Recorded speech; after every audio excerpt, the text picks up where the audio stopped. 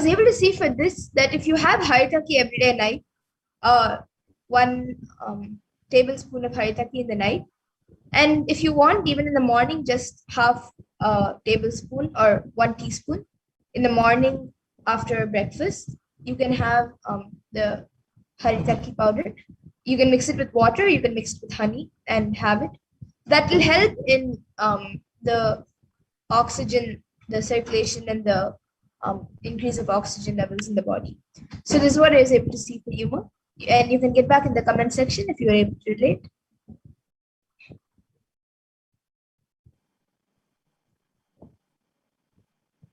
Yes. So what Paramashiva revealed for Malalataksha, Pragnana will be sharing. As Madhura, as I share, you can scan for Ma Annabelle Z as well for her kidneys. So she has requested for her kidneys, and Ma Stephanie has permission for that also. So you Yes. can scan. Could you repeat her name? Ma Annabelle. Okay.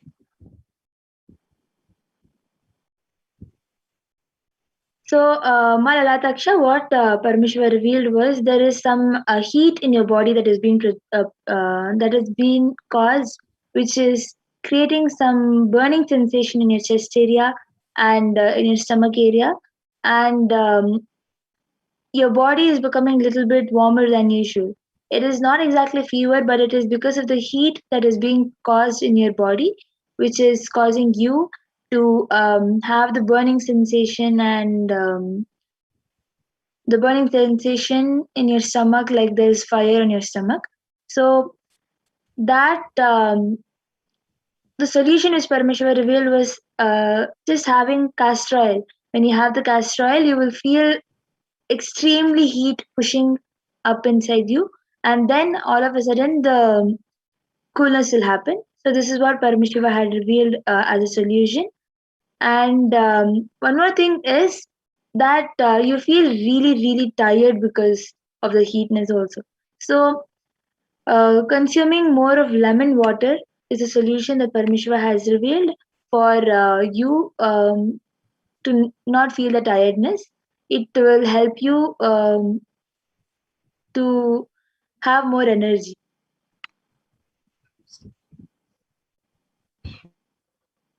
So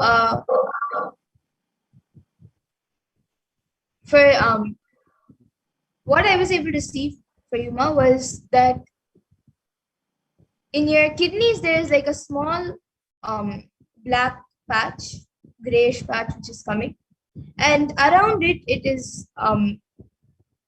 there is like a small blood clot, and if you don't take care of it right now, then it can become a little more serious within the next 2 or 3 months. So it would be better if you can go to the doctor, get a checkup, and attend to it immediately. This is what I was able to see for you, Ma. Yes. So for Ma Marita, Ma Stephanie has gotten back, and I would like it to be projected. Yes. So Ma Stephanie has gotten back saying that yes, Ma. To Ma Marita, oxygen seems to be an important component, and Haritaki should be of good support. Thank you, Ma. So as you all can see, thank you, Ma Stephanie, for getting back, and thank you, Ma Marita, for getting back. So as you all can see, what Parameshiva revealed is exactly being confirmed by the volunteer.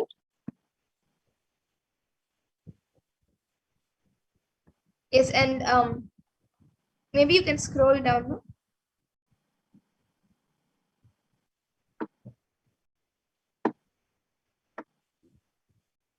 Yes, so for Ma Annabelle, I had revealed. So even Ma Stephanie, you can get back for Ma Annabelle also. It would be possible, if it's possible, it would be great if she can get a proper medical checkup done as soon as possible and attend the kidneys.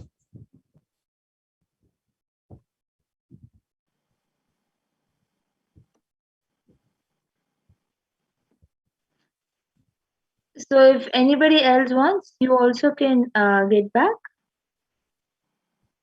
If anybody else could relate. Ma Lalataksha has gotten back saying thank you, Ma. Yes. And now with that, in the interest of time, we will be coming to the conclusion of the power manifestation segment. And we will be moving on to the further segments where we will be learning who is Devi Parashakti and the divine feminine consciousness. We thank all of you who have joined us today for the power manifestation segment and experienced these powers. And please stay tuned for the further segments where we will be learning more about Devi Parashakti and the Akashic readings and what Devi Parashakti has revealed and what offerings you can make to Devi Parashakti and much more. So please stay tuned. And we will now be moving to the next segment. I request NTB volunteer to project the next set of slides.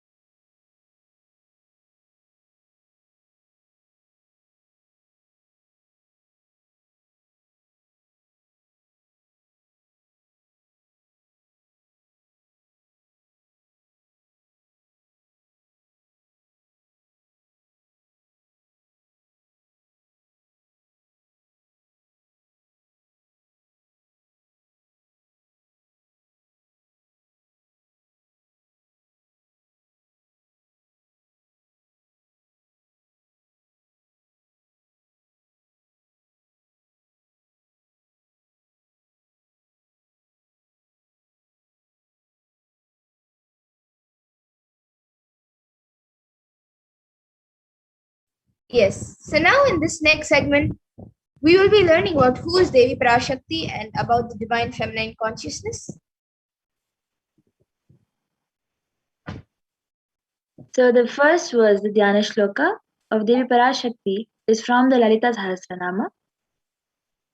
Sindhuraruna vigraham tinayanam manikya spurat taranayaka shekharam smitamukhi mapi navakshoruham panibhyamalipurnaratnachashakam raktotpalam bibhratim सौम्यां रत्नघटस्थरक्तचरणां ध्यायेत् परामम्बिकाम्. The translation to this verse is that the Divine Mother is to be meditated upon as shining in a vermilion red body with the triple eyes, sporting a crown of rubies, studded with the crescent moon, a face all smiles, a splendid bust, one hand holding the jewel cup brimming with mead, and the other twirling a red lotus. And another verse which also comes from the Lalita Sahasranama Dhyana Shloka. Arunam karunam tarangatakshim dhritapaşankuşapuşpabanachapam animadibhiravritam ayukaihirahamityeva vibhavaye bhavani. And the translation for this verse says, I meditate on the great empress. She is red in color and her eyes are full of compassion. She holds the noose, the goad, the bow, and the flowery arrow in her hands. She is surrounded on all sides by powers such as Anima Forays, and she is the self within me.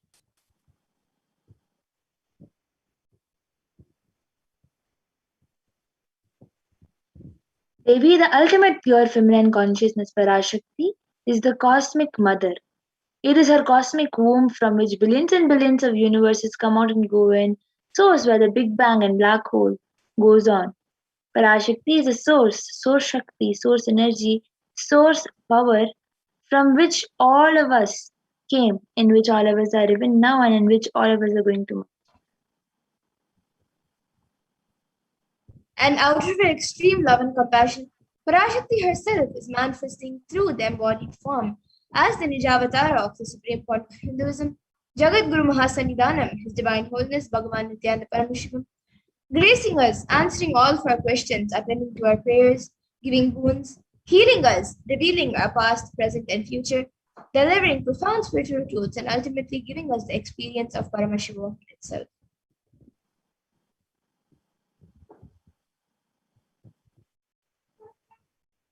In the words of Devi Parashakti herself, raising as Omkara, expressing as Vedas and Agamas, blossomed as Rimkara, filled as Parashodasi, living in 40 triangles, the Kailasa Swamini, who is in Kailasa Sri Purachintamani, Parashodasi, sitting as part of Paramashiva Parameshwari, who rules the world, Paramashakti Manonmani, Inakshi. As Nithyananda, I took Nijavatara here to give good boon to everyone, to bestow all goodness, Hiranyagarbha Swarupini, Brahmanda Yoni, Shami, Chandramauli, Rapala, Aparna, Uma, Parvati, Shami, Chandramauli, Rapala, Aparna, Uma, Parvati, Savitri, Navayavana, Samraja Lakshmi Parameshwari, Parashodasi Meenakshi. Taking the form of Nityananda, I came here as Nijavatara with great compassion. I am blessing dozen people to do good to all of you. I took the form of Nityananda and came down as Nijavatara. And again, in the words of Devi Parashakti herself, she beautifully says, raising in Omkara, blossoming as Shiva, Shiva manifesting as source of existence, powers of existence, expression of existence, from the oneness of Om, blossoming into two as Prakriti and Purusha, blossoming as three Shaktis, Icha, Kriya, and Jnana, growing as four Vedas, expanding as five Panchabhutas, beyond six chakras, filled as gotras of seven rishis, expanding as eight directions, existing as nine grahas, blossoming as 10 indriyas, being as 11 rudras, creating all the worlds, bringing life to tell and make truth blossom and to do good. Parashodasi Meenakshi, in the form Nityananda, I came to bless every one of you.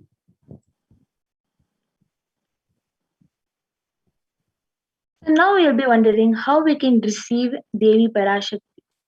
Literally, you're seeing Paramashiva and Parashakti at Mum. She is there in your screens. Always receive her very traditionally. Keep two betel leaves, one banana, one betel nut, and one coin in front of the screen. Watch Devi Parashakti.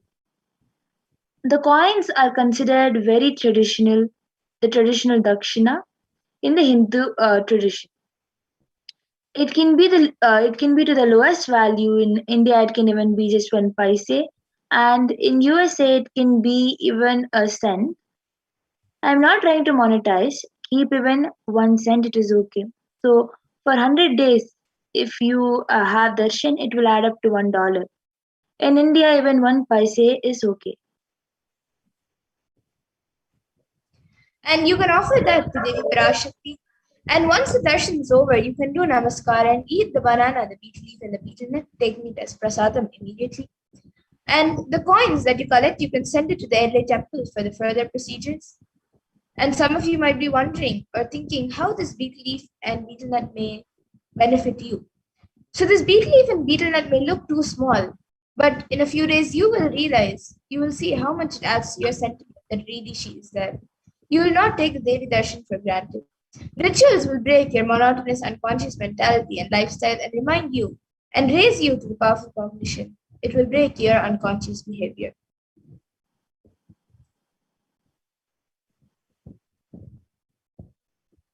How to set up your tambulam? So as you can see in the picture, you can place a plate, keep the banana, um, keep the two leaves, and on top of that you can place your one coin and the betel nut. If you want, you can even add up a vastram and incense and any other traditional instrument like coconut or kumkum. You can also add up to that. The main things that are needed for your tambulam are banana, betel nut, a betel leaf, and coin. After the Devi Parashakti, after Devi Parashakti Akashic reading is done, you can have it as prasadam immediately. Yes, and now with that, we come to the conclusion of this segment where we have learned who is Devi Parashakti and how we can receive Devi Parashakti when she comes for the darshan. So with that, we'll be moving to the next segment where we will be seeing what Devi Parashakti has revealed to humanity and how important it is for us to understand, internalize, and follow what Devi Parashakti has revealed. So we will be back after a really short break for the next segment. Please stay tuned.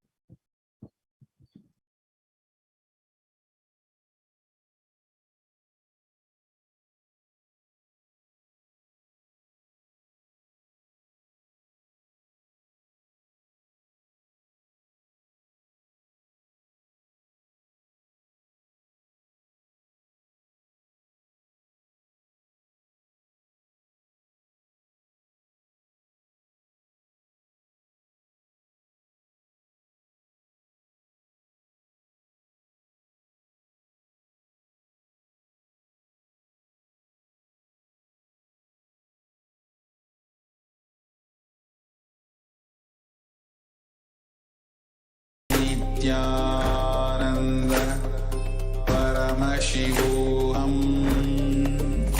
Om Nithyananda Paramashivoham.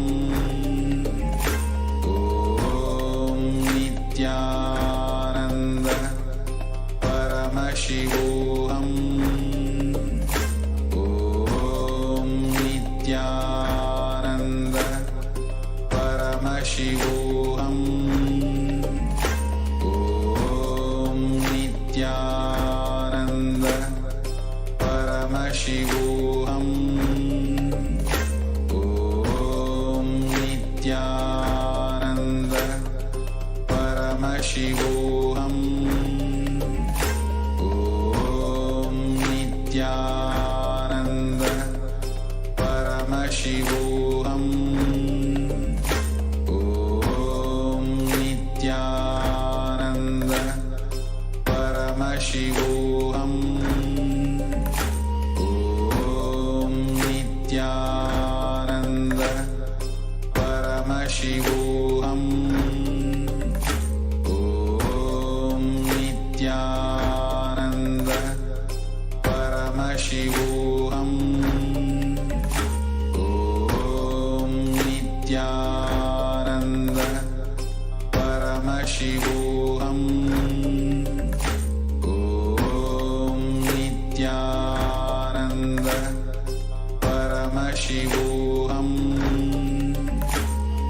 Om Nithyananda Paramashivoham. Om Nithyananda Paramashivoham. Om Nithyananda Paramashivoham. Om Nithyananda Paramashivoham.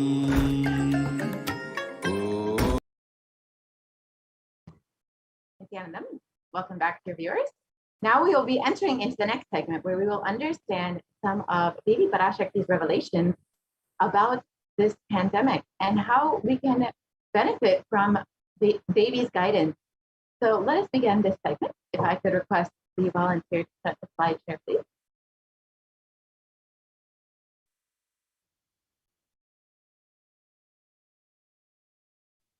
And Devi has been continuously guiding us throughout this pandemic and this pralaya. And she's been continuously blessing us to ensure that we are staying safe, that we are protecting ourselves during this pandemic. Devi has been continuously reminding us that our only priority for this year is to keep ourselves alive. And the Supreme Pontiff of Hinduism has also been telling us that our only priority should be to keep ourselves alive. So if I could request a volunteer to start the slideshare on immunity, we can understand what Devi has revealed on how COVID-19 is affecting immunity.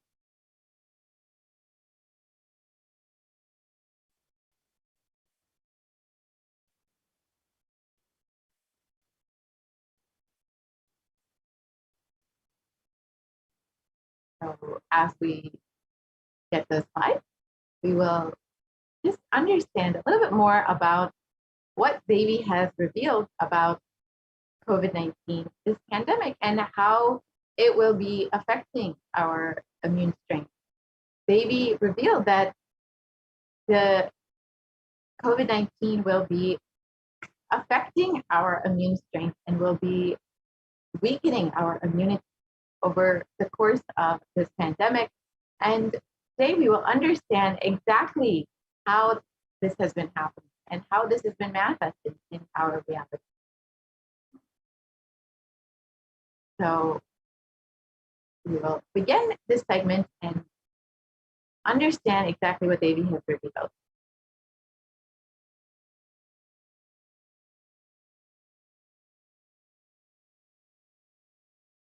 If I could request the volunteer to start the slide here, please.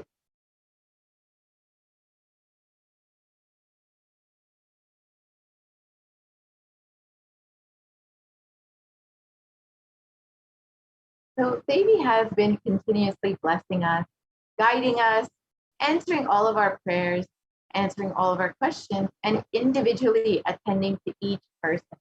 She's been continuously holding our hands through this pandemic, continuously warning us about all of the upcoming after effects of this pralaya.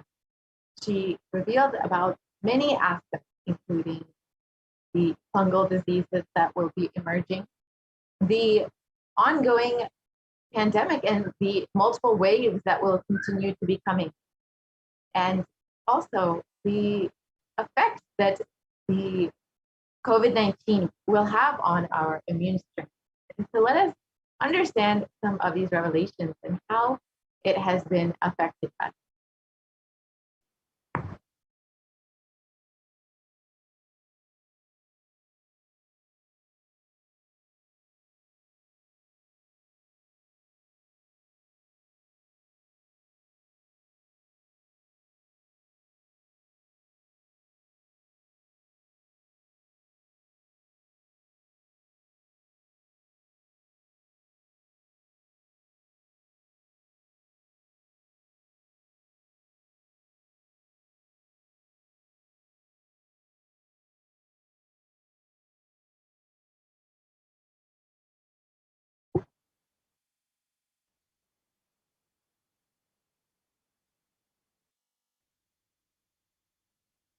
So we will. What I mean by the word Kailasa, listen intensely. Enlightenment ecosystem, literally enlightenment itself, in your own home, wherever you are. If you cannot come to Kailasa, it's okay. Kailasa can come to you. Kailasa coming to you is Kailasa.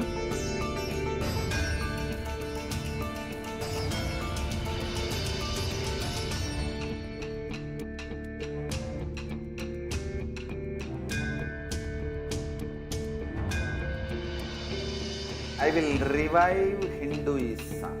I am a Hindu revivalist, not by any revolution, but by evolution.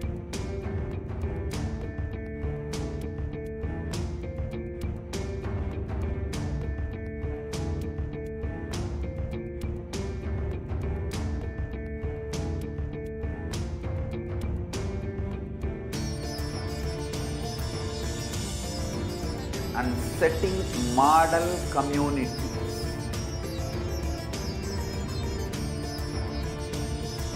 Kailasas, Enlightenment ecosystems, Sarvanya Peethas all over the world.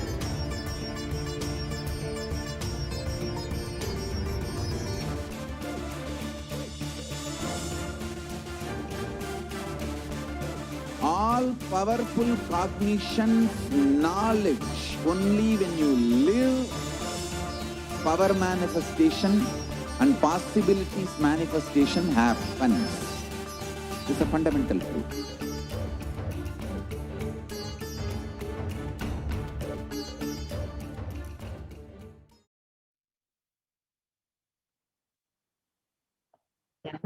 Welcome back, dear viewers. So now we will understand what Devi has revealed about COVID-19 and this pandemic and how it will be affecting our immune strength.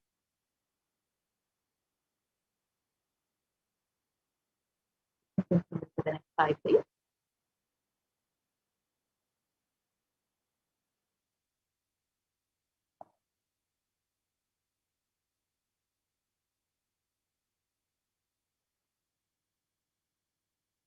We can continue to the next slide, please.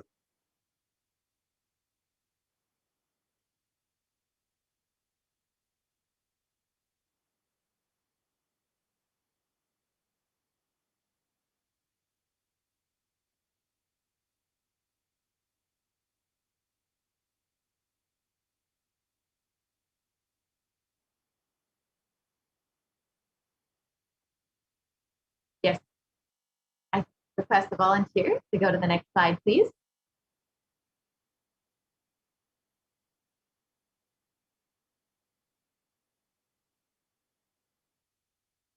Out of his extreme compassion and love, the Supreme Pontiff of Hinduism has been manifesting Devi Parashakti herself.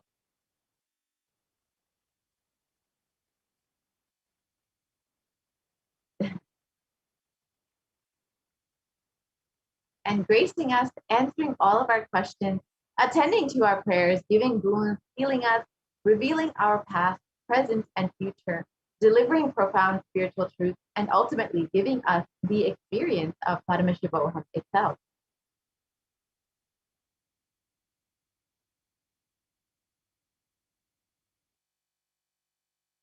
So let us look at what Devi Parashakti has revealed about community and COVID-19.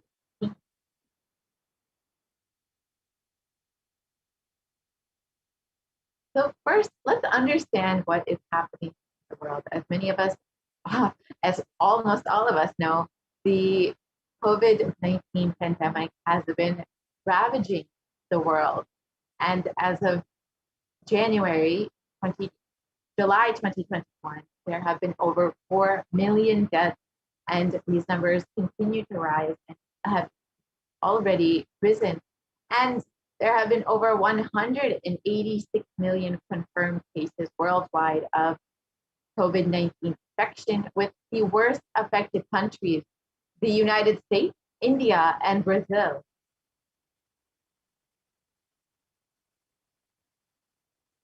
So let us listen to what Devi Parashakti revealed on the 18th of June, 2021 about COVID-19 and immunity.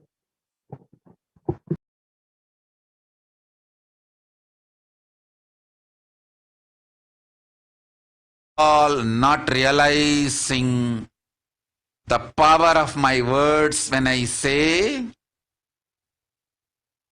Corona is very much out there with the support of decision makers, rulers, people who are supposed to protect all of you. Due to their irresponsibility, it is there and getting more and more strengthened. It is becoming more and more stronger in multiple forms. And all the other diseases which are waiting to attack human bodies, because Corona has made the immunity strength weak in human bodies. Human bodies have lost the strength of immunity power. All the multi-layer after effects and side effects of this pralaya in political situations, economical situations, social situations, mental situations, in every level.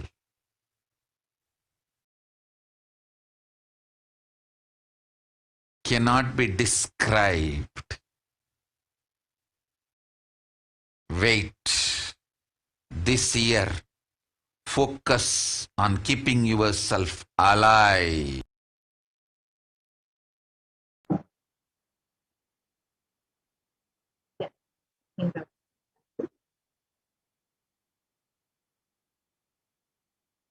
So let us reiterate what Devi revealed.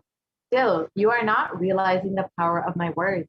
When I say Corona is very much out there with the support of decision makers, rulers, people who are supposed to protect all of you, due to their irresponsibility, it is there and getting more and more strengthened.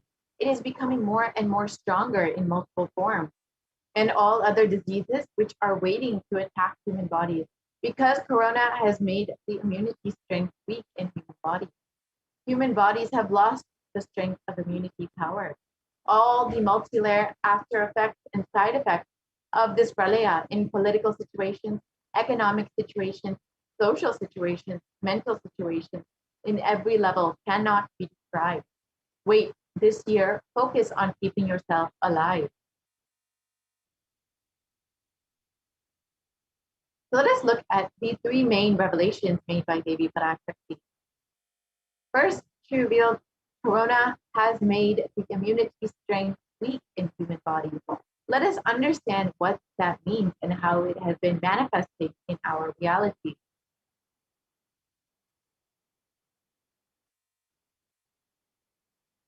So recently in Science Daily, there was an article published suggesting that a coronavirus infection alters the biomechanical properties of red and white blood cells.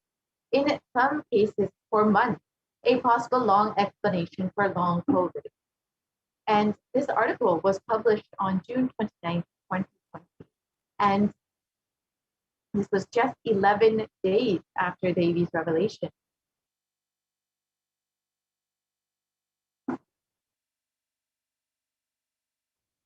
And the article continues on. COVID-19 significantly changes the size and stiffness of red and white blood cells, sometimes over months. These results may help to explain why some affected people continue to complain of symptoms long after an infection. And this is considered to be long COVID. And this is exactly as Devi revealed, that the coronavirus will make the immunity strength weak in human bodies, and human bodies will lose the strength of immunity power. We can see how this is happening and how people are experiencing long-term after effects of this infection long after they have recovered from COVID-19, and how it has weakened their immunity.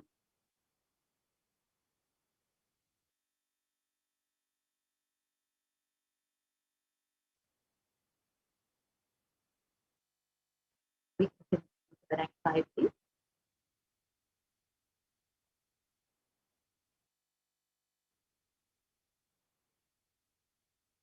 And in this article from the Academy of Medical Sciences, it says that the way that the body defends against a virus is to recognize and neutralize. However, in Forbes, it explains that corona suppresses the immune system by disrupting the action of the body's immune cells.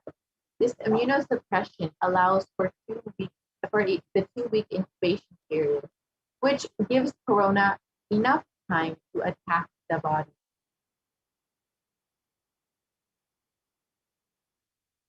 And here you can see the graph of a typical timeline for someone who has been 0 and 5 days. It is the incubation period, and between 5 to 10 days, it is known as the prodromal period, and between 10 to 15 days is when most people experience where they many times can end up in the ICU. After this, many people are able to recover, but many people also continue to experience symptoms long after the infection and after their recovery. And this is what is considered to be long COVID, where people are experiencing symptoms well after months after their recovery and their initial onset of infection. And here you can see the impact of COVID-19 in comparison with other deadly diseases throughout our history. You can see HIV on the far left side, which is considered to be one of the most deadly pandemics throughout our history, and this has been affecting the world for the last 40 years since the 1980s, and has taken the lives of over 35 million people. However, COVID-19 has been only around for the past 1.5 years, and it has taken the lives of over 4 million people. This is not a small number, and the impact of COVID-19 cannot be dismissed.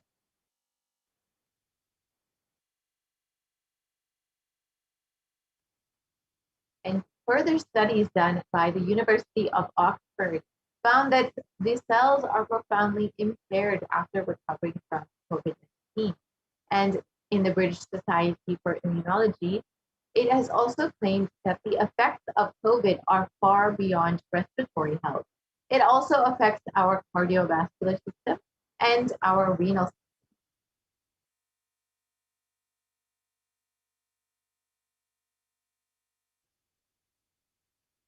system. And a excerpt from research published has stated that exposure to the disease COVID-19 causes symptoms in multiple organ systems across the body and is not limited to only the lung and respiratory system, as was originally thought. In addition, patients are reporting that chronic symptoms such as fatigue and shortness of breath can last for months after their original infection. And the name given for those suffering from COVID-like symptoms after the infection has passed is called long COVID. And long COVID can affect the lungs, the cardiovascular system, the circulatory system, and it can cause fatigue and inflammation. And this is exactly as they revealed, that COVID-19 will affect the body and will make our immune system weak. It will make us susceptible to other diseases because our immune system has been weakened. And here is an example of how the lungs can be affected in someone who has suffered from COVID-19. You can see on the left side, the healthy lungs, and on the right side, the COVID-affected lungs, which shows significantly more scarring than the healthy lungs.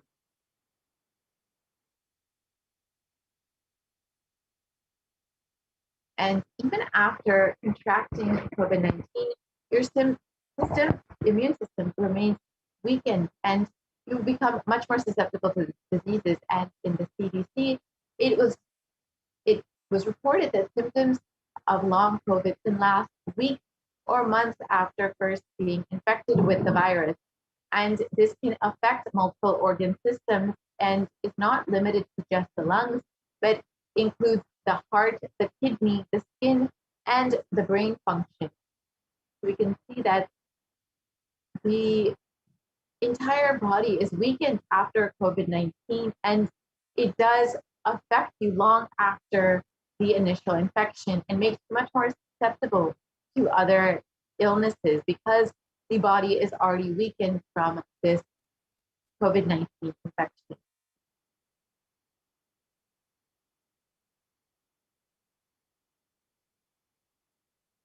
So let us look at the second revelation when Devi revealed that because corona has made the immunity strength weak in human bodies, all other diseases are waiting to attack human bodies.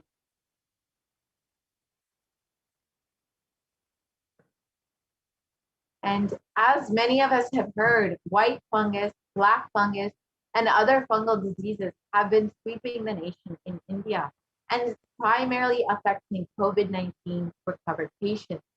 And in one article, it was reported that over 9,000 cases of this rare infection have been discovered. And in another article, it reported that over 4,556 patients of 5,424 have reported that they were previously suffering from a COVID-19 infection and are now experiencing these fungal diseases. So as Devi revealed, there are many diseases that are waiting to attack the human body, because corona has made the body weak and much more susceptible to other diseases.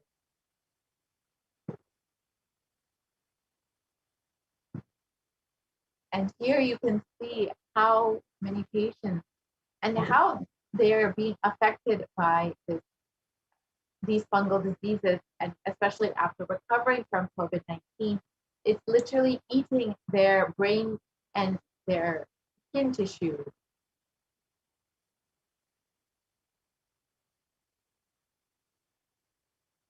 And the final revelation that we will look at is how corona is becoming more and more stronger in multiple forms.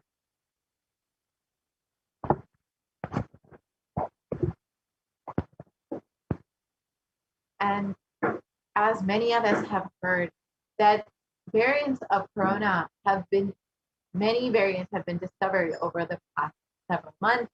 And there have been variants coming out of Brazil, South Africa, UK, and of course, the Delta variant out of India.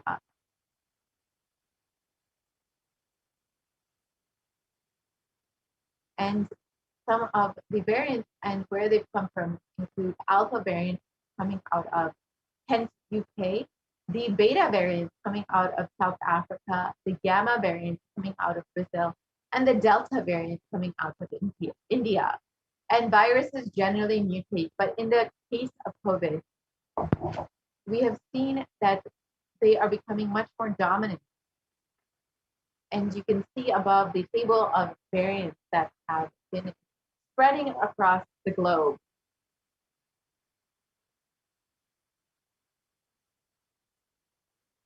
And the dangers of these variants have been further highlighted when the World Health Organization categorized the Delta variant as the most highly transmissible variant of COVID-19.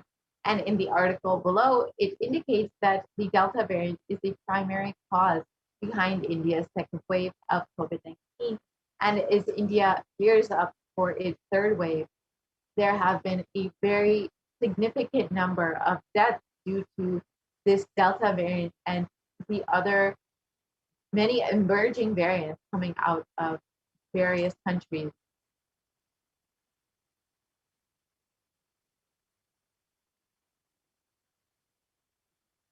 And in the infographic below, we can see the variants that have been circulating recently and how many countries they have been affecting. The Alpha variant coming out of the UK has affected over 173 countries.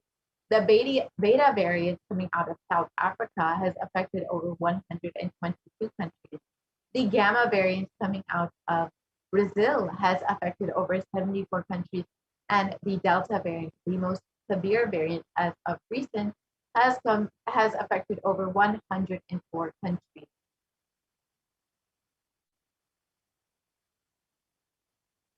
And other variants of COVID have also been recently discovered, as many of us have heard from the Supreme Contact of himself.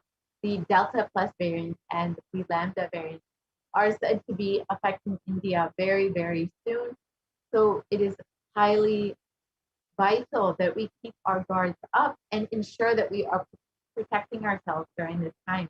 studies have suggested that the Delta variant, the current variant that has been affecting India and caused the second wave, is 60% more transmissible than the Alpha variant, which was much more contagious than the original strain that emerged from China. And secondary attack rates have been known to be between 51 to 60% higher than that of the Alpha variant, which is the Delta variant. So as the Supreme Quantum of Hinduism already revealed many, many months ago, that just because you have already been infected with COVID-19 does not mean that you are protected and that you will not be affected by the other variants that are emerging. So it is highly important that we continue to protect ourselves, continue to be in quarantine, and continue to take heed of the advice and guidance given by Devi Parashakti. The death tolls worldwide, and especially in India, continue to rise as more waves of COVID-19 continue to hit India and affect the large population. And the numbers that have been reported in the media are severely underreported. And a statistical analysis done by the New York Times has shown that the numbers are far worse than what is being reported. In a best case scenario, the numbers are said to be double what the number of deaths have been reported. And in a worst case scenario, nearly half the Indian population may be affected by COVID, may be infected with COVID-19. And nearly 4 million people in India alone have died from COVID-19, and this is in the worst case scenario. So the Indian population is around 1.4 billion people, and nearly half, so 70 million people, 1.4 billion people, and nearly half, 70 million people could be infected with COVID-19. With these numbers, it is very, very important that we keep our guards up and that we ensure that we protect ourselves during this pandemic. And if you take a poll personally of your own family members, of your own loved ones that you know in India, ask them how many people they know who have personally been infected with COVID-19 or who have died in their own inner circle from COVID-19. This is what the Supreme Quantum of Hinduism had explained for us to understand how many people have actually died from COVID-19 and how bad the numbers are, how severely underreported these numbers are. If you take a poll of your own family and friends, you will understand that nearly every single person that you know has either known someone who has been infected or who has died from COVID-19. And this is, if you consider this, the numbers that are reported right now are very, very severely underreported. Just from your own understanding and your own family members, you can understand that the scenario in India is much worse than what we know. So it is very, very important that we continue to protect ourselves. And as many more variants are coming and rising, it is very, very important that we ensure that we protect ourselves. Devi has already revealed that this pandemic will not end anytime soon. So let us listen to Devi's revelations on this.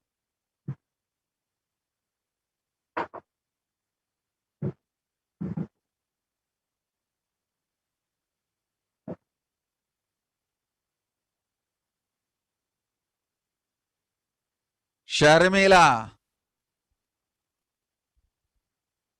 Corona ஒழிந்தது.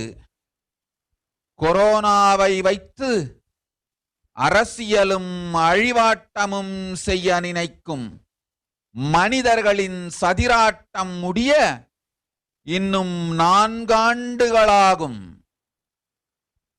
என் பக்தர்களையும் சீடர்களையும் கைலாய வாசிகளையும் நானே காத்துக் கொள்கின்றேன், நானே காக்கின்றேன். என் பக்தர்களுக்கு ஒரு துயரும் ஒரு துக்கமும் வாராது. ஆனால் உலகின் இந்த கொரோனாவின் சதியாட்டம் முடிய 4 ஆண்டுகள் ஆகும். 2025 தான் அடங்கும். இது சதியாட்டம், மனிதர்களின் சதியாட்டம்.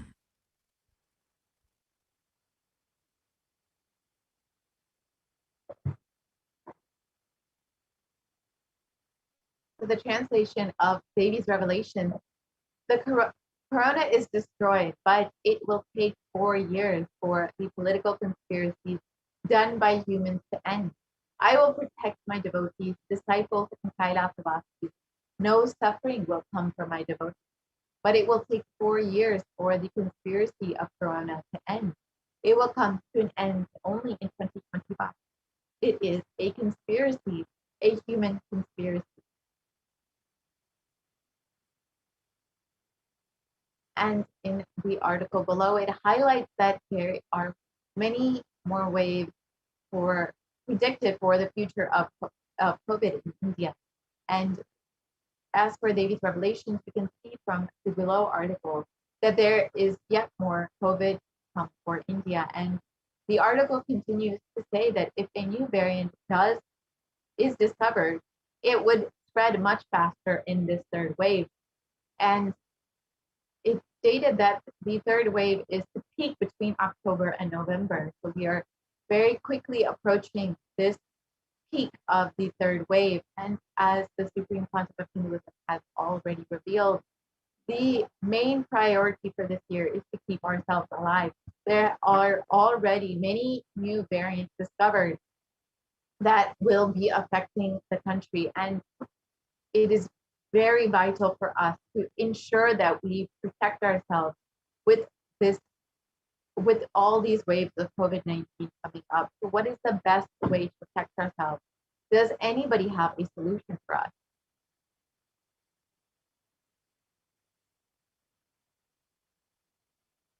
Only the Supreme Pontiff of Hinduism has provided a concrete solution for us. Only Kailasa is a safe place for humanity. And if you are living in India, the Supreme Pontiff of Hinduism has opened up all of the Kailasas, all the Enlightenment ecosystems within India for the sake of COVID care with multi-layer quarantine in order to protect yourself during this pandemic. And if you would like to sign up, you can go to kailasa.org/Kailasa Care to sign up and avail these benefits. The Supreme Pontiff of Hinduism has not only opened up this multi-layer quarantine, he is providing the most nutritious sattvic food for free and providing all kinds of Ayurvedic supplements in order to boost your immunity during this time, and has been providing all of the facilities to work from home, including free internet and printing. So if you are interested in availing these benefits and are interested in providing yourself this beautiful ecosystem to protect yourself during this pandemic with not just all of the amenities that you physically need, but the spiritual enlightenment ecosystem that will make you flower during this pandemic. And the Supreme Pontiff of Hinduism has literally provided the best ecosystem, the best environment for your protection and for your enlightenment. So if you would like to sign up, you can go visit kailasa.org/Kailasa Care. And with this, we will be concluding this segment. And we will be entering into the next segment where we will understand some of the offerings that we can make to Devi Parashakti. Devi has been continuously guiding us, blessing us, and answering all of our prayers. Literally, she has manifested through the Supreme Pontiff of Hinduism just to hold our hand through this pandemic, through this pralaya. So if you are overflowing with gratitude for Devi and for the Supreme Pontiff of Hinduism manifesting in your life, you are welcome to stay tuned for the next segment where you can understand some of the offerings you can make to Devi in order to show your gratitude. With this, we will be concluding this segment and have a short break before we enter into the next segment.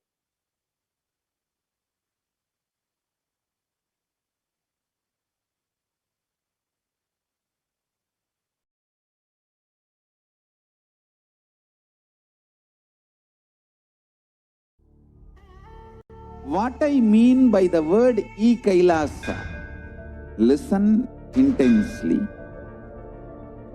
Enlightenment ecosystem, literally enlightenment itself, in your own home, wherever you are.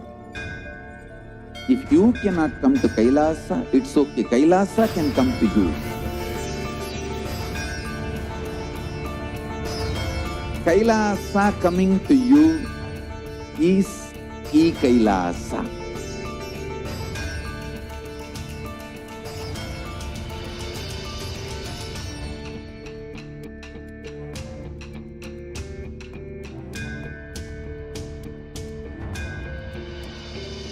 I will revive Hinduism. I am a Hindu revivalist, not by any revolution, but by evolution.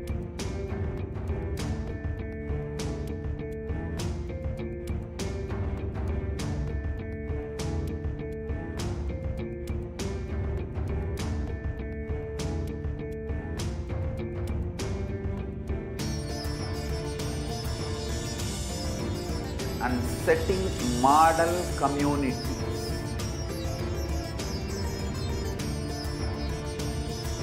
Kailasas, enlightenment ecosystems, Sarvanya Pitas all over the world.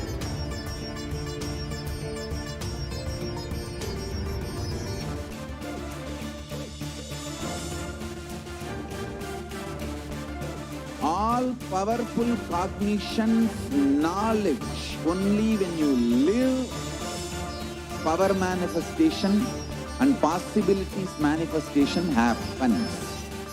It's a fundamental truth.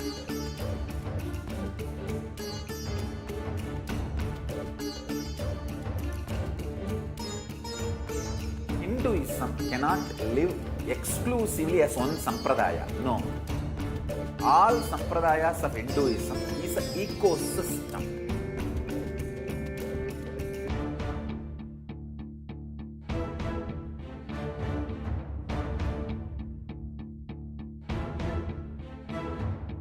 So don't keep quiet thinking that if one sampradaya is attacked, only that sampradaya is going to be affected. All of us are ecosystem.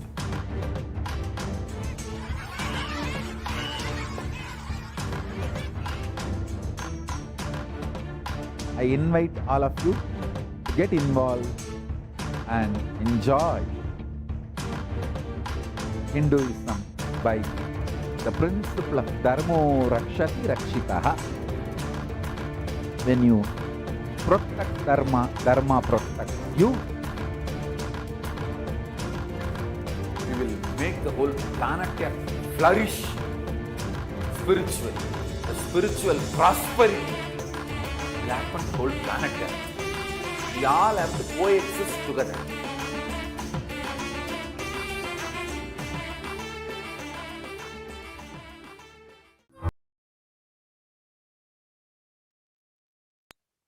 Nithyanandam, welcome back to all of the viewers who are joining with us right now for the Devi Parashakti Akashic reading program.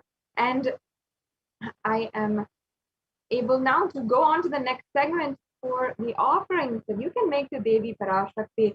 And as you can see, we have announced the live Parashakti Akashic reading today, and you will be able to literally ask your questions, have the divine darshan, receive the boons and the profound revelations of the past, present, and future from Devi Parashakti in just a few hours. So make sure that you're staying tuned to receive the updates and to get prepared for the live Devi Parashakti Bhava Samadhi and the live Parashakti Akashic reading. Now, we are going to be going into the next segment of today's program, the various different offerings that you can make for Devi Parashakti.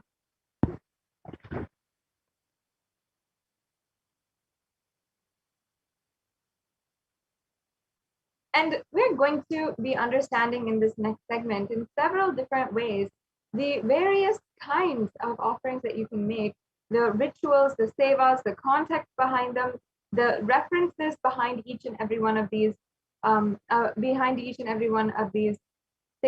and how you can ensure that you are immediately and instantly experiencing the divine, experiencing oneness with Devi Parashakti today. And especially because the avatar is in the physical form, and we are literally able to experience his physical darshan, and Supreme Pontiff of Hinduism is manifesting as the Devi Parashakti, and she is literally in the human form for us and able to give us darshan live, and we are able to even mirror her neurons. In this way, we are able to simply manifest the purpose of our life, of enlightenment itself. And each and every one of these offerings has just that significance. It's only for the purpose of enlightenment, and there's not any ounce of fear or greed that is associated with any of these offerings. There's no way it's saying that if you do this, then only you will get the grace of Devi Parashakti. As many of you know, and already some of you have experienced, the grace of Devi Parashakti, she is bestowing on everyone, the whole humanity itself, individuals, and so many different people, on how she literally is able to answer each and every one of us personally, give us the boons that we want, give us the healing prayers and blessings that we are seeking for. And she has already fulfilled so many aspects of our lives, whether it is the relationships or the wealth that we want or anything that we are seeking. Devi Parashakti has granted that. And even if it is a small knee pain or the very purpose of our life in its entirety, Devi Parashakti has literally fulfilled so many thousands of people until now. So if you're out there, you already feel that Devi Parashakti has given you what you want in your life and has fulfilled you entirely, then you can offer one of these offerings today, and out of your deep love, devotion, and ultimately to experience oneness with Devi Parashakti. In the Hindu tradition, of course, many of us know that the offerings are done many times during the year. And for all of us, during our birthdays or our anniversaries, or when we are starting a new venture, a business adventure, or if we are even buying a new home or even buying a new car, it always starts with the ritualistic sevas. It always starts with the offering in the temple. Even I remember as a kid, my family, whenever we buy a new car, if it was my new car or if it was my parents' new car, it was always first we would go to the temple, we'll offer the puja for the new vehicle, and then we will proceed. And I'm sure many Hindus all know this sacred sentiment. Whenever we first receive anything new, we offer our gratitude for it. And whenever we receive anything in our lives, we offer our gratitude. And in this way, gratitude is an essential, most divine aspect of our life. Gratitude, as we know it and recognize it today, is the highest, utmost of all the emotions, if you can call it an emotion, that you can feel. And invoking more and more devotion, more and more gratitude in our lives is ultimately the purpose, the enlightenment itself. So these offerings are all intertwined with sacred contexts such as this, where it invokes more and more gratitude, it ignites more and more devotion, and it is truly a most intimate, romantic way of interacting with the universe itself, with the divine cosmic beings. So you now, before entering into the next segment, as we are going further, let us now chant the Dhyana Shloka of Devi Parashakti and invite her beautiful, graceful presence today. Indunivabeda karavahninayam syat pankajavaraabhaya japakshasarayuktam angahimabhushana vichitravasanam syat tungamukutotvala manonmani swarupam. Yes, and the English translation says, sorry, we can go back. English translation says, moonlight face, holding the Vedas on hand, fire in eyes, with lotus flower, gracing and blessing hands, and one hand with the Japamala, beautifully decorated with jeweled ornaments and wonderful clothes, a shining bright crown. Her name is Manonmani.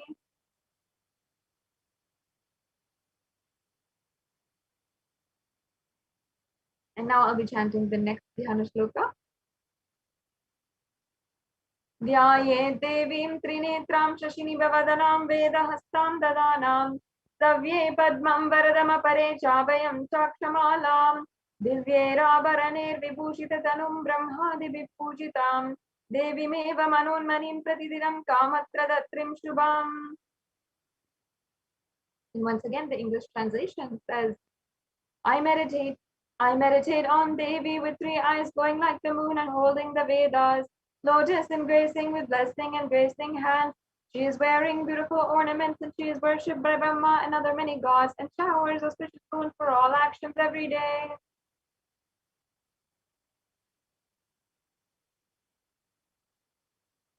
Yes, so we have now invited the loving, graceful, compassionate presence of Devi Parashakti. So let us enter into the significance of the element gold.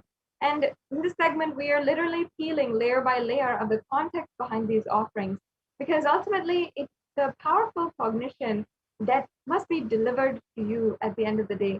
And in order for this powerful cognition to manifest into reality, we have to set the context right. And that's why in this segment, we literally peel layer by layer of the significance of these offerings. First, starting out with the significance of offering itself, then inviting Devi Parashakti herself.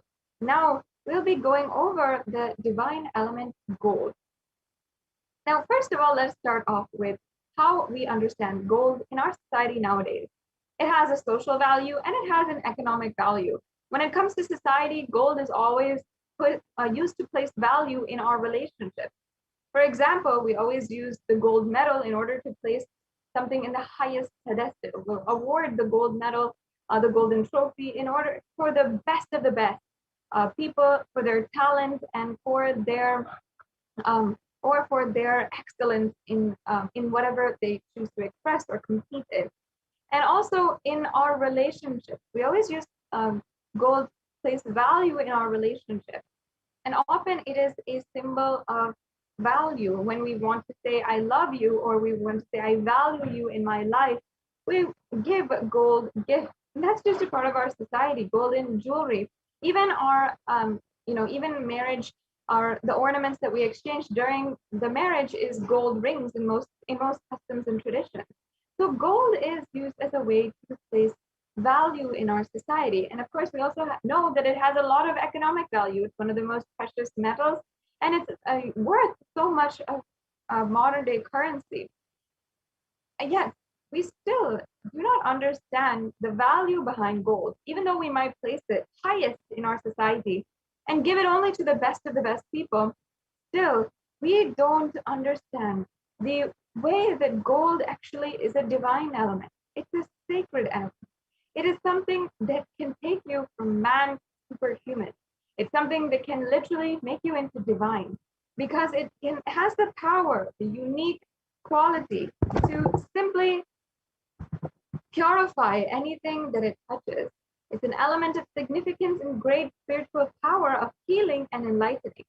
And the vibration of gold has the power to infuse sattva energy, the pure energy and positive thought currents, in anyone who wears it, or anyone who sees, or even anyone who operates in its vicinity. And knowing this, in the Hindu civilization, we have literally been using gold everywhere. And in fact, in the Atharva Veda, there's a verse where it speaks about the virtue and power of gold. And the English translation says, triply born by birth is this gold. From atoms of Agni is one. It becomes dearest to Agni. One fell away from the Soma when it was heard. One they call the seed of virtuous and powerful Apaha. Let that triple gold be for your long life. So here, the gold is referred as the virtuous and powerful. And not only that, it is associated with a long life, with immortality. For many of you, this might strike a chord.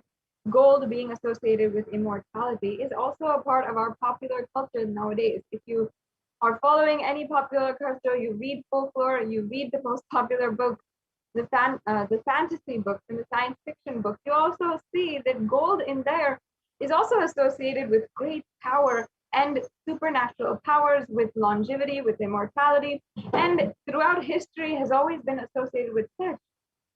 But it's only in the Hindu civilization we have found the science, we delivered the science to the world, and we knew the science as a way to literally awaken super consciousness inside of every one of us. And for that very reason, gold was used in every single aspect of society. In Hindu scriptures, it is abundant and also told that it's the most auspicious and purest metal which can purify the very being. And everything was built in gold and even exchanged in gold. And even when one had a life-threatening disease, they would offer the gold as a ritual fee. And gold was in abundance for weighing equivalent amounts of commodities, including cows, and even the horses, cows, the elephants, and all of the different animals that lived in coexistence in society were always dressed in gold as well. Yes, we can go on. And in the Hindu civilization, literally thrived on the banks of rivers of gold. It was called the Hiranyamaya in this river in the Rig Veda, and the river Saraswati was called the Hiranyavartani in the Atharva Veda. Gold is a supreme element, as we had discussed, for even offering gifts. And because Devi Parashakti is the divine, most intimate deity being whom we interact with, we always offer with the best of the best, which is available through nature to us, which is gold. So that's why even in temples, the Garbha Mandir, the Sanctum Sanctorum will be built in gold and paved in gold. And for example, in the Chidambaram temple, the main Garbha Mandir, the top and the entire structure is made out of pure gold. If you go and Google, you'll see the Garbha Mandir. And even the jewelry, the golden jewelry, which Meenakshi, Devi Meenakshi herself had worn when she was alive in the body, literally, is still today used to decorate Devi Meenakshi's deity in the Madurai Meenakshi Amman temple. So you will see that many of these offerings are in gold for that very reason. And literally they'll be offered to Devi Parashakti and for thousands of years radiate that enlightenment energy. Now the E-Hundi offering is the first offering that we are going to be sharing with all the viewers today.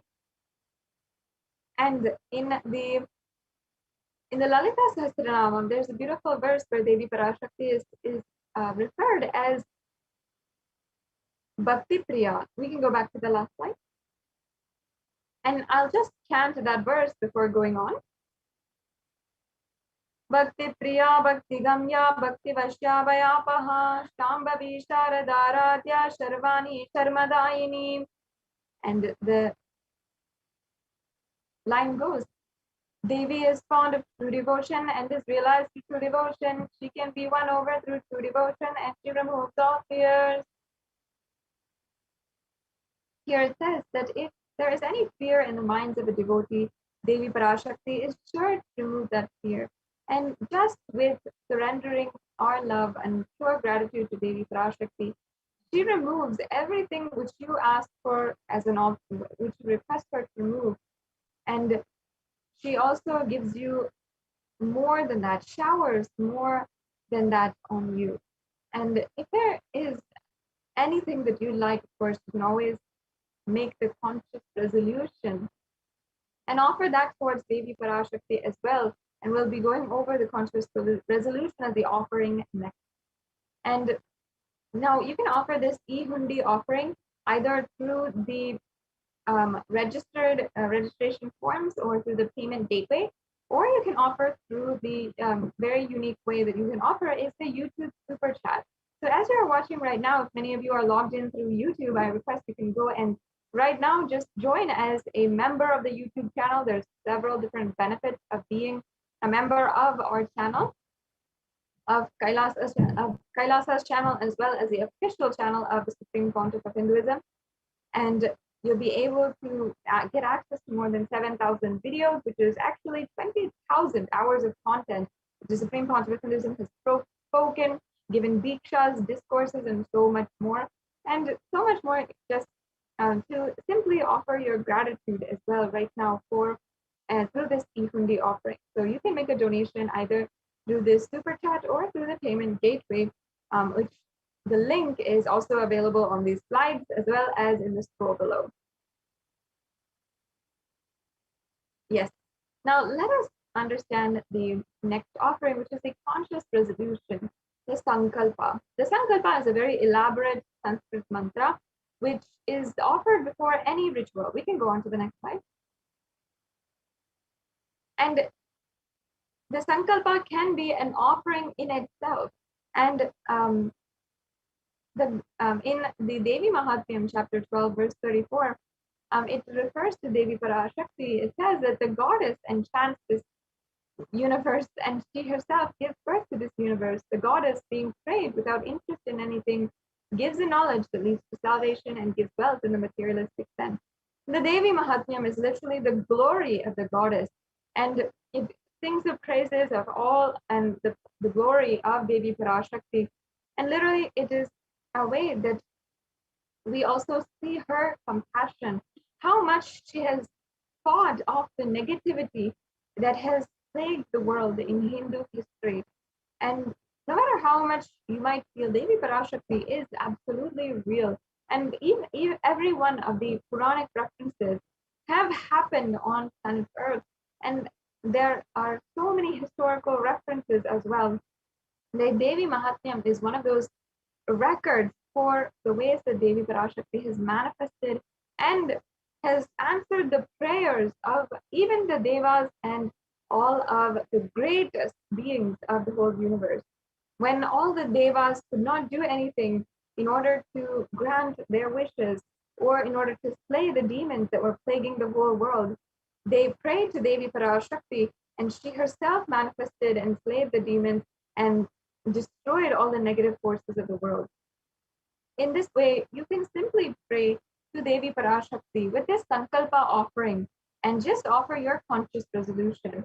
If you feel you want to manifest your reality in some way, you want to have a purpose for which you are working towards, and you want to align all of your energies that you have day to day, and continuously you're replenishing from every single day, you can make this conscious resolution. And you can offer this Sankalpa to be offered on your behalf in order to have receive the fruition of all of your desires. And as you can see, the next offering we have is the Sahasranama Swarnakasu. And the Swarnakasu is a golden coin, actually, which is inscribed with the 1008 names of Devi Parashakti. And in fact, in this Lalita Sahasranamam, in the verse 734, Devi Parashakti is referred as Nama Parayana Prita, or she who likes repetition of her various names. And this is once again from the Lalita Sahasranamam, which is the 1008 names of Devi Parashakti. And it's a very special and unique archana which is offered to the Mahameru of Devi Parashakti.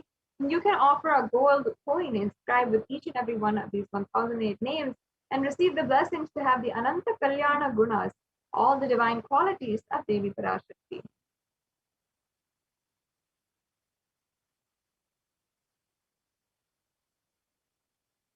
Yes. Now let us start with the Mukta Anguti. This is another beautiful offering which is referred in the Meenakshi Pancharatnam, where Devi Meenakshi is described as the one who is crowned with a garland of pearls, or whose crown has a garland of pearls. So now let me chant that verse from the Meenakshi Pancharatnam.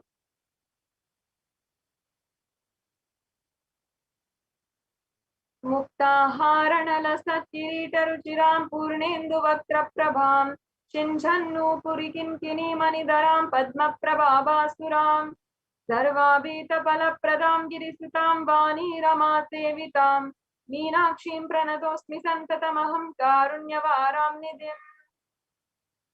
And again, it says here, I bow down to the goddess Meenakshi, whose crown has garlands of pearls and face shining like the full moon, who wears anklets and that are studded with the gemstones, and has small bells, who is shining like the splendor of a lotus, who grants all wishes, the daughter of the mountain, who is worshipped by the goddess Vani and Rama.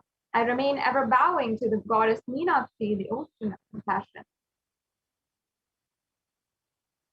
So yes, we can go on to the next slide.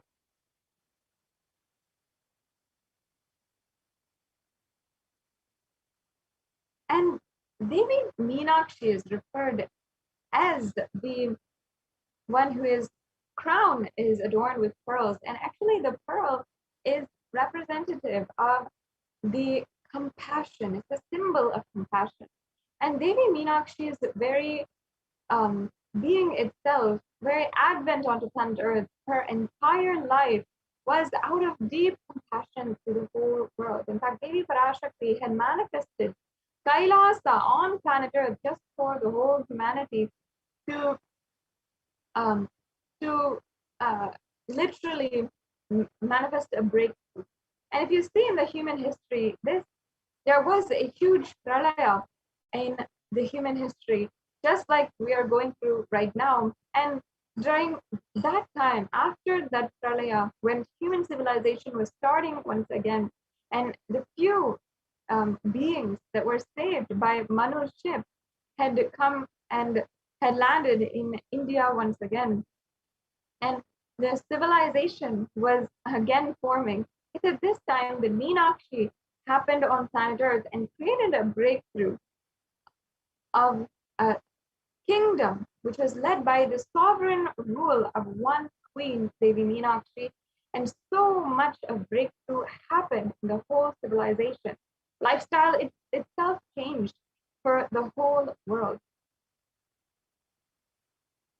And that is the compassion of Devi Meenakshi, where her entire advent onto planet Earth was a blessing for each and every human being, for every living being itself, as there were so many different living beings that lived in coexistence, and the entire civilization was simply a beautiful breakthrough for human civilization. And even there's so much of archaeological evidence that traces back the civilization near Madurai as one of the earliest human civilizations known to mankind, and a very, very advanced civilization as well for that day and age. So there's so much which has so much of significance behind the advent of Devi Meenakshi, and how much she created a breakthrough for human beings in the time that she was alive, showing that her very advent is out of deep compassion. And Devi Meenakshi, once again, incarnated through the form of the Supreme Pontiff of Hinduism himself, and literally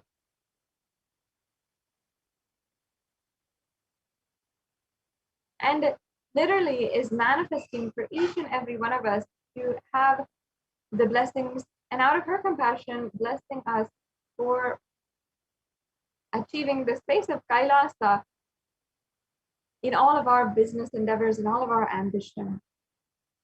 So you can offer the Mukta Anguti as well. Now, the Swarna Padma Pushpa is the next offering we have. And in the Kamikagama, it says that all the kalashas should be wound around with a suitable thread and covered with a new cloth. They should be adorned with a lotus flower made of gold. And there are so many hundreds of scriptural references for the Swarna Padma Pushpa, or the golden lotus. We can go on to the next slide. And the golden lotus has divine qualities as well that is associated to it.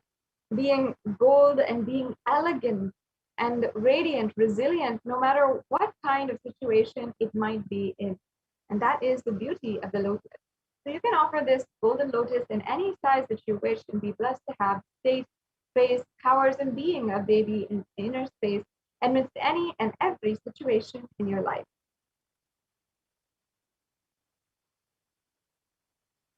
Yes, we can go on now. Next, we have this Parana Meti.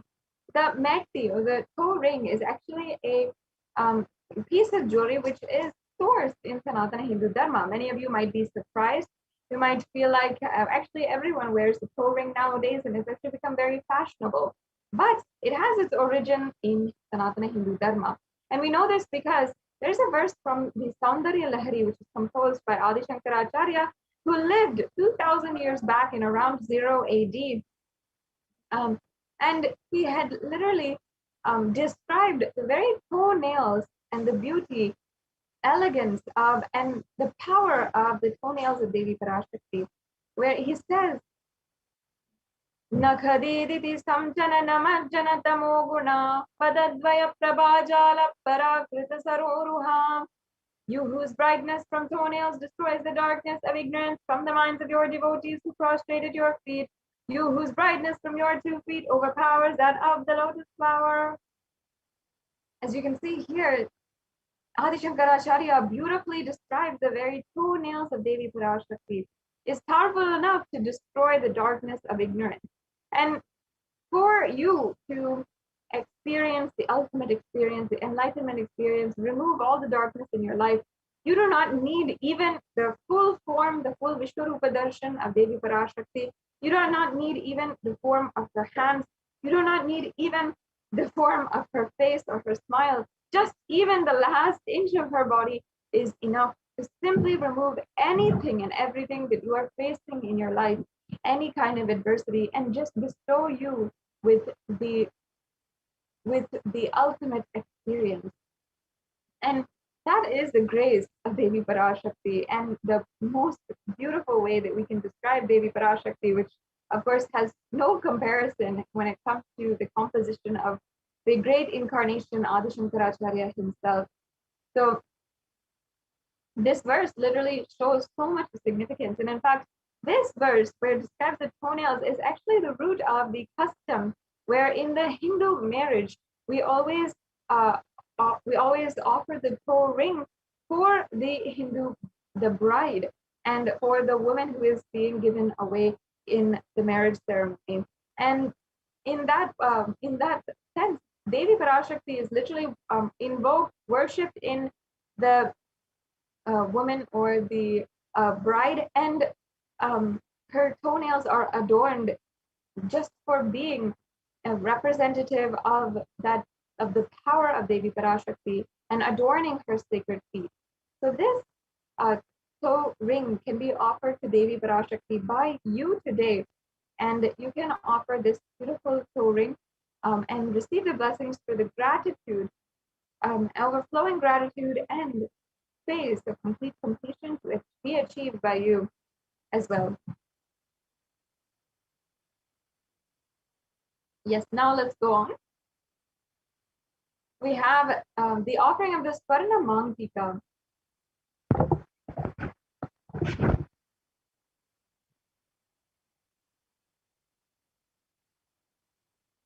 And the Swarna Mantika is referred also where Devi Parashakti is described as Shuddha Sarabi Varshini, meaning she who makes the flow, who makes the nectar flow in all the nerves from the Sahasrara Chakra, and she who gives a very pleasant experience of the ultimate. And the Swarna Mantika is actually the golden hairline jewelry. And again, another piece of jewelry which is sourced from Sanatana Hindu Dharma, even though it might surprise you. Many times we are wearing the headdresses, the chains that we wear on our forehead in popular culture now, and in the different kinds of indie culture that is very popular right now. But it is from Sanatana Hindu Dharma that this jewelry was formed in the first place, and it actually represents something very deep, very sacred as we know it. And as you can see, and in this verse, she is the one who literally is flowing with nectar from her Sahasrara chakra. And she is the one who makes everyone have that same blissful experience. And the nectar is represented by what? That's right, the gold chain. And the gold chain is literally what is running all over the forehead, across the forehead, from the center of the head to the forehead as well. And that is what is just oozing out, the golden nectar, which is represented, and the that blissful experience, which is represented here physically with that golden hairline jewelry. Another such a beautiful context, if you see, behind such a simple piece of jewelry that today we might see in all kinds of pictures and all kinds of photo shoots with all kinds of models, but it goes back to the most sacred context, the Devi Parashakti herself, the divine feminine consciousness and the divine cosmic mother. So you can offer this Varna Mantika and be blessed to experience that same experience of the opening of the Sahasrara chakra and the blooming of the 1,000-petal lotus, expressing all of the most fulfilling gratitude in your life and experiencing the space of complete completion.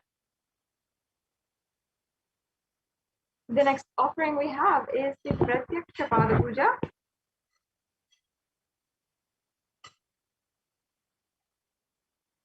Now, whether it is Adi Shankaracharya once again who composed the Guru Padaka Stotram, or whether it is his literally line by line, verse by verse of that Guru Padaka Stotram, sings the glory of just the feet of the Guru. And that is the beauty of the Guru, is how amazing they are, how graceful they are, really shows just because we can worship any part of them, their smile, their eyes, their abhaya, meaning their blessing hand, but it is their feet, literally, which we surrender to, because at their feet we can simply surrender, and their the compassion literally is even making themselves available such that we can surrender at their feet. And the Guru Padaka is such a sacred sentiment in Sanatana Hindu Dharma. And as I was saying, in the Guru Padaka Stotram, composed by Adi Shankaracharya, he literally says that the Guru is like the boat which helps you float and sail through the Ananta Samsara Sagara, or the seemingly endless ocean of samsara, ocean of suffering. And if you feel that even right now you might be going through that extremely deep pain, and I know many of you are, where it's the ocean, the seemingly endless ocean of samsara, where in all directions you see only this samsara which is going on and on and on, and you might never see the end of it.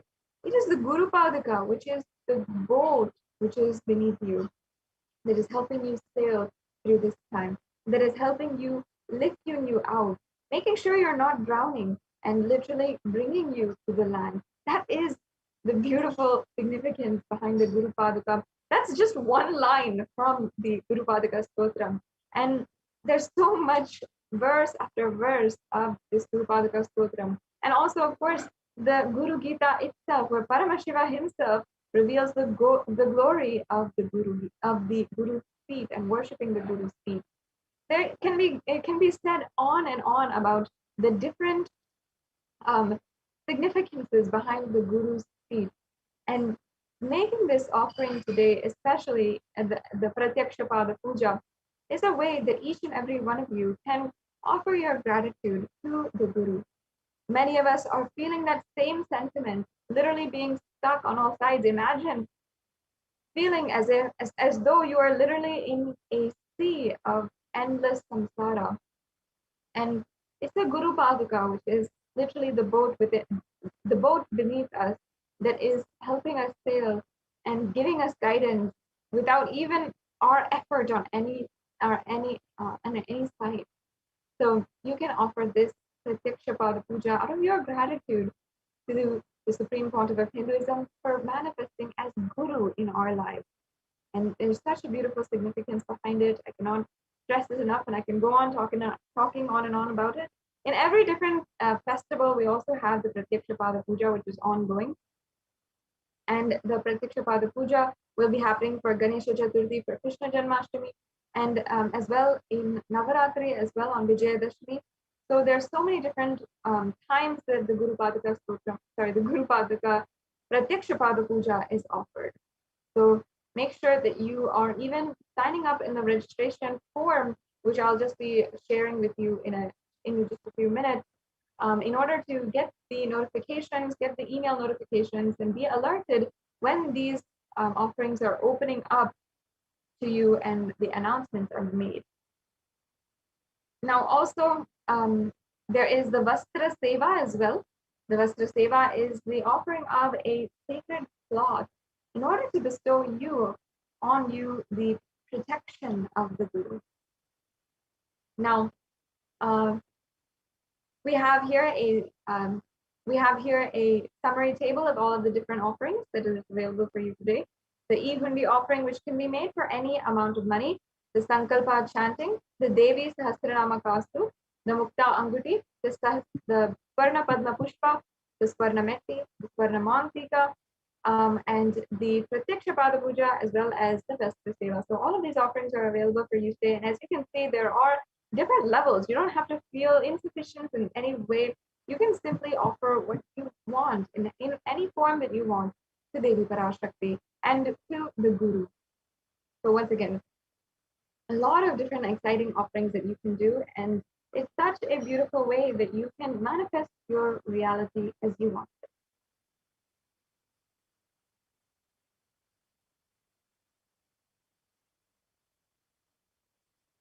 Yes.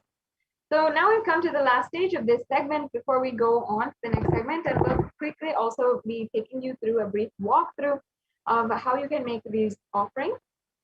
So the first stage is if you are interested in making any of these offerings, if you want to make any of these offerings and you are simply interested, you want to, and one of these offerings is igniting your seeking, or you feel like, you have to offer the Pratyaksha Pada Puja today, or any one of these offerings which has so much of sacred context.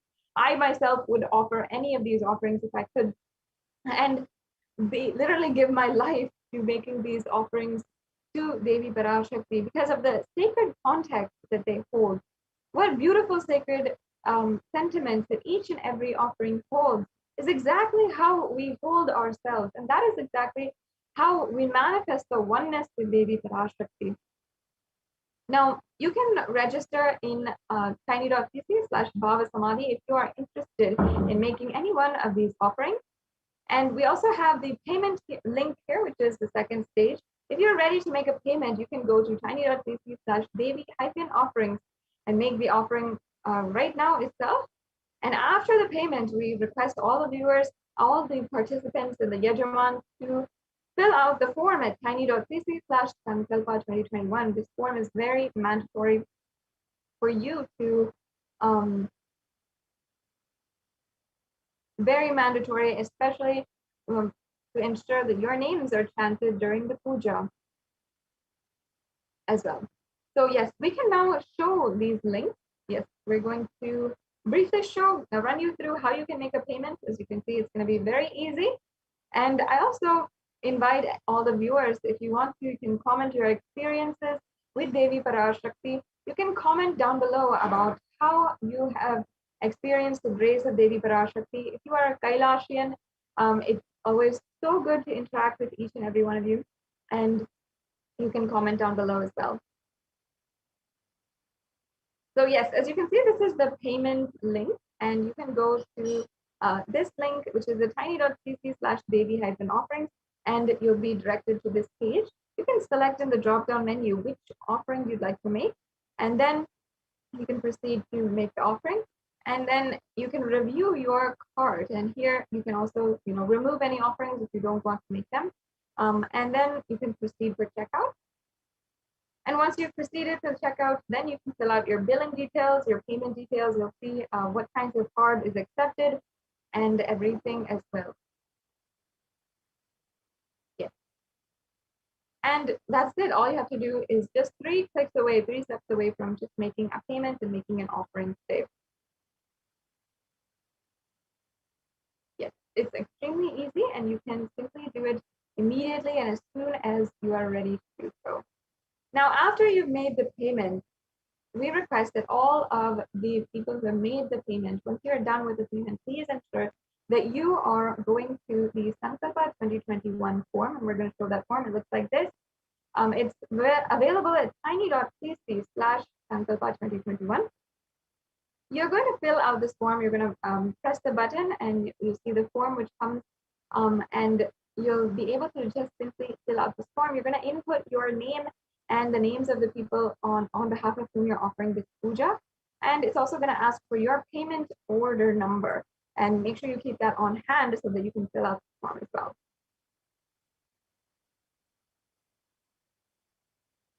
Yes, great. So the next stage also, if you are interested in making any of these offerings, if you feel that perhaps now is not the time and you want to offer at a later time, perhaps for your birthday, for your marriage anniversary, for another person's birthday, or for a family member, or for starting a new venture in your life, whatever it might be. I know all Hindus want to make an offering, but now might not be the right time. You can always plan to make one of these offerings, and you can go to this form at tiny.cc/Bhavasamadhi, and you can fill out this form, and you will be notified as soon as these more and more offerings are opened up.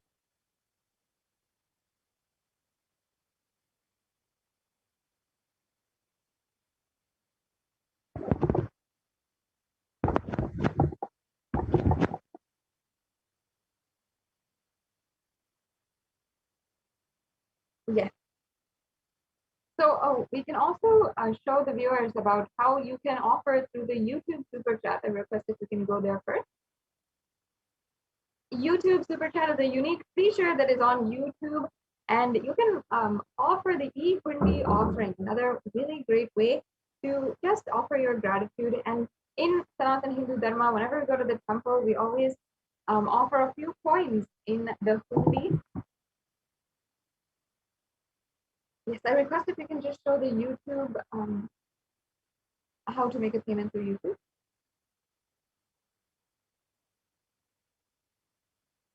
And yes, and we can basically, first of all, make sure that you're joined as a member. And you can join, as you can see in the, by clicking on the button below. Make sure you're joining at the Kailasa's HDH Nithyananda YouTube channel. And then once you're joined as a member, you'll see a icon for how you can make a donation. And we can show the viewers also about how you can exactly make the donation through the super chat and the super sticker. And you can as well ensure that you are making a donation through this super chat. And there's a way that you can adjust. You can pay through credit card, through debit card, or through PayPal. If you'd like to make a payment through PayPal, this option is available for you right now through the YouTube super chat as well. Yes, there we go. So as you can see here, you can make an offering through the super chat. And you can adjust the offering, adjust how much you want to pay, and you can just simply go through the steps.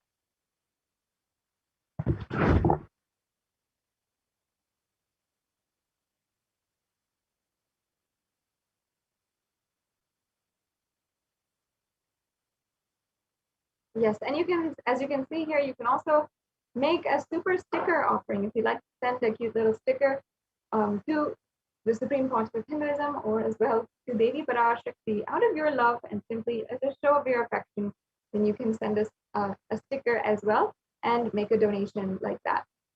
So this brings us to a conclusion of this segment in today's program, where we have gone over the various different offerings that you can make to Devi Parashakti. I hope each and every one of you was able to imbibe some of these offerings of powerful cognition and be able to deeply see your how you can make these offerings.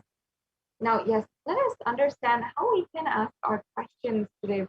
And You can ask your questions during the live Bhava Samadhi Darshan or during the live satsang when the Supreme Pontiff of Hinduism is giving the satsang or the spiritual discourse for and making the global public address for the global Hindu diaspora. You can ask questions directly to the Supreme Pontiff of Hinduism, and you can request his own blessings, his guidance for any of the questions that you might have. So as you can see in the super chat as well, you can ask your questions on YouTube, and we can go on to the next slide. You can also ask on Facebook. I highly recommend that each and every one of you also make sure that you are on you're liking and following the Kailasa's official Facebook page.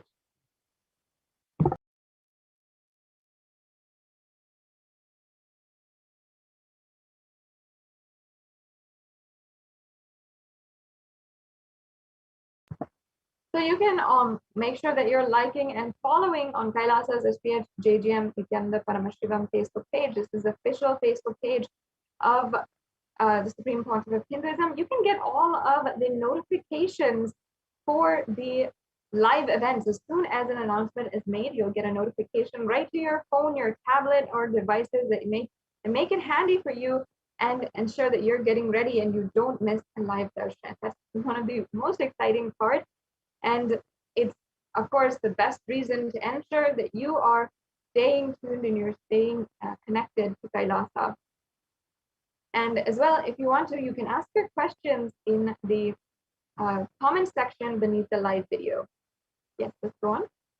We also have Kailasa has a official Twitter page at Sri Nithyananda. You can go at the rate 6 Sri Nithyananda for the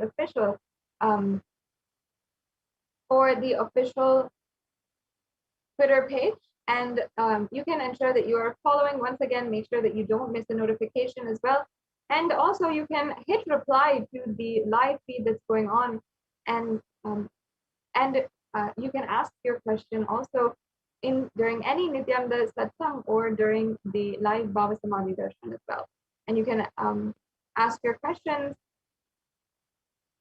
by hitting reply and using also the hashtag #AskTheAvatar.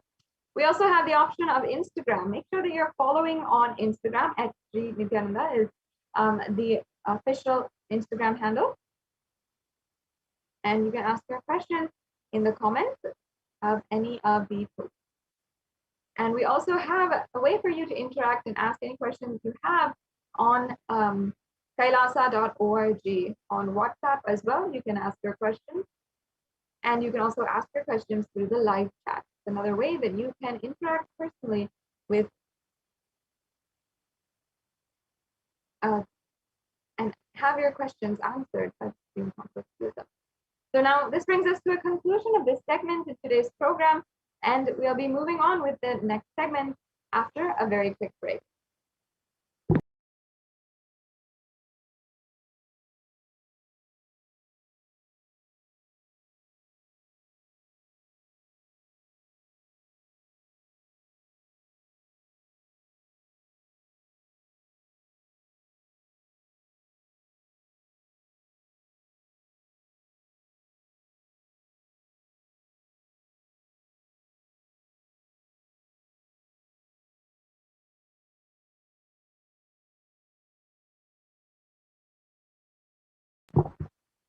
Sorry for the technical glitch.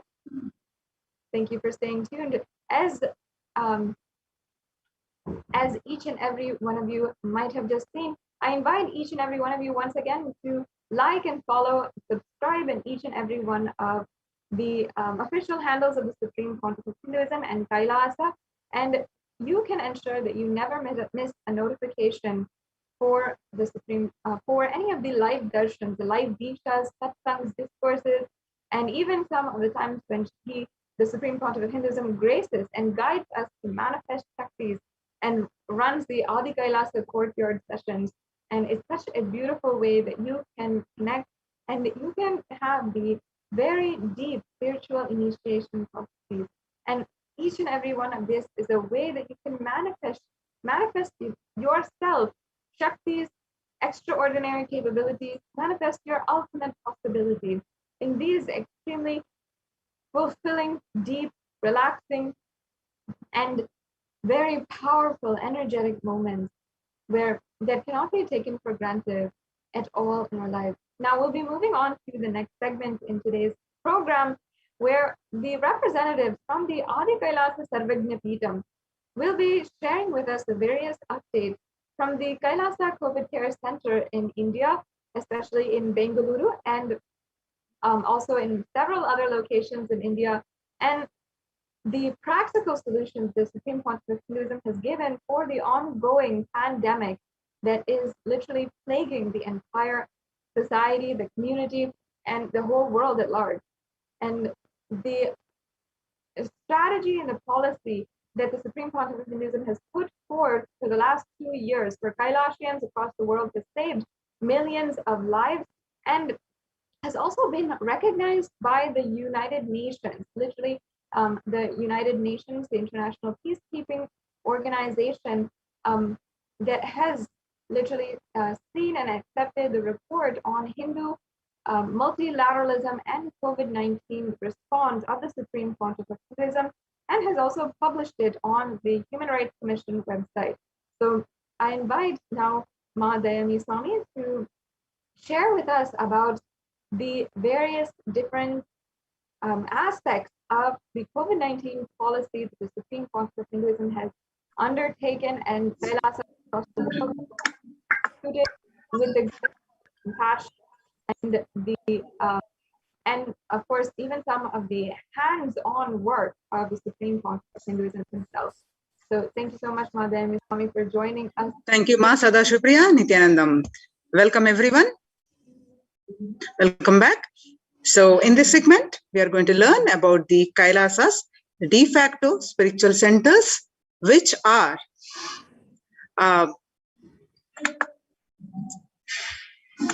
spiritual embassies, which are working continuously, tirelessly to protect the COVID care as a protection centers. And not only that, for each and everyone, their well-being in all aspects of their life. So, and these Kailasas de facto spiritual embassies are actually recognized.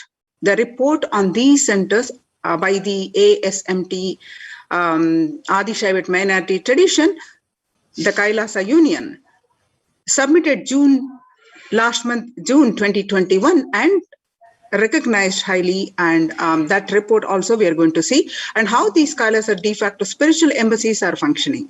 And let's understand in more detail. So with the blessings of the Supreme Pontiff of Hinduism, Jagat Guru Mahasannidhanam, His Divine Holiness Bhagwan Nithyananda Paramashivan's blessings, let's start with the Sadguru Vandanam.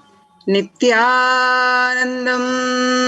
Paramasugadam Kevalam Jnanamurtim Dvandvatitam Gagana Sadusham Tattvamasya Ekam Nityam Vimalamachalam Sarvadi Sakshibhutam Bhavatitam Triguna Rahitam Sadgurum Tam Namami.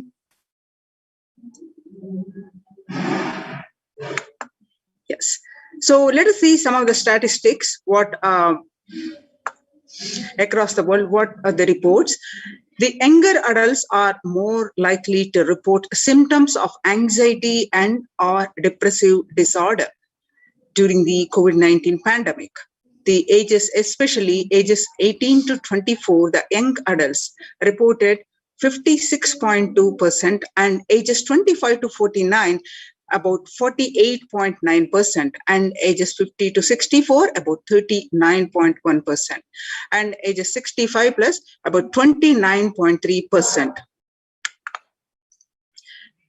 Average share of adults are reporting symptoms of anxiety disorder and or depressive disorder, what it was in 2019 in the period of 6 months from January to June. About a 6 months period, 11% reported. And in just 1 month in January 2029, it raised to 41.1%. It's in Household Pulse survey. According to this survey, there's a a huge hike in just 1 month of this year beginning.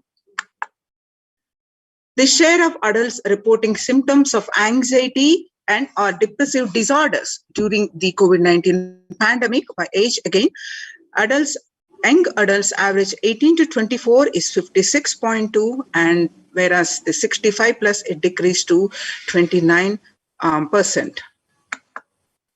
So how are you feeling? What employees say they feel more than half the time at work. They feel tired. 34% say they feel tired. 34% say they feel stressed. And 27% say they feel burnt out.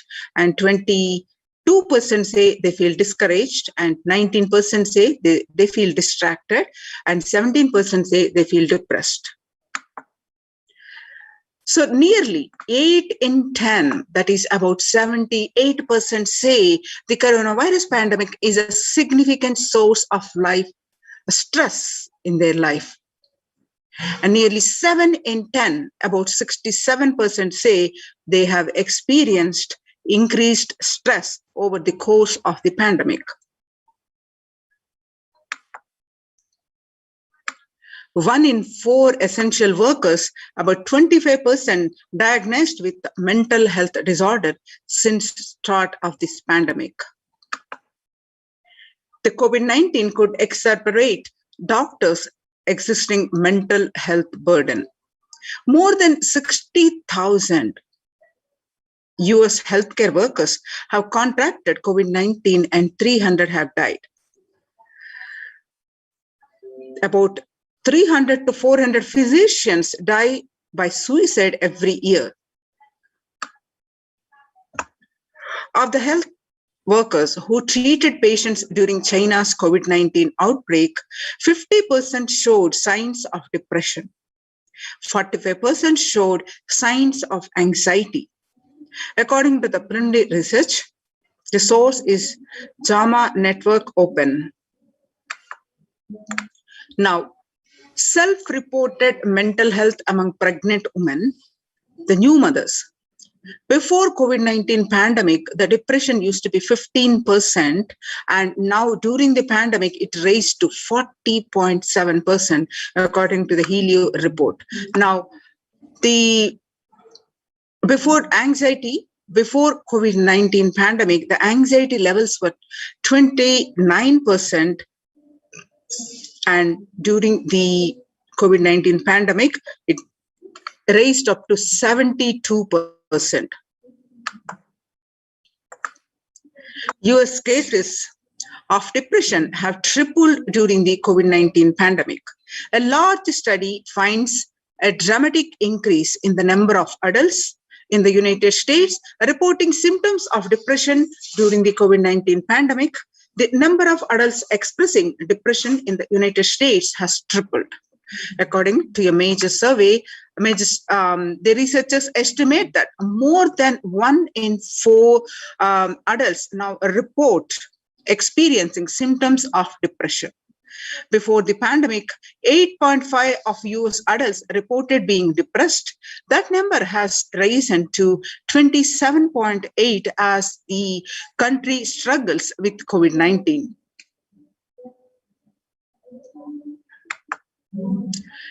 The young workers hit the hardest. They say burnt out. US employees are currently experiencing worker burnt out. That is, ages about 22 to 25 age group, about 89% say they are burnt out, and about ages 26 to 37, 83% say also they burnt out at the workplace, and about age 38 to 54, about 73% say they burnt out, and 55 to 74 say they burnt out.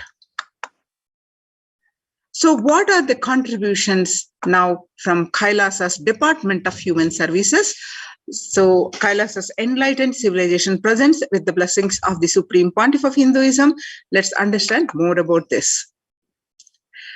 Kailasa is Kailasa's Department of Religion and Worship and Department of Human Services. and each of Kailasa's temple ecosystems consider right of happiness to be the highest fundamental right of all humans, in fact, all beings. The ultimate goal for Hinduism and Kailasa, led by the Supreme Pontiff of Hinduism, Jagadguru Mahasannidhanam, His Divine Holiness Bhagavan Nithyananda Paramashivan's blessings, is the material and spiritual well-being and prosperity of humanity. Kailasa is a place where everything related to superconsciousness is revived. All the sampradayas, that is the multiple arms, sects of Hinduism, all the sampradayas,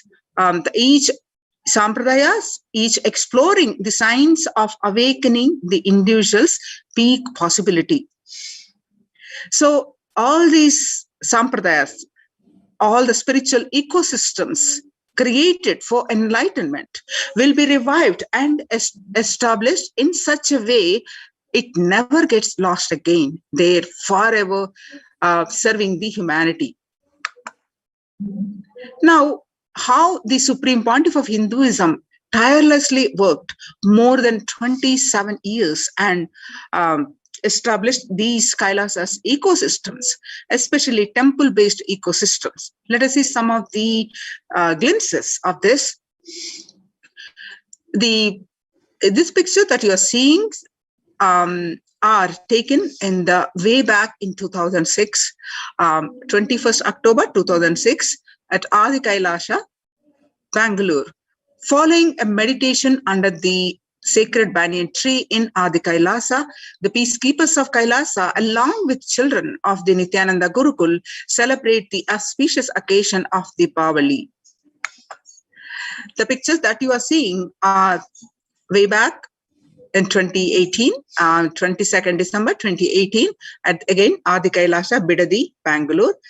Peacekeepers of Kailasa and participants of the Paramashivoham meditation workshop take part in celebrations of a traditional flag hoisting ceremony.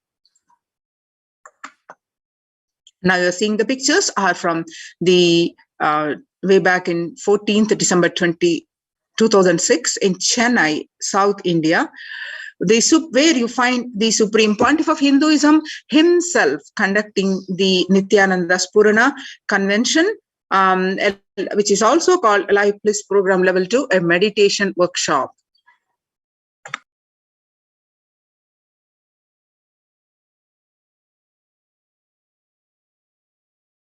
Now you're seeing the pictures where you find again Supreme Pontiff of Hinduism himself conducting the Nithyananda Spurana workshop, Life Bliss Program Level 2 at St. Peter's Engineering College, where you see thousands attending this program. This picture taken on the 17th December 2006. Now you're seeing the pictures are from the peacekeepers of Kailasa and the Supreme Pontiff of Hinduism embark on the Himalayan Yatra, the traditional sacred pilgrimage to the Himalayan mountains and up the river Ganga, Harshil, India. So where you find the Supreme Pontiff of Hinduism along with many of the peacekeepers of Kailasa. Now we are seeing the pictures are taken in 20th December 2011, where in Thiruvannamalai, South India, where you find the Supreme Pontiff of Hinduism waving to lakhs of devotees on procession. The temple ecosystem of Thiruvannamalai serves as the driving factor in maintaining the lifestyle of health, wealth, and well-being for the citizens of Thiruvannamalai. Now you're seeing the blissful pictures are from the Adi Kailasa Sarvajna Peetam taken on 31st December 2018. The peacekeepers of Kailasa and participants of Paramashivoham meditation workshop take part in morning meditation and the traditional puja that are ritualistic worship. The picture that you are seeing are peacekeepers of Kailasa, led by the Supreme Pontiff of Hinduism, take part in Karaseva, the voluntary contribution of physical service towards the cleaning or construction of the sacred Hindu temple.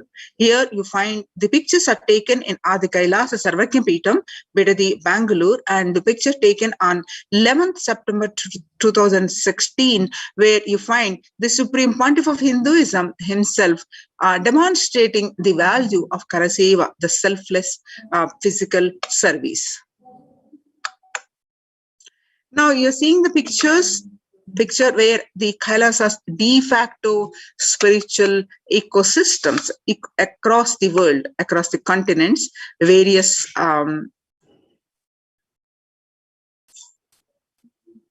in various countries and various continents, the Kailasa's spiritual ecosystems are spread. Now you're seeing the picture are from way back in 1994, the leftmost picture. It's Kailasa in Tiruvannamalai, where you find Mataji Vibhudananda Puri, the Swamiji's guru, is handing over, traditionally passed on to the hands of the Supreme Pontiff of Hinduism, the Kailasa in Tiruvannamalai, where you find the rightmost picture, where at the same Adhinam, Kailasa in Tiruvannamalai, the picture taken on 2017, receiving visitors and delegates for the Kalpataru meditation workshop and Shivadiksha. Shivadiksha is one of the primary initiations of Hinduism. Now, you are seeing the pictures are from Kailasa in Tiruvannamalai. Picture taken on 11th March 2017. Thousands arrived to celebrate the Enlightenment ecosystem and to traditionally meet the Supreme Pontiff of Hinduism, Jagadguru Mahasannidhanam, His Divine Holiness Bhagwan Nithyananda Paramashivam. Now you're seeing the pictures, Western Hemisphere, Kailasa in Los Angeles, California, USA. This is the Western headquarters. This temple complex, which has 25,000 square foot and housing over 80 plus deities, and it is one of the largest Hindu temple ecosystems of the West. Now you're seeing the pictures are from Kailasa in Columbus. The first temple established by the Supreme Pontiff of Hinduism outside of India. The temple physically came to life in just 9 months. The chief presiding deities of the temple are Sri Nithyanandeshwara Paramashiva and Nithyanandeshwari Paramashakti. The deities are 7 feet tall, made of granite, weighing 6 tons, and their divine faces have been directly hand-carved by the Supreme Pontiff of Hinduism. Now you're seeing the pictures are from the Seattle, Kailasa in Seattle, Washington, where the housing the blissful dancing form of Ganesha and the largest living Nataraja deity outside of India. Kailasa in Seattle is also known as Chidambaram of the West. The Chidambaram temple, the ancient Hindu temple where Paramashiva resides as Nataraja, the cosmic dancer and expression of Akasha and space. The Nataraja, the big toe of Nataraja, also has been revealed to be the center of Earth's magnetic equator. Now you're seeing the pictures are from Kailasa in San Jose. Inaugurated in 2009, Kailasa in San Jose radiates the energy of the Madurai Meenakshi Amman temple. The chief presiding deities of the temple are Devi Meenakshi, Paramashiva Linga, and Nithyanandeshwara Paramashiva and Nithyanandeshwari Paramashakti, which have been created, installed, and energized by the Supreme Pontiff of Hinduism. The Madurai Meenakshi Amman temple, the home of Devi Meenakshi, the divine cosmic mother and the consort of Lord Sundareshwara and the most blissful form of Lord Shiva. Now you're seeing the pictures are from Kailasa in St. Louis, Missouri. Along with Shivalinga, Nithyananda Ganesha. Kailasa in St. Louis carries the energy of Tirumala Tirupati of South India and houses one of the tallest Venkateshwara deities in North America, along with his consort Sri Devi and Bhudevi. The beautiful landscape nestled among the woods and rolling the hills of Missouri stretches for 20 acres. Tirumala Tirupati is one of the most beloved of Lord Vishnu, whose temple is the most Vishnu visited of any religion in the world. Now you're seeing the pictures are from Kailasa in Phoenix, Arizona, home to over 21 deities, which with a temple structure of 2,500 square feet. Kailasa in Phoenix has been directly established by the Supreme Pontiff of Hinduism, serving as an energy field of worship, meditation, and celebration for over 7 years. Now you're seeing the pictures are from Kailasa in Houston, Texas. Formerly inaugurated in 2017, the Supreme Pontiff of Hinduism has declared Kailasa in Houston as the Parihara Sthala for all the Navagraha doshas. The Navagraha doshas, the Navagrahas are the responsible, hold you responsible for the actions, the good, but whatever you do, the Navagrahas are responsible. They held you responsible for the result of those actions. But in the course of time, if you realized what you did and do the Prayaschitta, that is also called Parihara, then then this is the place, the Kailasa in Houston is the place which all the ill effects of the 9 celestial bodies are removed. Now you're seeing the picture from Kailasa in Toronto, Canada. Inaugurated in July 2011, Kailasa in Toronto is the only Hindu temple in the West with all 63 Naimanas. Naimanas are the most endearing and the notable saints of Hinduism, and 18 Siddhas. Siddhas literally meaning the accomplished or perfected ones, residing as deities. The temple deities here are seated exactly as they existentially preside in Kailasa around Paramashiva, the primordial deity of Hinduism. Now, some more pictures are from the Kailasa in Toronto, Canada. Active and alive from 2011 onwards, Kailasa in Toronto has been blessed to radiate the super consciousness energy of Kailasa. This temple ecosystem goes on providing various temple services to the community, such as Annadan and traditional Hindu ceremonies. Now, let us see the morning spiritual routine and enlightenment ecosystems in all these enlightenment ecosystems. With the blessings of this Supreme Pontiff of Hinduism, let's understand more about this. So the importance of doing these spiritual practices, before understanding this, what Devi revealed on 12th May 2021. The Devi Parashakti revealed that I came as Nija Avatar. I am blessing you, listen. People, listen. To do good to all of you, I have taken the form of Nithyananda and came down as Nija Avatar. People of India, listen. Carefully listen. Time after time, Bharatam is Jnana Bhumi, where enlightened beings comes.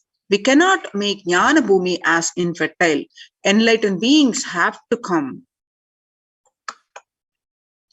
They have to live and it has to flower.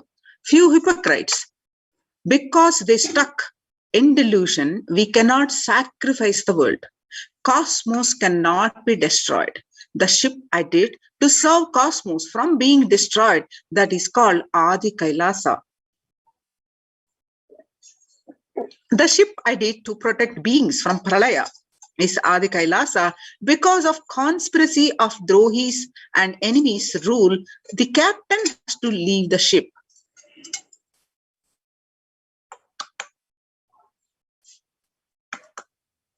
Before 12 years, knowing the great deluge, That is going to happen all Aushadas by this Guru Purnima. The Jnana Rasavadam, Navapashana is going to flower. Allow people to come and take dip in Navapashana flower. People, whoever comes and dip in Vaidya Sarovar, they will not have death. They will not have corona. Crores and crores of people will come in line. Every day they will take a dip in the Ananda Lingam. On 13th May 2021, Devi continued to reveal that, listen well to my words.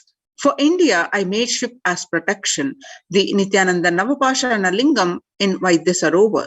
Go to Adi Kailasa, O Indians, listen.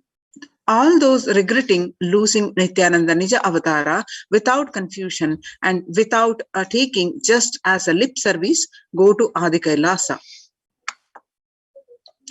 On 13th May 2021, Devi continued to reveal that scores of people will come there looking for health, Navapashana water feast and medicine, to get health and protection and enlightenment.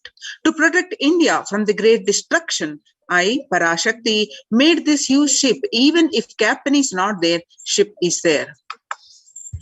So when the first world countries closed their borders during a massive global emergency, Kailasa has opened its doors to all without exception. Now, what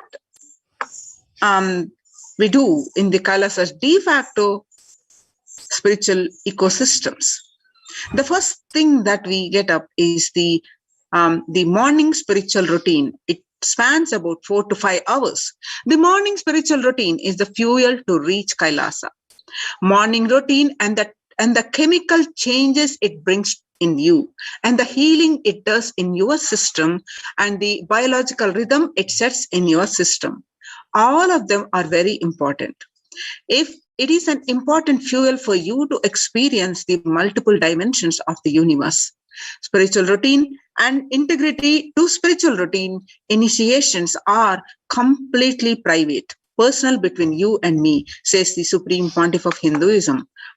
The members of Kailasa's protective, preventive, multi-layered quarantine initiative take part every day in the morning spiritual routine here in Adi Kailasa Sarvajna Peetham.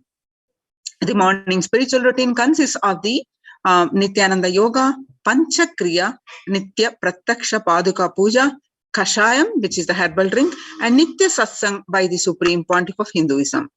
So morning spiritual routine tune your biological clock to the spiritual practices, because the chemistry you enjoy inside matters.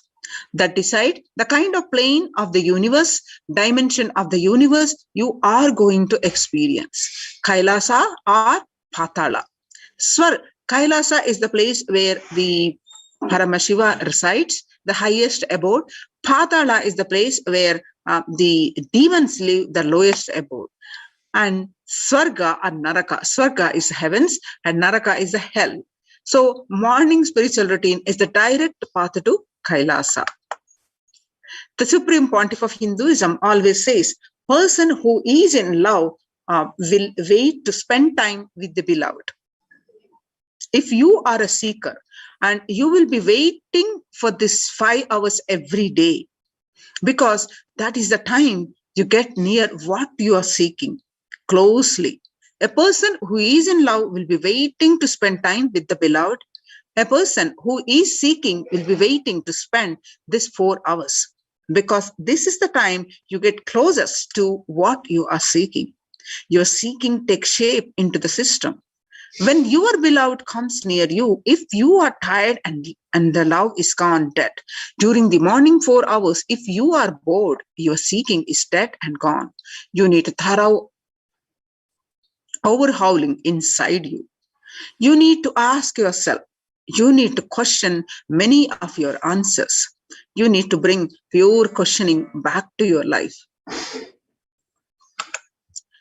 The morning yoga. Before morning, you do the yoga, you do the Panchakriya. Soon after you get up, you do the Panchakriya. Panchakriya involves 5 powerful processes to remove toxins and impurities from the system. It's just like how we take a shower every day. to cleanse the external parts of our body. Panchakriya is a powerful cleansing process which cleanses the internal organs of the body, keeping it cool. These techniques not only cleanse our body, but bring peace and balance to our mind and lightness and bring bliss to our being. You can find various videos of this, how to do the Panchakriya in our the Kailasa's TV and the YouTube channel. Now, after the Panchakriya is over, you will be doing the yoga. By morning 4 o'clock, we do the yoga.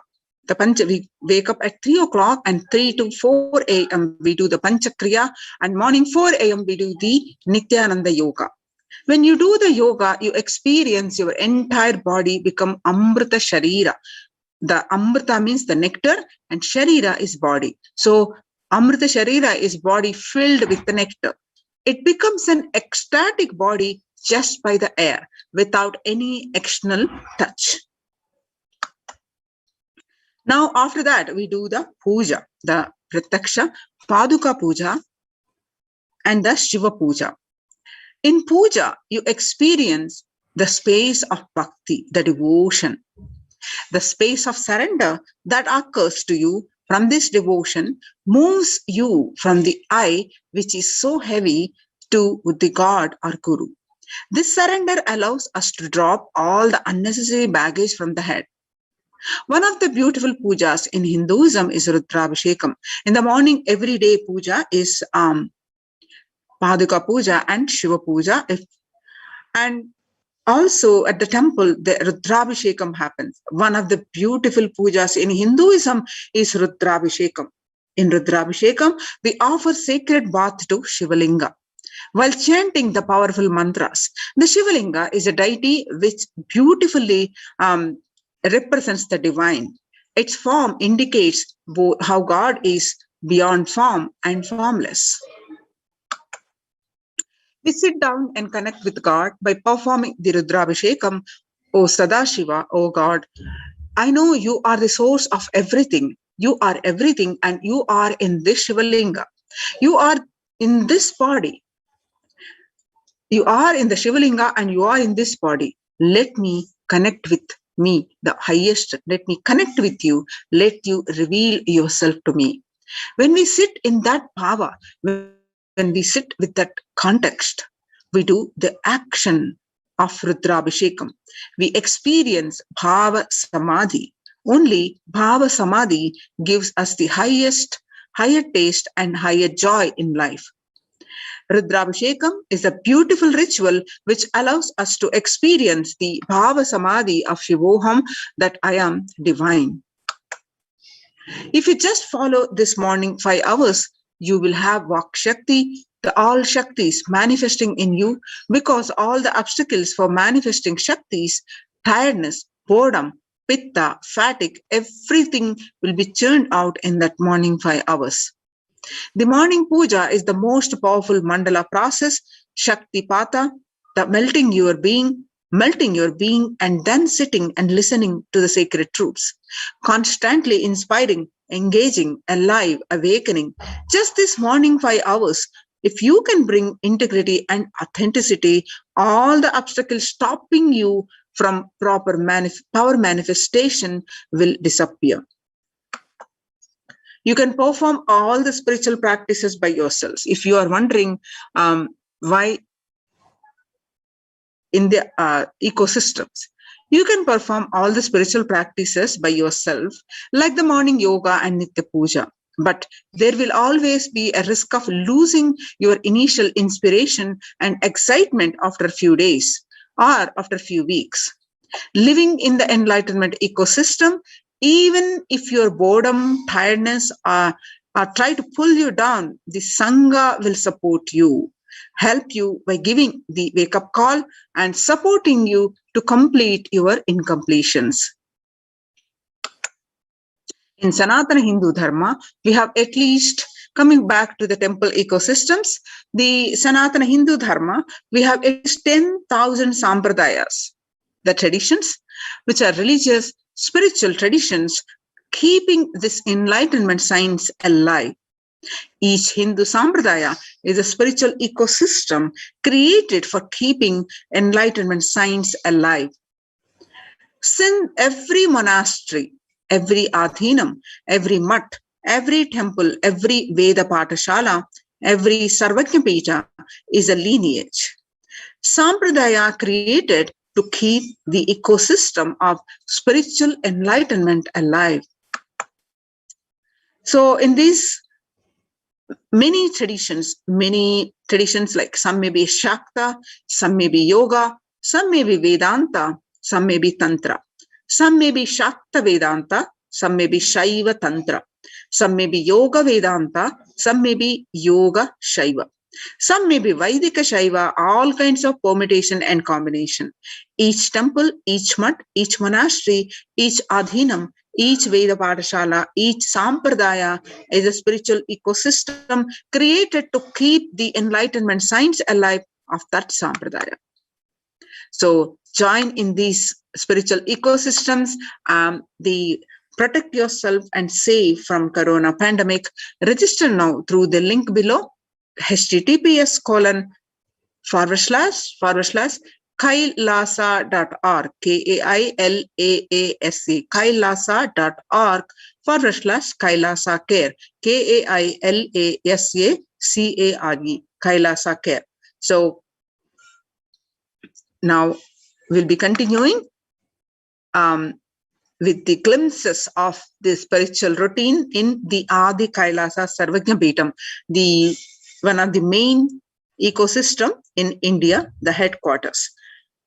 You're seeing the glimpses of the participants of this, the ecosystems, the Kailasa's protective, preventive ecosystems, the participants doing the morning spiritual routine. You can see the glimpses. The morning spiritual routine makes up the first 5 hours of every day and is one of the most fundamental and vital practice for a seeker. Anyone on the path to achieve enlightenment or to achieve the ultimate super consciousness space of Paramashivoham. So this morning spiritual routine, as you know, is the Panchakriya, Nithyananda Yoga, Guru Puja and Shiva Puja, and the listening to the satsang of the Supreme Pontiff of Hinduism. You can see more of the glimpses, participants performing the puja. You can see more and more glimpses from Adi Kailasa Sarvajna Peetham.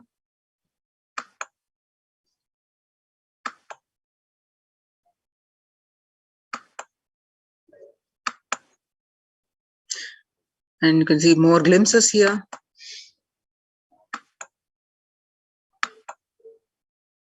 So join now to these Kailasa's COVID care protection centers.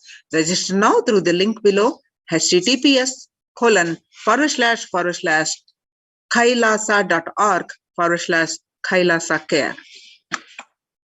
Now we'll be continuing after a very short break.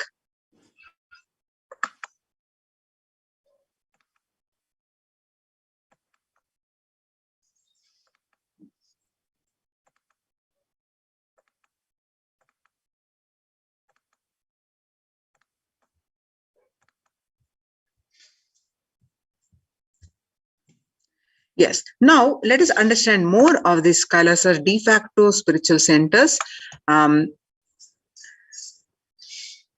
Kailasa's multi-layered quarantine opportunity for India during the COVID-19 as a practical solution resulting in health, joy and bliss. With the blessings of the Supreme Pontiff of Hinduism, let's understand more. On June 5th, 2021, Devi Parashakti revealed in the Akashic readings the importance of doing yoga and these spiritual practices we just learned. There are just a few, but there are more. And how these practices are helping each and everyone to handle the pandemic. Whereas across the world, what is happening? Devi Parashakti revealed that the mental health, which is severely affected across the world, especially in young adults, and the state of the world reports also showing the same, and how Kailasa's ecosystems are serving to deal with this pandemic successfully, and these efforts have been recognized by the United Nations. And we will see that report also in this segment. So the Devi Parashakti revealed on 5th June 2021 that not only people dying in crores, financial and mental retardedness, you will also see minds getting collapsed. Freedom from all this suffering is the life of living enlightenment. First, prevent yourself from this deadly corona. Oh, people, do the job of saving your life as first priority. Listen properly, people. The only way to protect yourself from this overflowing cosmic pralaya and from the demonic people who search for destruction for themselves and for others because of pralaya, go to Adi Kailasa, getting shelter at the feet of Paramashiva. Save yourself from corona and death. Economic crisis, mental collapse that is formed because of corona. Save yourself and move towards living enlightenment. Move towards Paramashiva, Paramparul, doing yoga and tapas, doing seva to all the devotees of Paramashiva. Live a good life. Just for that, I have opened the doors of Adi Kailasa for all those in the universe, not only human beings, even as Siddhas, Jnanis and Yogis have come and are doing penance in Adi Kailasa. For everyone who come, goodness, prosperity, Jnanam and Yogam will overflow. Do not have fear, bliss is there. Do not have worry, I will protect with goodness. Just for that, I have opened the doors of Adi Kailasa for all those in the universe, not only human beings, as even Siddhas, Jnanis and Yogis have come and are doing penance in Adi Kailasa. For everyone who come, goodness, prosperity, Jnanam and Yogam will overflow. Do not have fear, bliss is there. Do not have fear. I am solving sufferings. I am the Samaya Purattu Kannatal who comes and helps at the right time.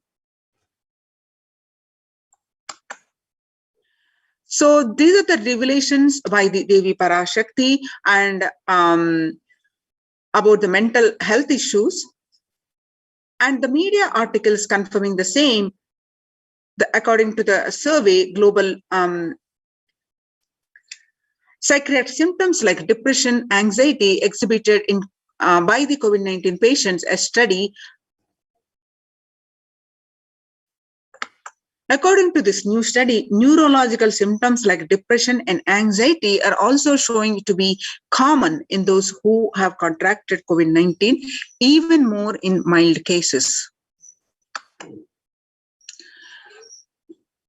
According to the BMC Psychology, published online in June 8, 2021, the impact of COVID-19 on the mental health of US college students. The results indicate that students closer to graduating faced increases in anxiety, about 60.8%, feeling of loneliness, about 54.1%, and depression, about 59.8%. Many reported worries for health of loved ones. Most impacted their mental health status, about 20%, and the need to take care of family most affected current and future plans, about 31.8%. Almost one half of students took to exercising and other remedies. The rates of anxiety and depression among the college students continue to soar. The researchers at the Dartmouth College, who have tracked the moods and the behaviors, are about 200 college students. 4 years for 4 years, say the stress levels are at their highest. The research by the Lauren Lumpkin, which was published on June 10th, 2021.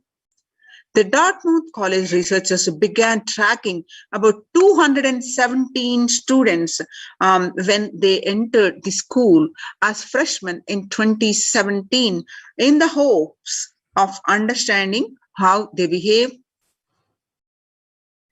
They have seen students' stress levels rise and fall, usually in tandem with the midterm and final exams. But since the onset of the coronavirus pandemic, the rates of depression and anxiety have soared and have showed no signs of coming down, said the Andrew Campbell, a researcher and computer science professor. According to the Psychology Today, the coronavirus, the psychological trauma and PTSD event, how the pandemic will result in trauma responses. Much has been said about the mental health crisis that is occurring related to the coronavirus pandemic. Much of this information has focused on all-consuming anxiety, panic, and fear that many are experiencing.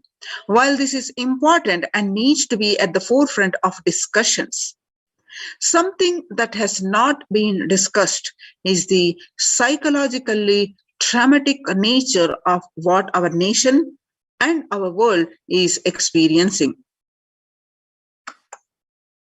The increased prevalence of post-traumatic stress disorder, PTSD, is expected to emerge as a primary factor driving the growth of the global post-traumatic stress disorder, PTSD, therapeutics market over the period of assessment. What it was in 2019 and what it is going to be in 2027, the estimation is that it's an increase in 11.91%.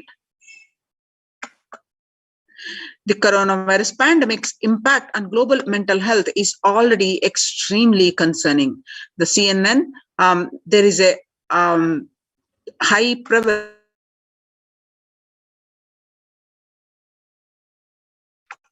There's a high prevalence of mental distress in countries across the globe due to the coronavirus pandemic, especially among healthcare workers and children. According to the United Nations and the World Health Organization, the impact of pandemic on people's mental health is already extremely concerning. World Health Organization Director General Tedros Adhanom said in a CNN recently, it is now crystal clear that mental health needs must be treated as a core element of our response to and recovery from the COVID-19 pandemic, Tedros said to the CNN recently. Now, the importance of yoga. Yoga greatly improves mental, spiritual, and physical health. Devi Parashakti revealed in her Akashic readings to combat this, to handle this mental stress that we all are going through, to do the yoga, do the spiritual practices, and also Supreme Pontiff of Hinduism stress in so many satsangs, doing the spiritual practices, including the yoga. Yoga greatly improves mental, spiritual, and physical health. People who practice yoga experience less anxiety, less depression, and fewer symptoms of post-traumatic stress disorder. Yoga also improves well-being, including increased gratitude, relatedness, acceptance, centeredness, empowerment, self-esteem, compassion, self-awareness, and hope. Yoga can help us to manage stress and self-regulate, an important tool in the current time. We are all equipped with the innate coping strategies for responding to stress, but sometimes our stress response can become out of balance. We are living in a world that regularly activates our sympathetic response, our body way of responding to stress, sometimes called fight or flight. This is balanced by our parasympathetic response, the way our body helps us to rest and relax.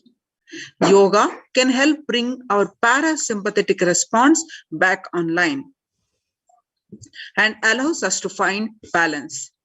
Activating our parasympathetic response brings us into a more restful space and allows us to find calmness, connection, and compassion.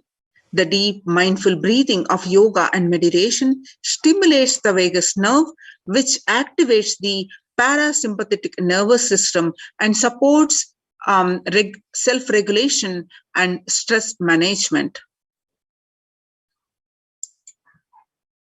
Yoga can be a valuable tool for self-care, especially in challenging times. Yoga is now being used as an empirically based treatment, often in combination with other interventions, with benefits for both physical and mental health. Many clinicians are recommending yoga as it may help support the effectiveness of traditional treatment approaches. Revelations to the world by the Devi Parashakti. According to the psychology today, what Devi revealed, the mental stress affecting across the world, confirming by the psychology today that when we actively choose a tool of self-care, we better equip ourselves to survive and seek resilience in difficult circumstances. While it is but one tool, yoga offers the potential for connection and well-being, even in these challenging times. Research shows that spirituality benefits mental health.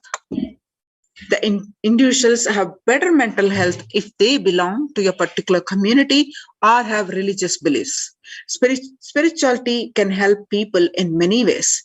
First and foremost, spirituality or religion can help people find meaning in their lives, which is instrumental in improving one's mental health.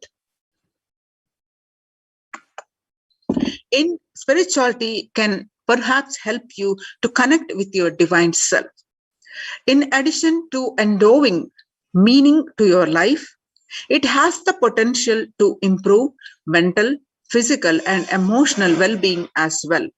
It has been a source of relief and comfort from various challenging issues for thousands of years. Now, let us see the revelations to the world by the Supreme Pontiff of Hinduism, Jagadguru Mahasannidhanam, His Divine Holiness Bhagavan Nithyananda Paramashivam, on 22nd May 2021. Paramashiva is very clear. Focus on making your body alive, life alive. Mind is obsessive compulsive reaction. It is nothing but a bunch of unconscious reactions. Do not try to sympathize with the mind. Make your body and life alive. That is the only priority for all of you. I am talking to everyone who has a little love and sympathy for me. For all of you, take this as a guru walk. Make your body consciously strong. The gym will build muscles, make you look very nice in the outside, but only yoga and Ayurvedic lifestyle will make your body conscious. Just see all over the world, all the gym bodies are just dropping dead. Only yoga will make your internal organs strong and your ability to manifest consciousness strong. Let me give you the solution from Paramashiva to protect yourself from this whole pralaya, not just from corona.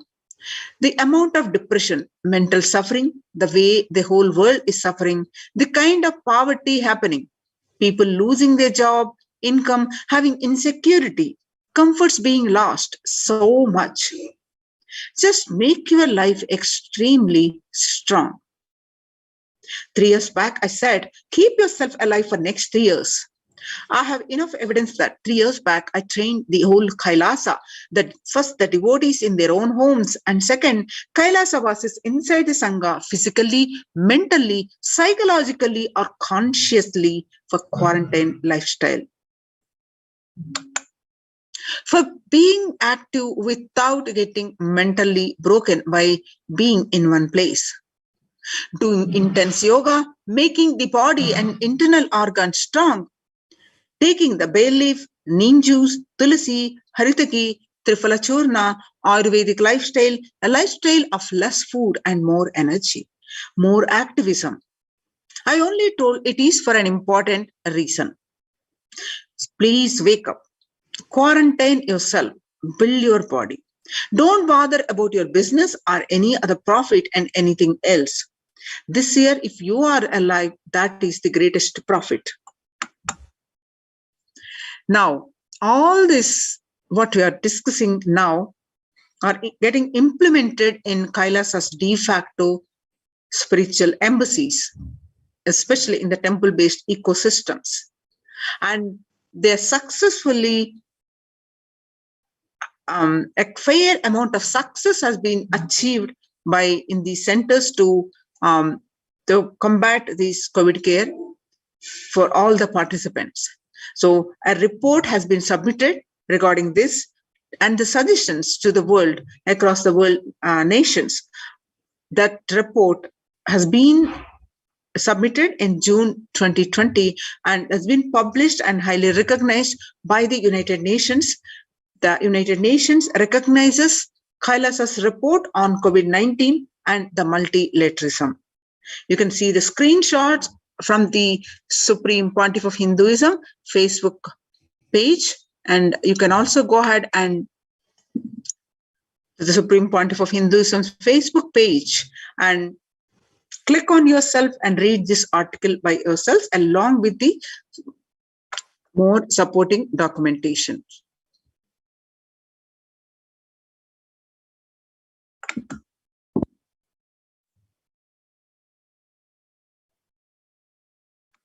The report published on their website www.ohchr.org from the report from the Adi Shaivite minority tradition, Kailasa Union. Globalization of disease has led the world to be only as resilient as the least resilient country and person, especially for highly contagious COVID-19, which has spread with a scale and severity not seen since Spanish flu. The variants of the virus, such as B.1, 0.617, and 0.2, Delta plus Epsilon, Gamma, continue to threaten even those vaccinated. Secondary diseases such as the black fungus are targeting COVID patients and killing almost 1 in 2 persons in such cases. Human life is more precious and important than all economic principles or systems in totality, because all these concepts are legitimate only because of their utility value, which is to fundamentally make human life better. At least until this ongoing crisis ends, all economic policies related to money, banking, fixing prices of commodities, etc., need to be revised to make sure no human being suffers from hunger or the absence of the required medical care. For this purpose, Kailasa has presented a detailed report on effective solution for COVID-19 through multilateralism that was published by the United Nations. In their website, www.ohchr.org. The earlier reports recognized by the United Nations, a report on the rights of indigenous women and girls, and the second report on the femicide, and this is the third report. The third report on COVID-19 and multilateralism, a report by the Adi Shaivite minority tradition, Hindu community, Kailasa Union.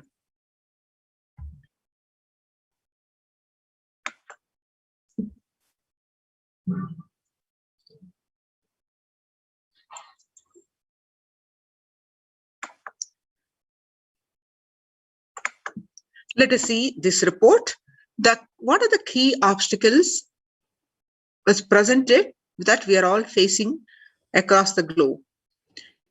First, the globalization of the disease has led the world to be only as resilient as the least resilient country and person, especially for highly contagious COVID-19, which has spread with a scale and severity not seen since Spanish flu. The variants of the virus, such as Delta, Delta plus, Epsilon, Gamma, continue to threaten even those vaccinated. The secondary diseases, such as black fungus, are targeting COVID patients and killing almost 1 in 2 in such cases. Second, distorted policy decisions and conflicting principles can lead to polarizations amongst the nations and within, leading to various extremes, such as the hoarding of vaccines in some places, the wastage of vaccines in others, and an unaddressed shortage of vaccines globally. Third, the pandemic has exposed the fragility of the global system.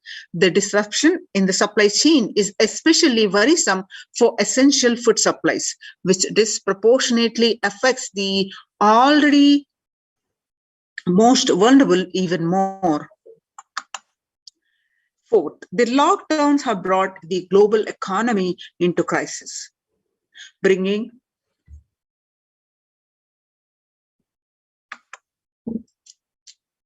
recessions and worsening unemployment rates. Frequent lockdowns and the ongoing threat of famine, especially in countries where employment is predominantly informal, are exacerbating worries that the starvation may cause more suffering than the virus itself. Far more than the SDG 2, the zero hunger, the number is now predicted to come close to 1 billion. You can see the various supporting documentation here are projected on the screen.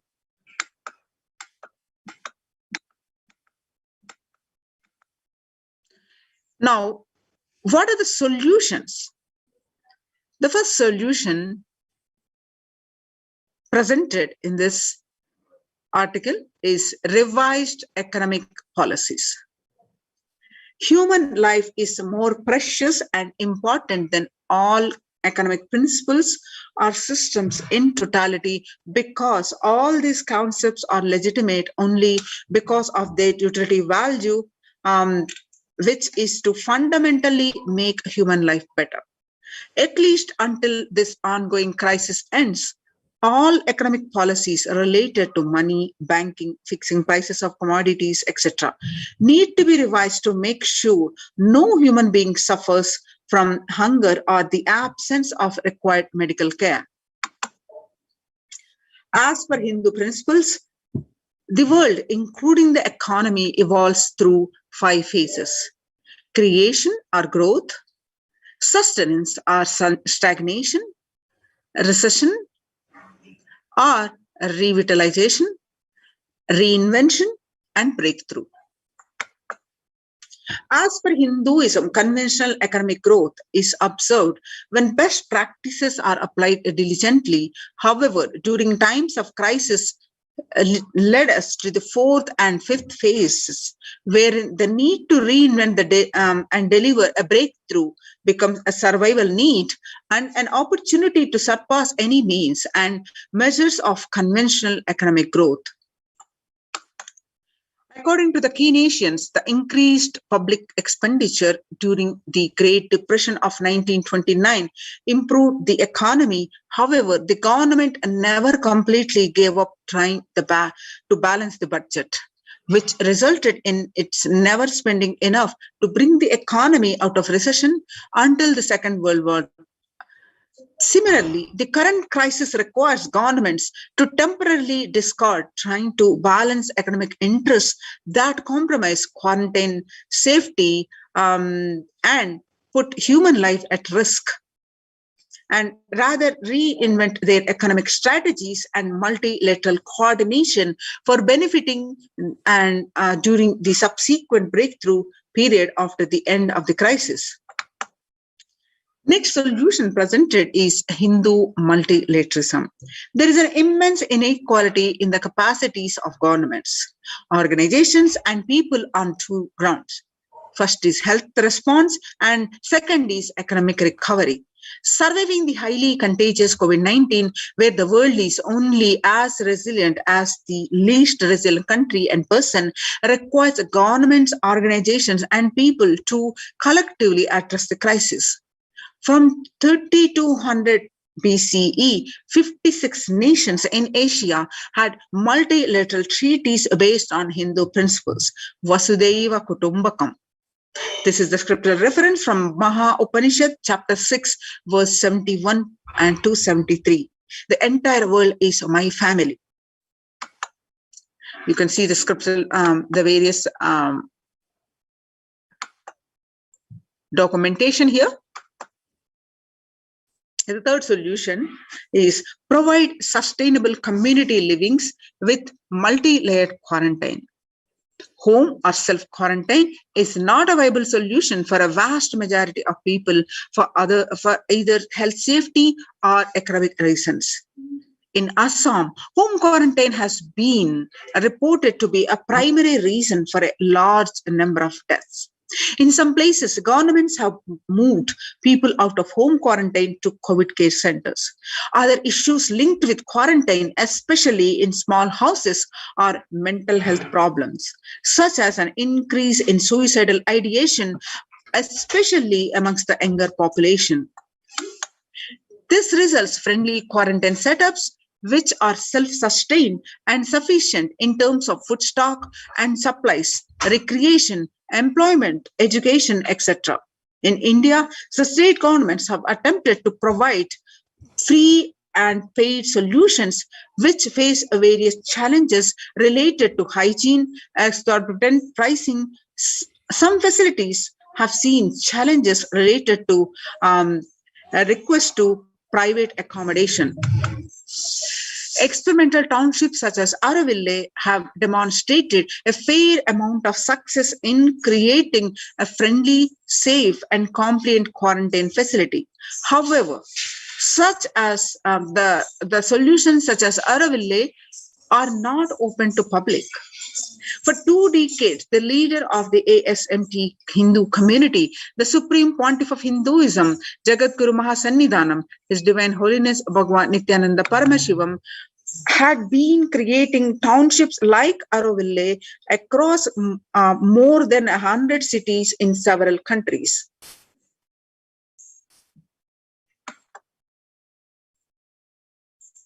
Most of these townships, such as the ASMT Monastery, India, Bangalore, have been open to offer multi-layered quarantine as a free public service with a free food, accommodation, free internet to work from home, that is from the monastery.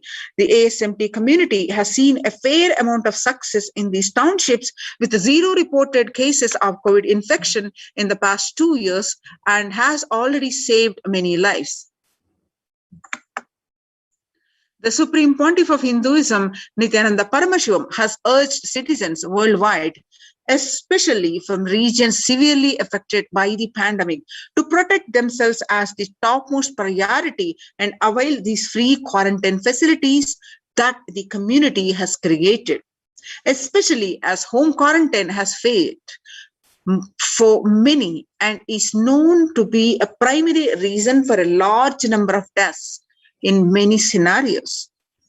The Supreme Pontiff of Hinduism,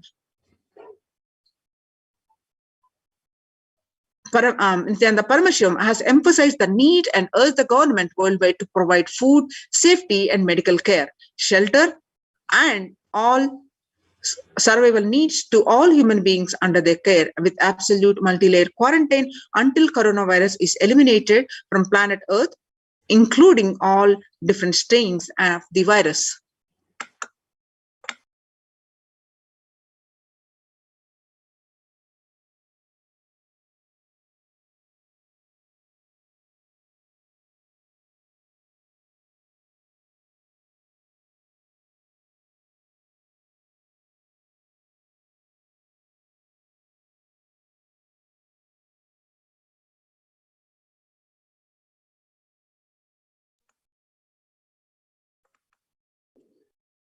Now you can see the supporting documentation here. Next is the educate citizens on individual pandemic management. Unlike previous pandemics, the current era provides active, real-time, and visual information about fatalities. Underreporting of this data may give false hope and make people reckless. Exaggerations in reporting can also make people reckless, as they may feel eventual death due to a coronavirus is inevitable. Proper education is extremely crucial, as it will dramatically reduce the number of deaths and reduce the challenge on healthcare systems. Alcohol-related deaths have hit a record high during this pandemic, and long post-lockdown liquor lines are some extremely worrisome issues regarding which people need to be educated. As a top priority, people need to be given confidence in their life and security about their future for them to stop behaving recklessly or fall into depression and commit suicide. Leveraging the best different economic systems. This is the next solution presented in this article. Leveraging the best different economic systems based on charity, barter, and money. Ancient Hindu economic treatise by Paramashiva, the primordial Hindu divinity, describe the three kinds of economic systems and their principles. First, for things that do not perish by sharing, such as education and knowledge, Paramashiva recommends that no fee be charged. Second, for survival needs such as food and healthcare, barter and charity are recommended. Third, for other infrastructure development works, services and commodities, gold and conventional currency-based transactions are allowed.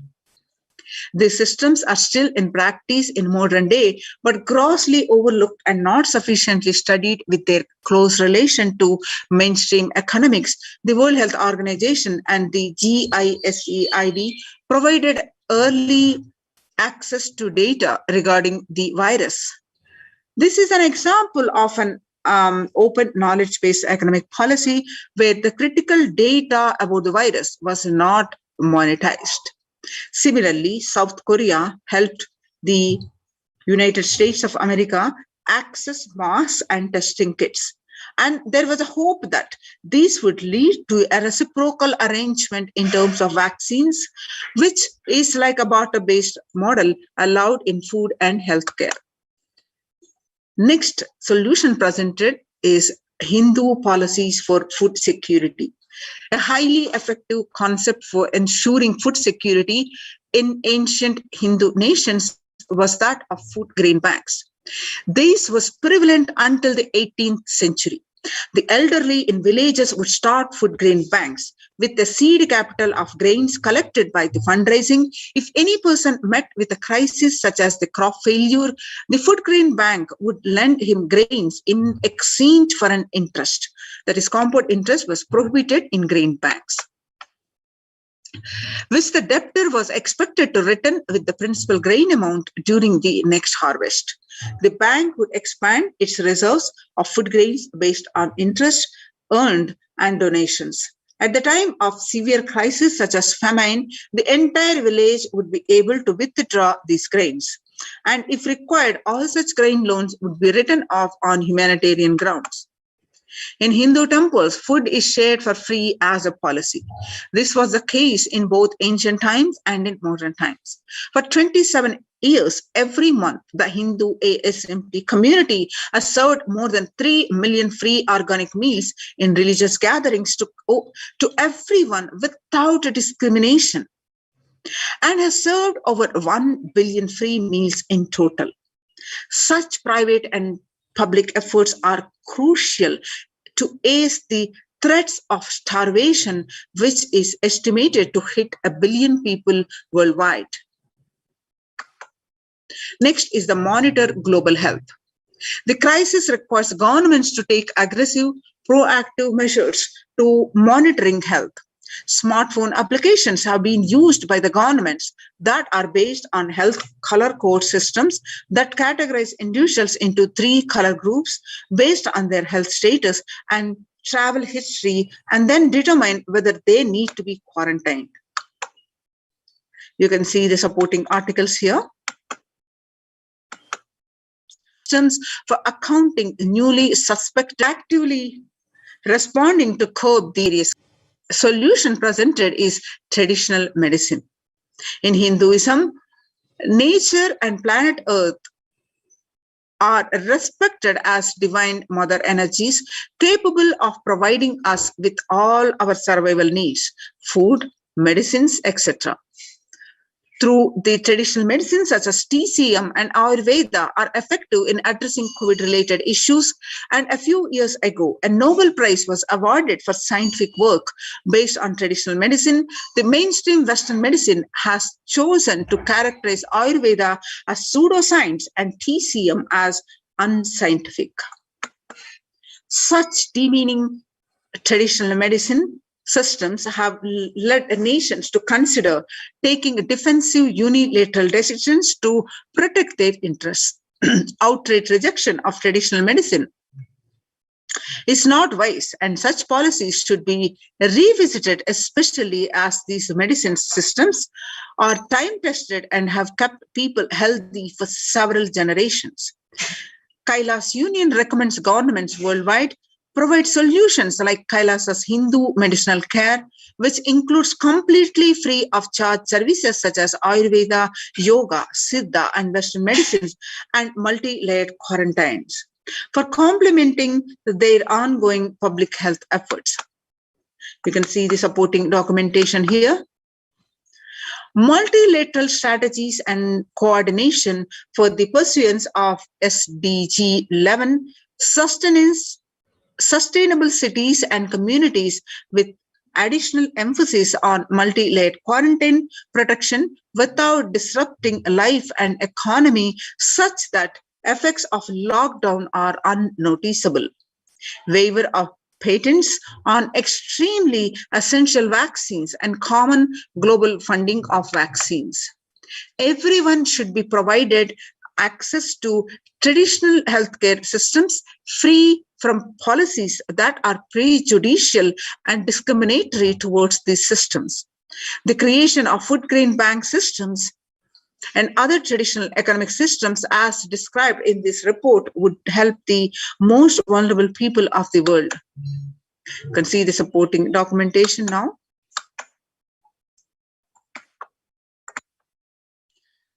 So, the sovereign order of Kailasa worldwide, inspired and guided by the vision of the Supreme Pontiff of Hinduism to save lives.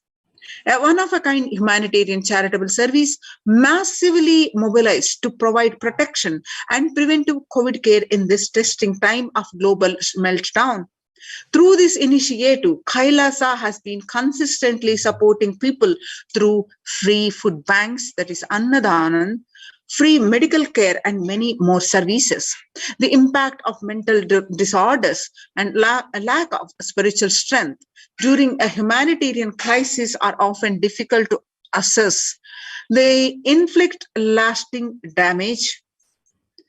To assuage this, Kailasa is offering spiritual programs and temple events and spiritual healing online.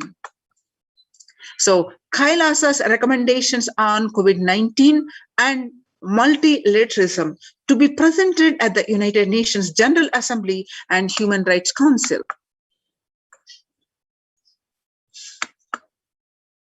So, in a gist, Kailasa's report and recommendations on the International Treaty on COVID-19 got accepted and published by the United Nations.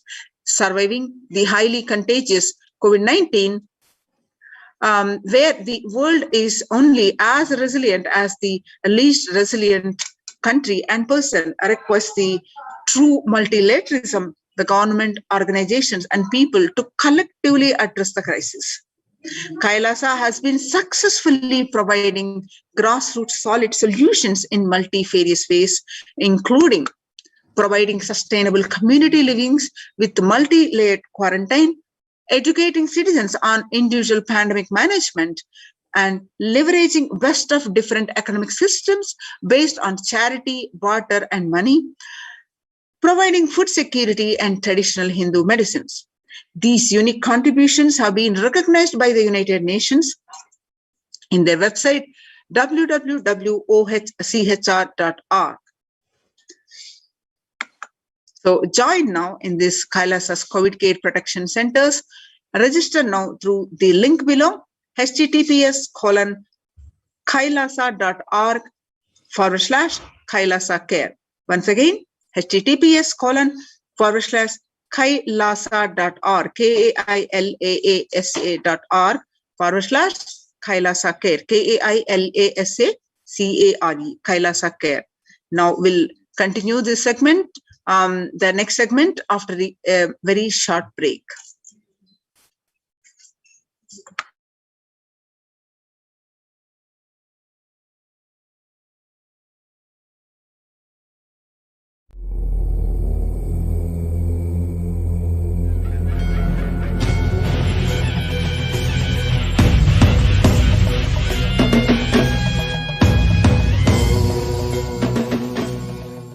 Connecting with the divine with your eyes closed is meditation.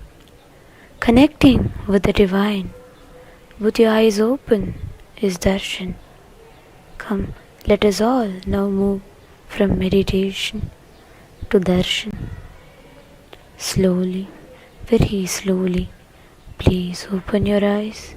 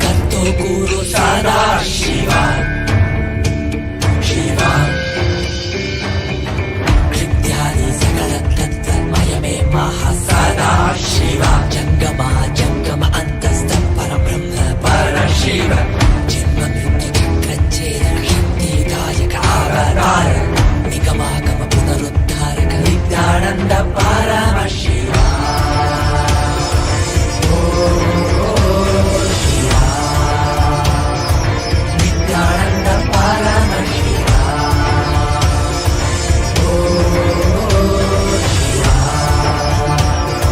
Nithyananda Paramashivam. Nithyananda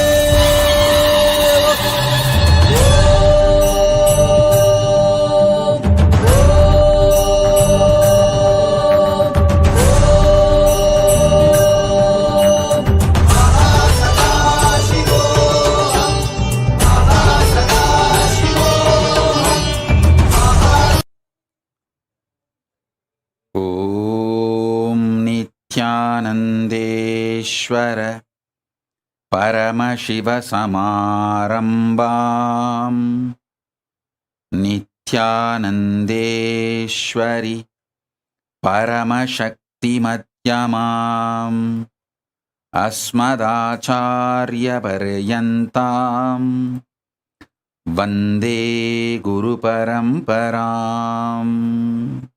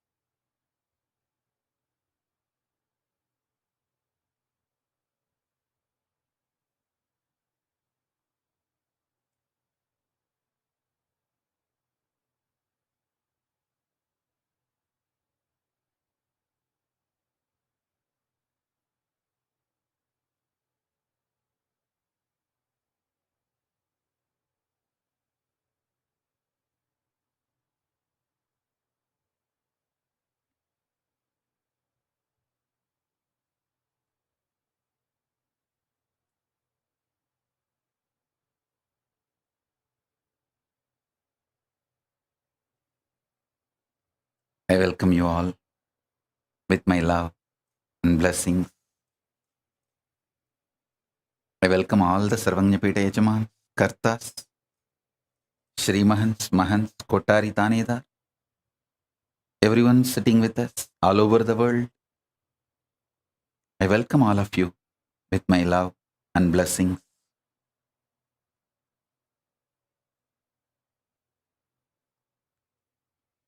Paramashiva's message directly from Kailasa. Listen.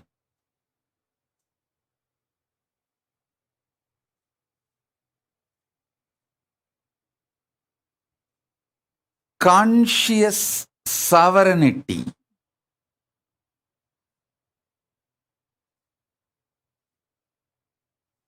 is manifested by you being and radiating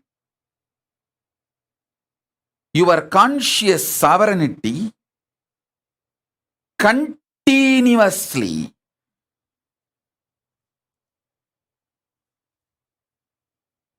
Do this Swarajya Siddhi Samyama.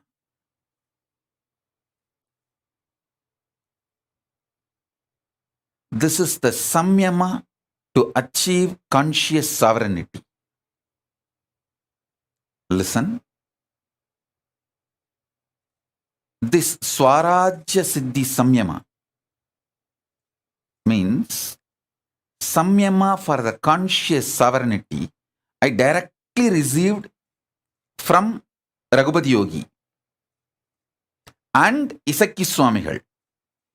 Isakki Swamigal, till the end of his life, he practiced this Samyama. Raghupati Yogi taught me from the yogic angle. Isakki Swami gave me as a Shaktipada itself. Now, this is the message from Paramashiva. Listen very deeply. I'm going to initiate all of you. Do the Shaktipada and Shaktinipada of this Samyama today. So if you want to call all your friends, family, you can call them for initiation.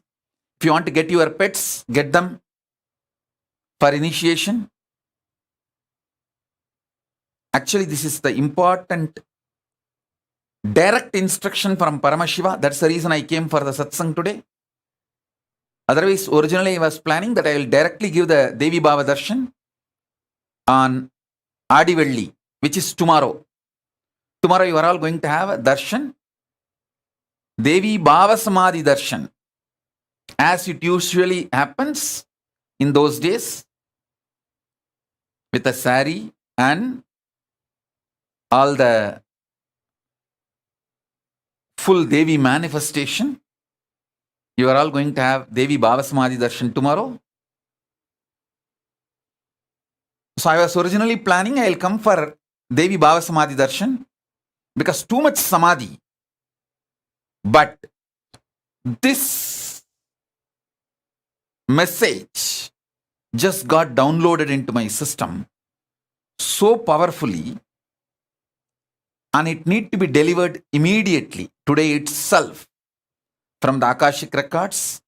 The whole science got downloaded. Please listen. I got this science from Isaki Swamigal and Raghupati Yogi both. Now Paramashiva gave this.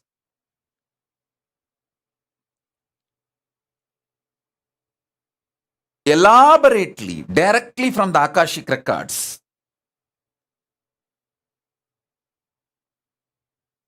Swarajya Siddhi Samyama. It's a very powerful manifestation.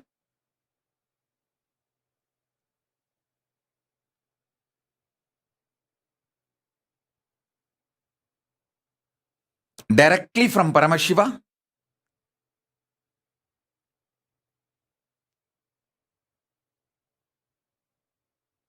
So if you guys want, I'll give few minutes for all of you to gather everyone, your friends, family, pets, for initiation. Then I'll start the initiation. Shrikant, tell Prasanna Ramchandran to join. Tripura, tell Vedaswarupa to join. And tell Bhagavan Reddy also to join.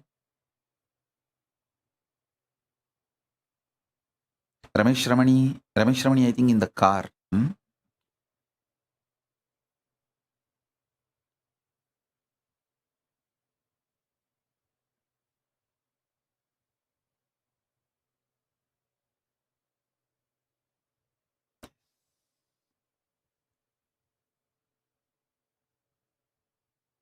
Oh, it's in the house. Ramesh Ramani is in the house only. It's a sunlight.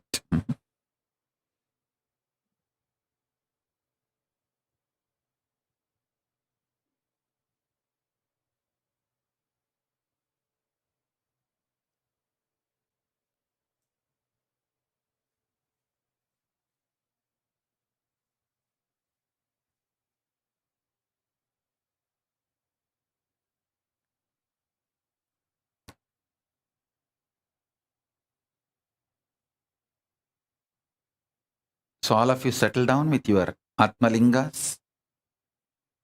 I'm going to initiate step by step. Call all your friends and family and inform them now.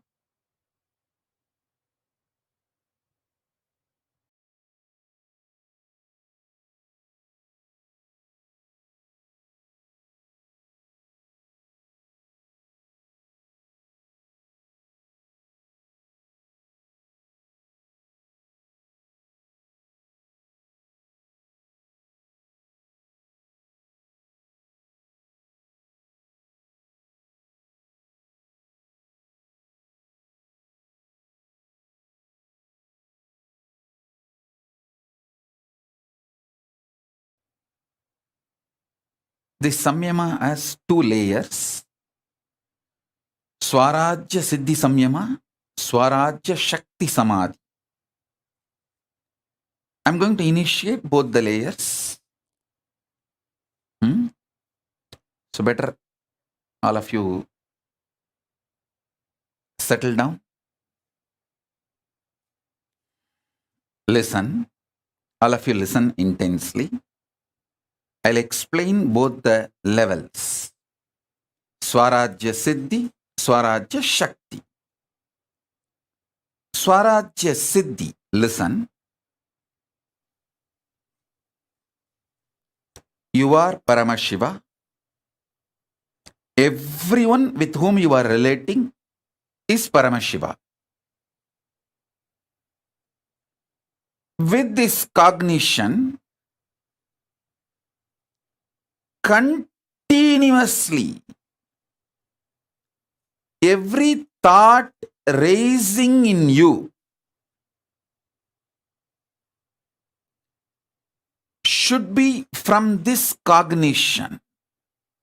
Understand? Consciousness becoming your emotion, thought currents, words, retaining your sovereignty. Understand? Your consciousness, from that only your cognitions manifest. From your cognitions only your emotions manifest. From your emotions, your thought currents manifest. From your thought currents, your words come out. Through your words, you start acting. The words uttered inside or outside. That is the way your functioning starts. Your relationship, this whole psychodrama starts. So, listen carefully.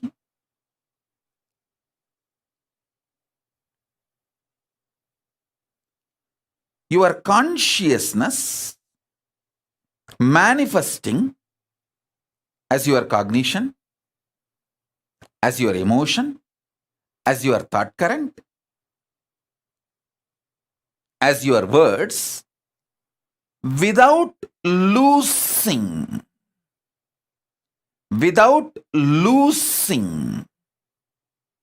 your sovereignty.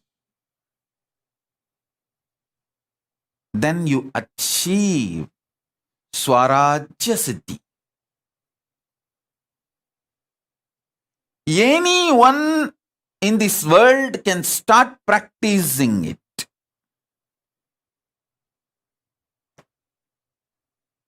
Now, I am giving you the second layer.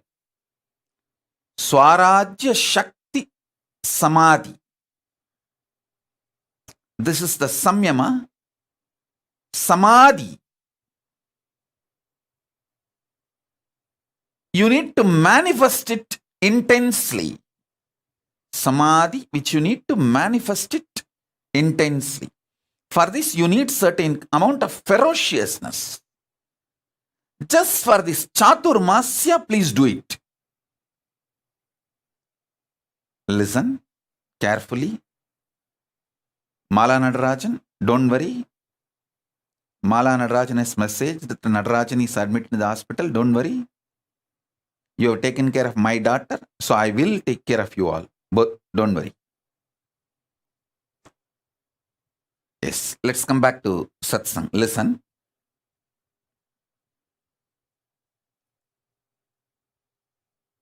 Listen carefully.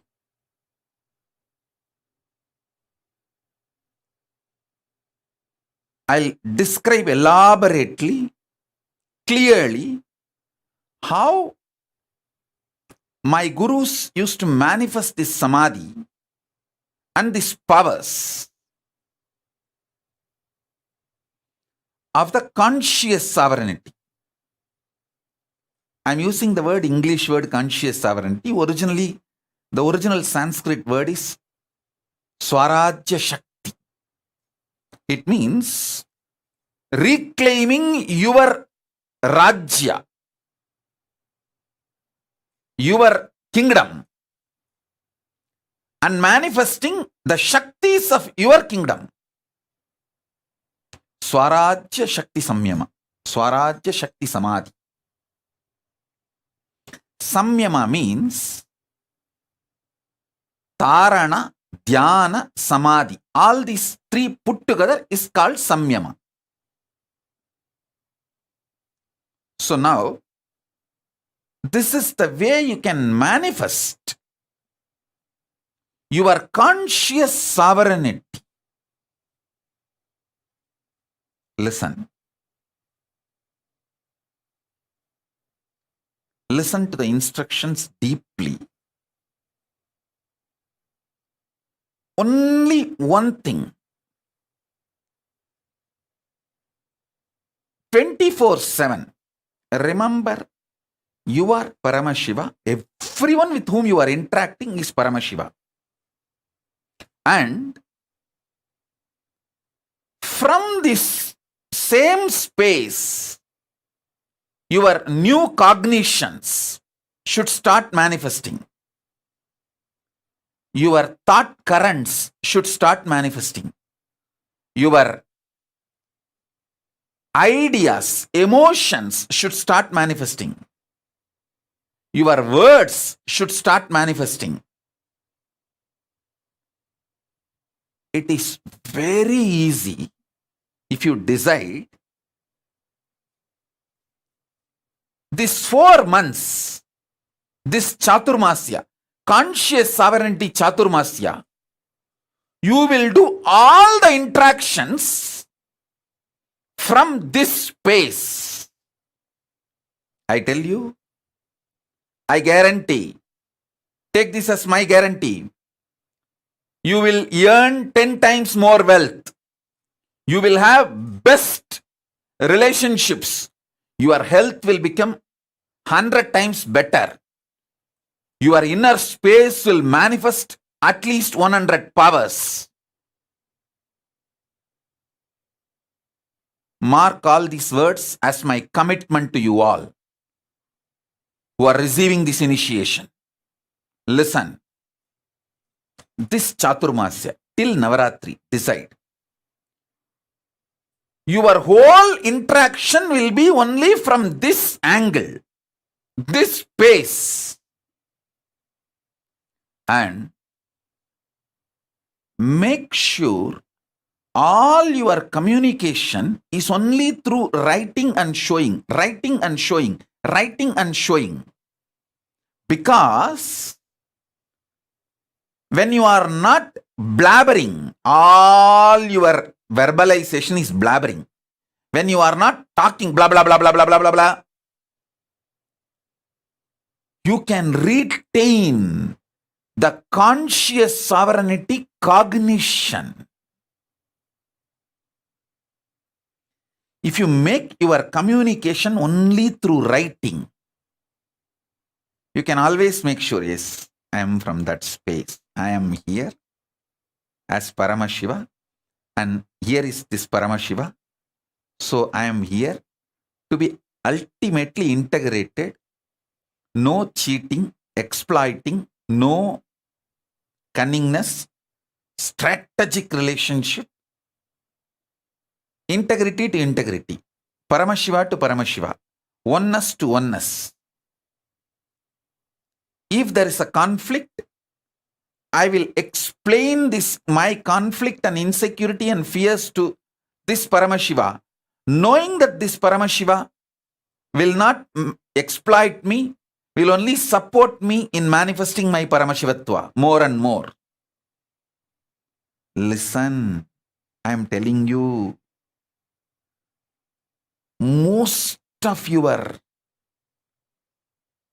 deluded insecurities will melt down. All your delusional insecurities will melt down.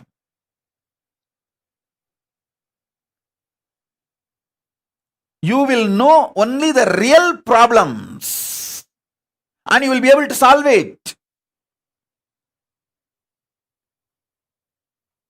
I tell you,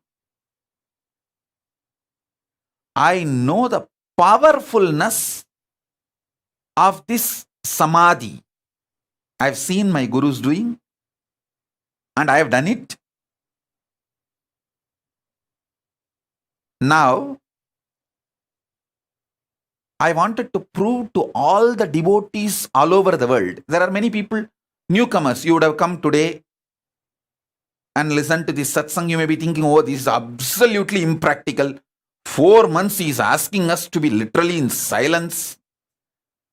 He doesn't know I am a doctor, I am a lawyer, I am an engineer, I am a scientist, I am a CEO, and he is asking me to be in silence. He is impractical. You may think, for all of you, I will prove the power of this samyama by making my Kailasa government. The whole Kailasa government will function, this whole Chaturmasya, with this Swarajya Shakti Samadhi. Means the whole Kailasa government,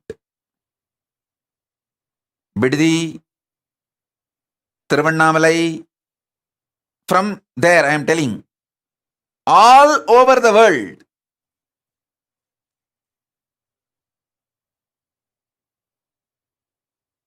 all countries, the Kailasa government functions should be done with this powerful Swarajya Shakti Samyama. Samadhi. Swarajya Shakti Samadhi. Listen. Immediately I know few people will raise, no. They somehow want to break this samyama. They will raise, oh, what to do if we need to attend to some legal things with the outer world, if we need to attend to something. All right, maybe those 1 or 2 things, rarely you can speak as an exemption. Otherwise, this whole 4 months, all internal interactions, let it be writing and showing, writing and showing. For example, if the ashram from Tiruvannamalai ashram and Biddi ashram need to communicate, come on Zoom call, both side, write and show, over. You don't know the power of not speaking and writing, because by the time you write, you won't lose your cognition. But when you speak, you are so addicted to speaking, it has become such a natural habit of you. I will not say natural, unnaturally natural habit of you. You don't know what you speak. You don't know what you do. Actually, Skandamata does not speak. She is not speaking because she doesn't want to lose the conscious sovereignty. She knows. She wants to speak from conscious sovereignty. That is why she is waiting. She wants to be in my space, so when I initiate her, without losing the conscious sovereignty samyama, she wants to manifest. Listen. The Kailasa government, all the Kailasa-vasis, if you guys take it sincerely and do what I am saying, you will prove to the world the power of this samyama. The power of this samyama. Listen. When I am explaining, if you decide it is difficult, you are not going to do. If you decide it is easy, you may take it for granted. Whether it is difficult or not, you have to do, that's all. Guruvak is neither difficult nor easy. It's a choice. Relationship with Guru is neither difficult nor easy. It is a decision, that's all. It's a simple decision, that's all.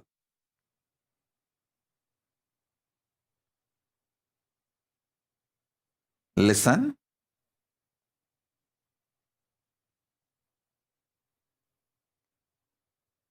So even for the devotees, I am saying, see, in your office, you may not have convinced everyone about your spiritual path. With those people, you can speak no other way. But try to retain this conscious sovereignty, cognition, and continue to speak. Keep that as an exemption. Other than those few people with whom you have not convinced your spiritual path and your connection with Kailasa and all that.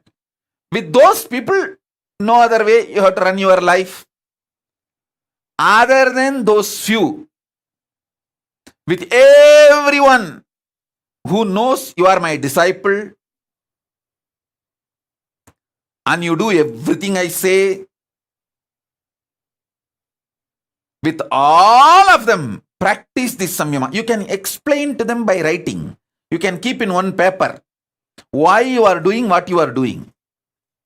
They will be happy that you are seeing them as Paramashiva and you are very honest with them, very integrated to them.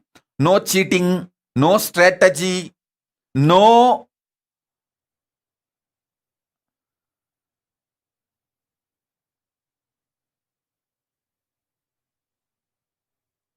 cunningness.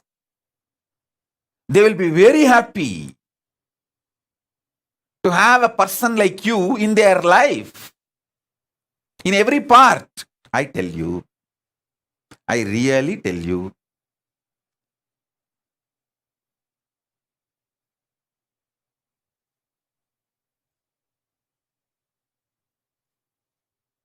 Exemptions, okay.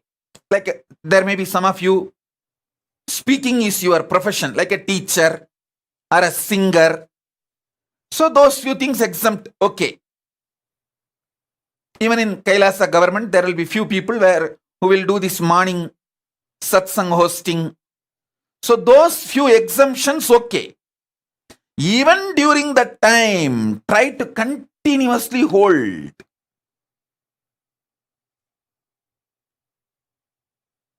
the cognition you are Paramashiva, and with whoever you are relating, they are all Paramashiva.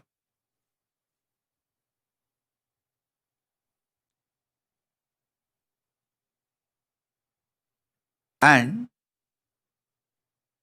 I tell you,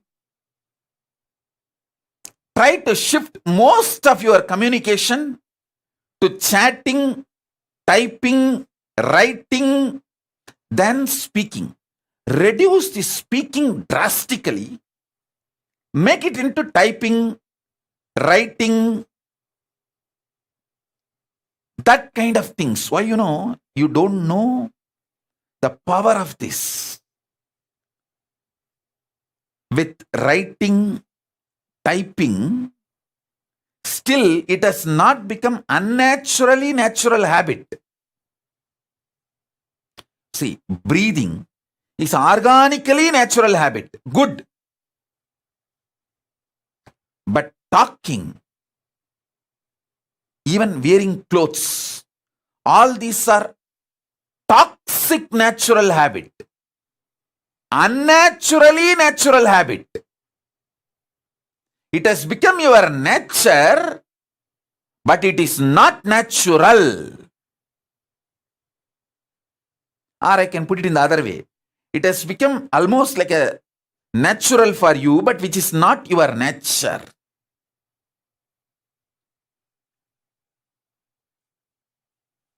Like how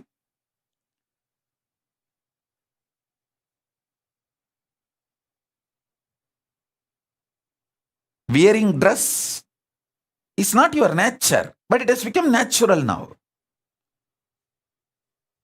Breathing is very organically natural habit. But talking is not organically natural habit. It is forced natural habit. Forced and became a natural habit.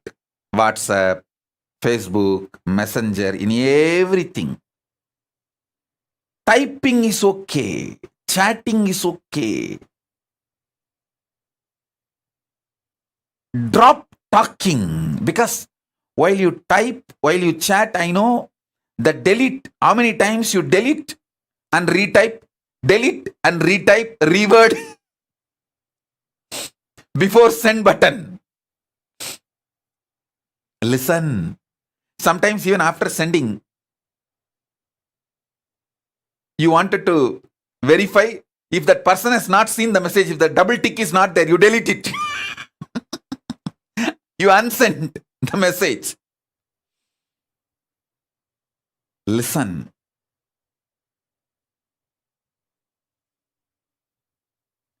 Just these 4 months, hold this cognition. You will manifest so much powers. You will see the secret of the cosmos, I tell you.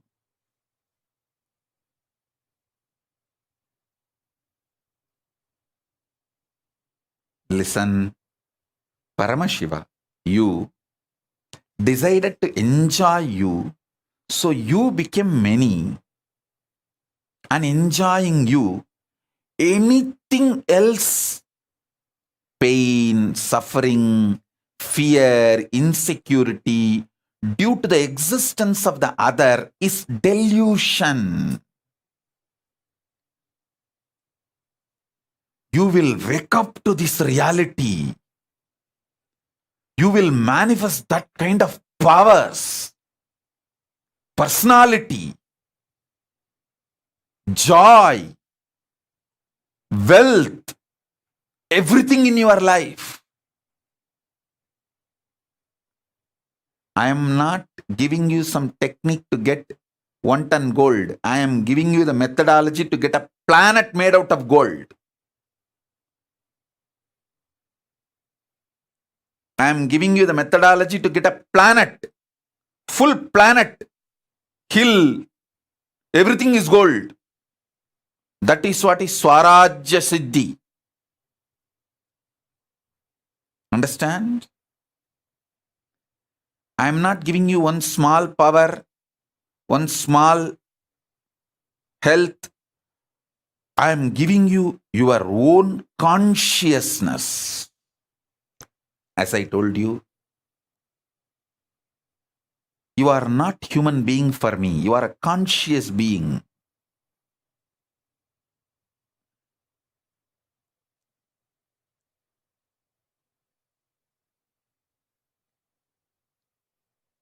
You will know your purpose.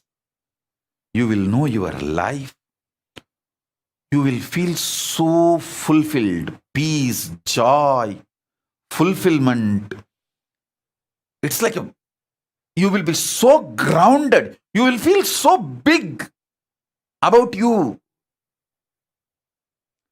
You will feel so satisfied about you.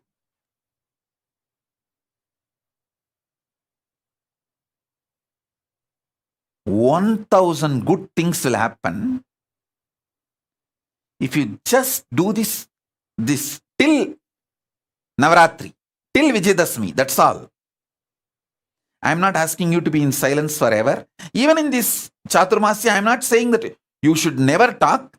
As I gave you the exemption, whoever you are not convinced that you are my disciple and you are doing some spiritual practice, maybe your boss in the office, some of them may not have been convinced about your spiritual aspiration and practices. With them, you have to speak your survival. Those things, make it as exemption. Other than those exemption,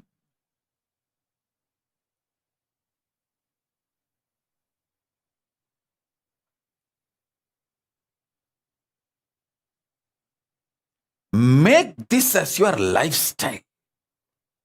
I tell you.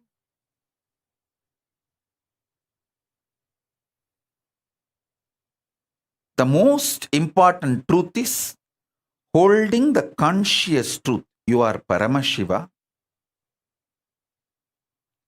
and everyone in your life is Paramashiva. Hey, listen.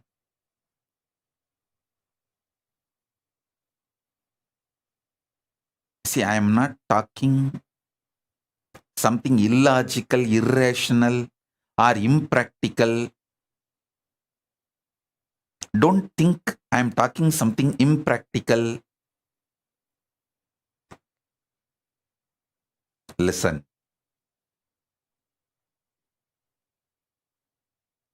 By the grace of Paramashiva, by the age of 16, literally I have mastered every thought current and experiences of enlightenment sciences. Different branches of enlightenment sciences. Shaiva, Vaishnava, Shakta, Vaidika, Vedanta, Siddhanta. That is the way Paramashiva has supported. Of course, he himself manifested and he has made the whole ambience available for me in every way.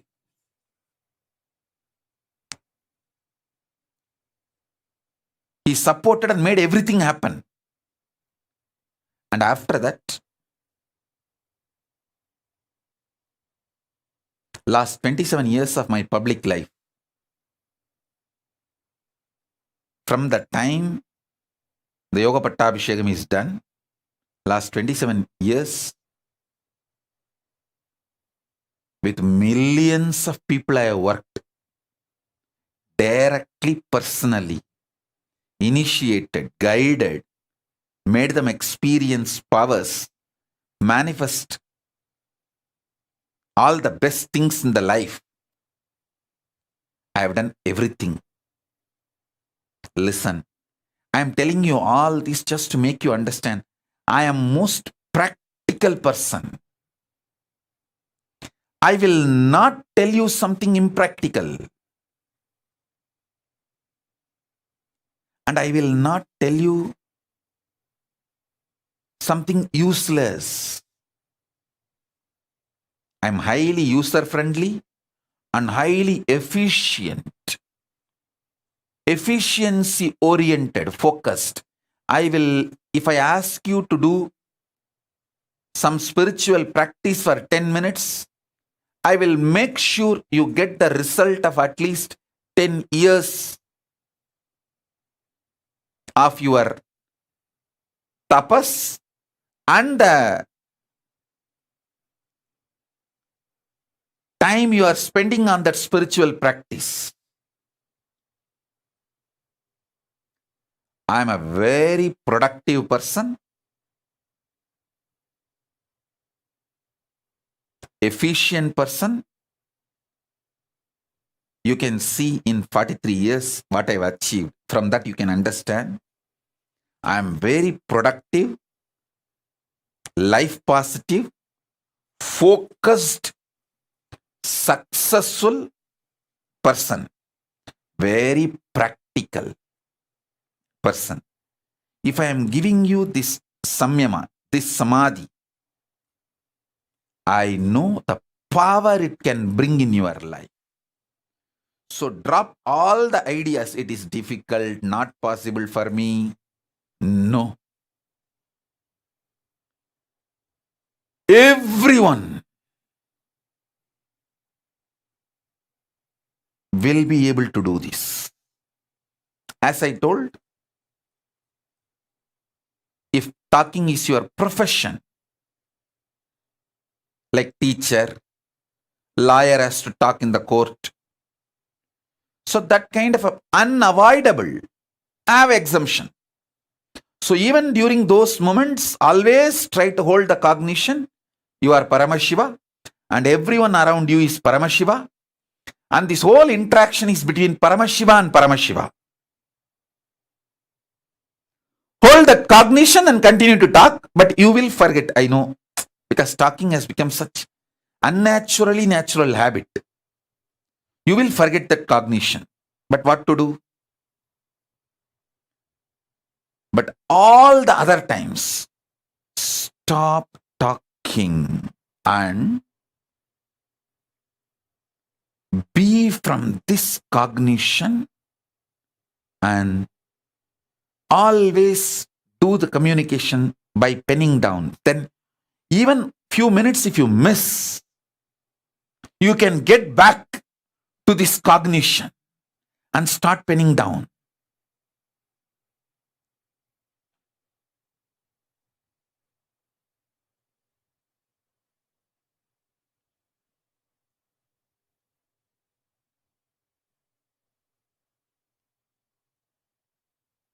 Kailasa government should take up this samyama. Everyone in Kailasa. And even the people who have come for the quarantine, staying in all our campuses, you can also try. Of course, it is not a compulsion for you. You can try. Because now, these 4 months, what are you going to do? You can try.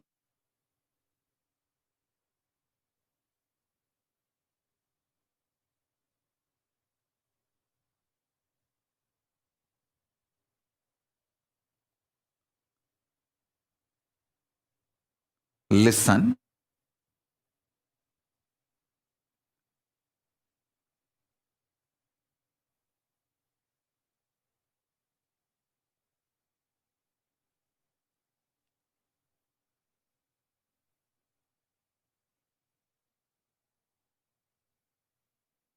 When you start trying, you will see how many things open up in you and how you beautifully organize yourself. All the 25 phases of Paramashiva manifesting in you, all the 25 states of consciousness manifesting in you,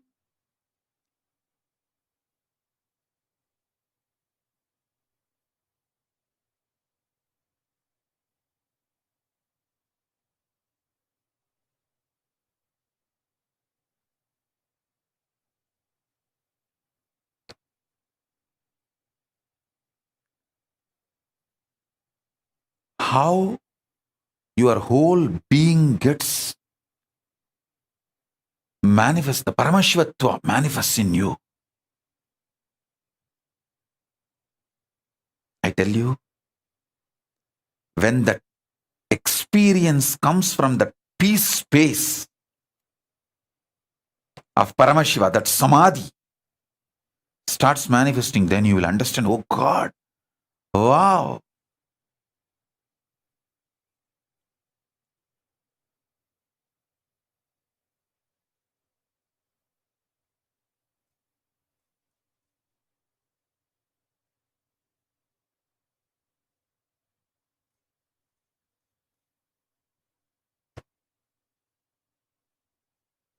My job is to give you Shaktipada and conscious support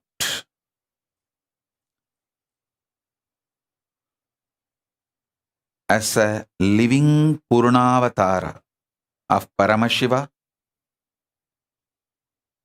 I bless you all and I commit with you all. I will surround you all as a conscious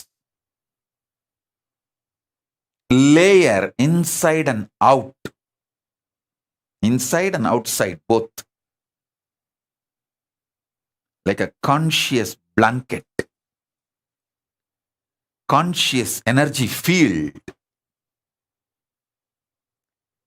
Support all of you in every possible way to manifest this great truth.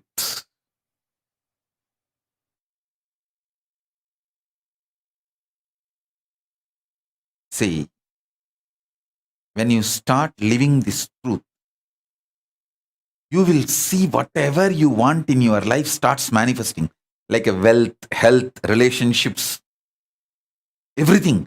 Then you will understand the auspiciousness of this samadhi, this samyama, and you will be so inspired to follow.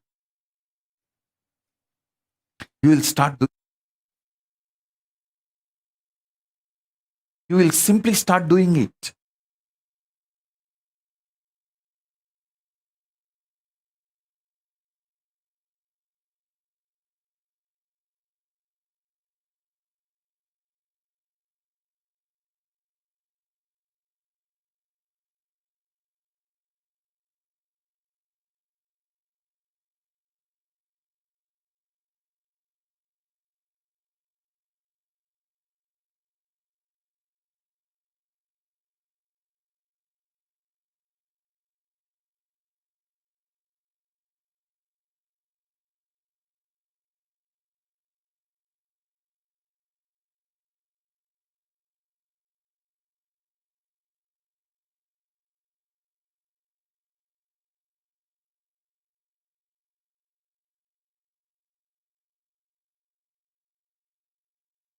I have seen Isaki Swami constantly manifesting this samadhi. Whenever he sits in samadhi, he will do that only. He will never speak. He will have a slate, and anybody comes for blessings, support, anything, he will just write and show. And clean. Write and show. And clean. Write and show. That's all.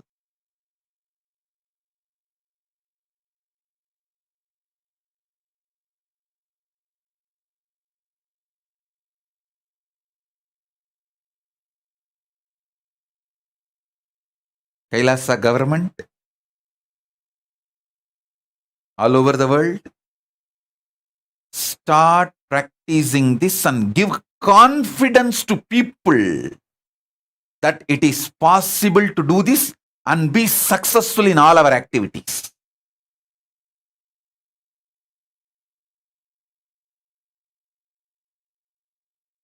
See, the Kailasa government, surely you can convince your vendors, people who supply food for you, you can convince them. We are doing a special process, Mauna Vratam, Samyama for this 4 months. We will only write and show. Maybe you will not be able to convince if there is some legal requirements, like you need to talk to some lawyer or some legal, if needed, with the outer world. You may not be able to convince them. So with them, you can communicate through words. Even with them, hold this cognition and communicate. Communicate slowly from this cognition, conscious sovereignty. Let the words manifest one by one, slowly, with extreme awareness.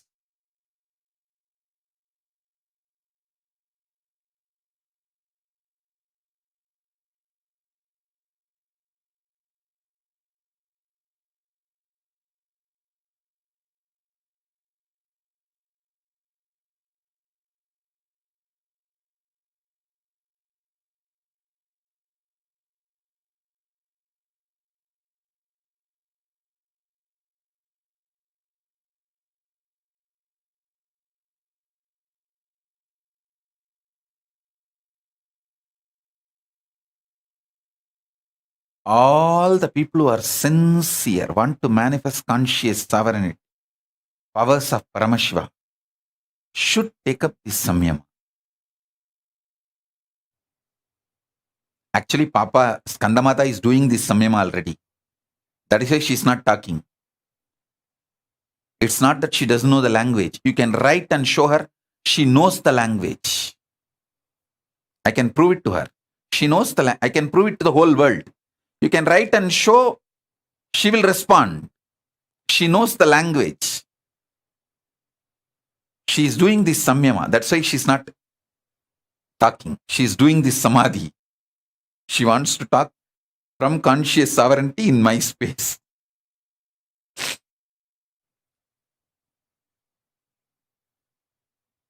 I tell you, it's a very powerful samadhi, samyama.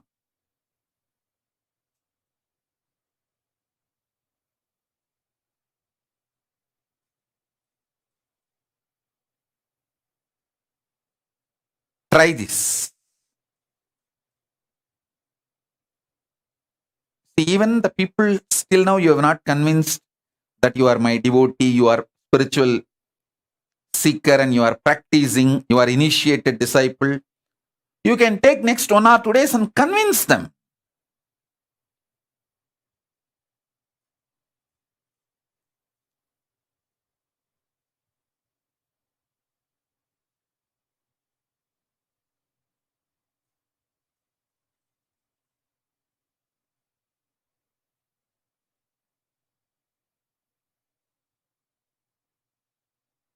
It is possible.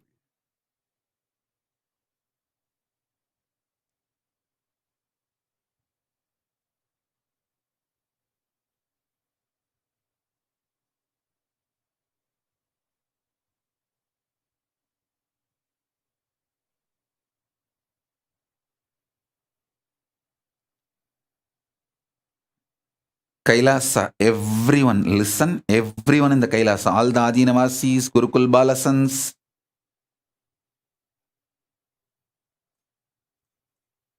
people who are in quarantine,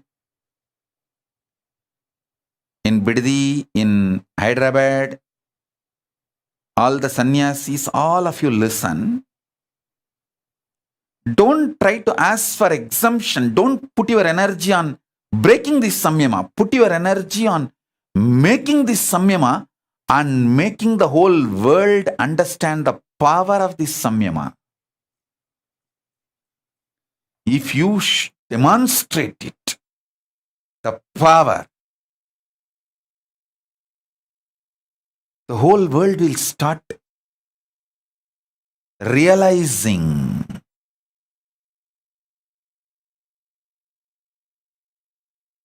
the power of Paramashiva's words. That is the best enriching you will do.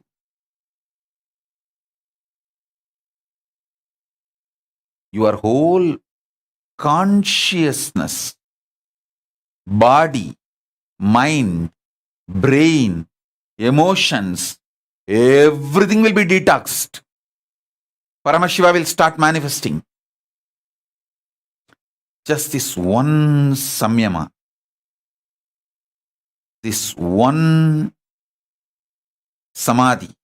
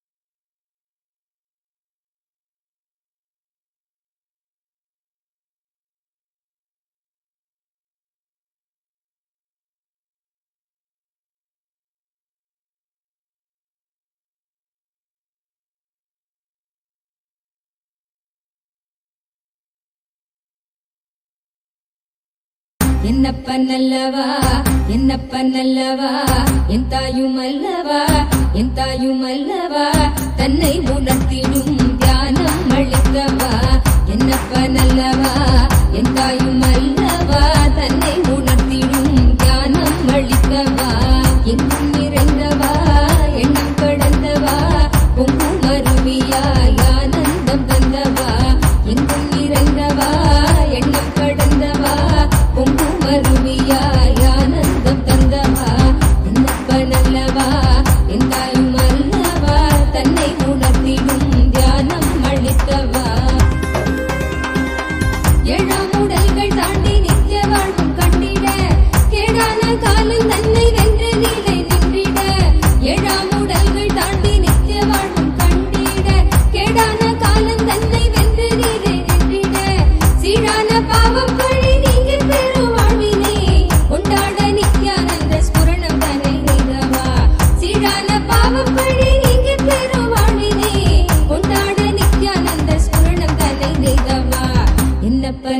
என்னப்பன் என்னப்பன் அல்லவா என் தாயும் அல்லவா தன்னை உணர்த்திடும் தியானம் அளித்தவா என்னப்பன் அல்லவா என் தாயும் அல்லவா தன்னை உணர்த்திடும் தியானம் அளித்தவா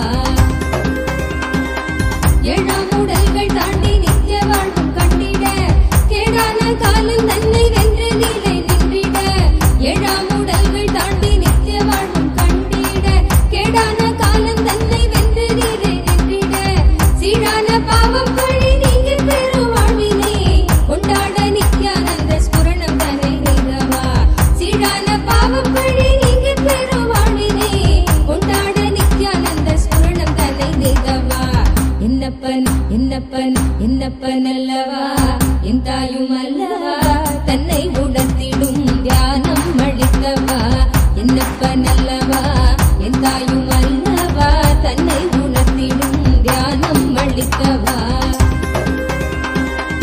ஏழாம் உடல்கள் தாண்டி நித்திய வாழ்வும் கண்டிட கேடான காலம் தன்னை வென்று நிலை நின்றிட ஏழாம் உடல்கள் தாண்டி நித்திய வாழ்வும் கண்டிட கேடான காலம் தன்னை வென்று நிலை நின்றிட சீரான பாவம் பழி நீங்கி பெரும் வாழ்வினை கொண்டாட நித்யானந்த ஸ்புரணம் தன்னை நீதவா சீரான பாவம் பழி நீங்கி பெரும் வாழ்வினை கொண்டாட நித்யானந்த ஸ்புரணம் தன்னை நீதவா என்னப்பன் என்னப்பன் என்னப்பன் அல்லவா என் தாயும் அல்லவா தன்னை உணர்த்திடும் தியானம் அளித்தவா என்னப்பன் அல்லவா என் தாயும் அல்லவா தன்னை உணர்த்திடும் தியானம் அளித்தவா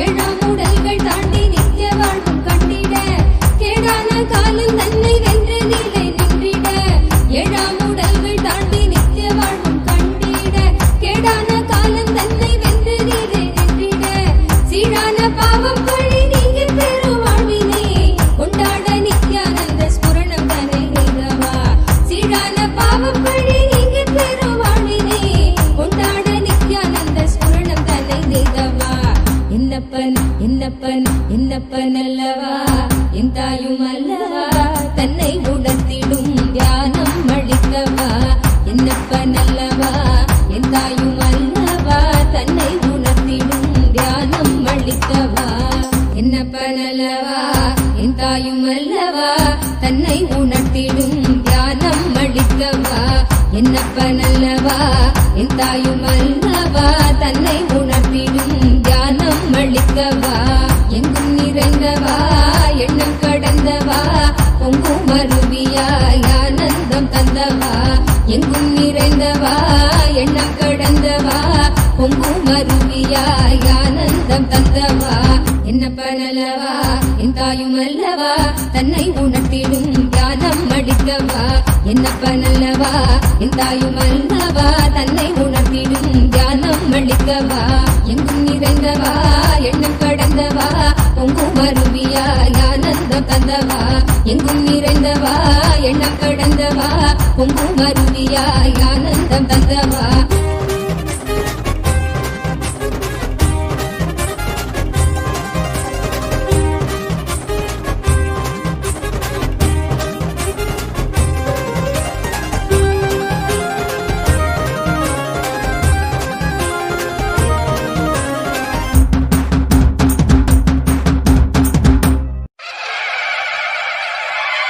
என்னப்பனே என்னையனே Nityananda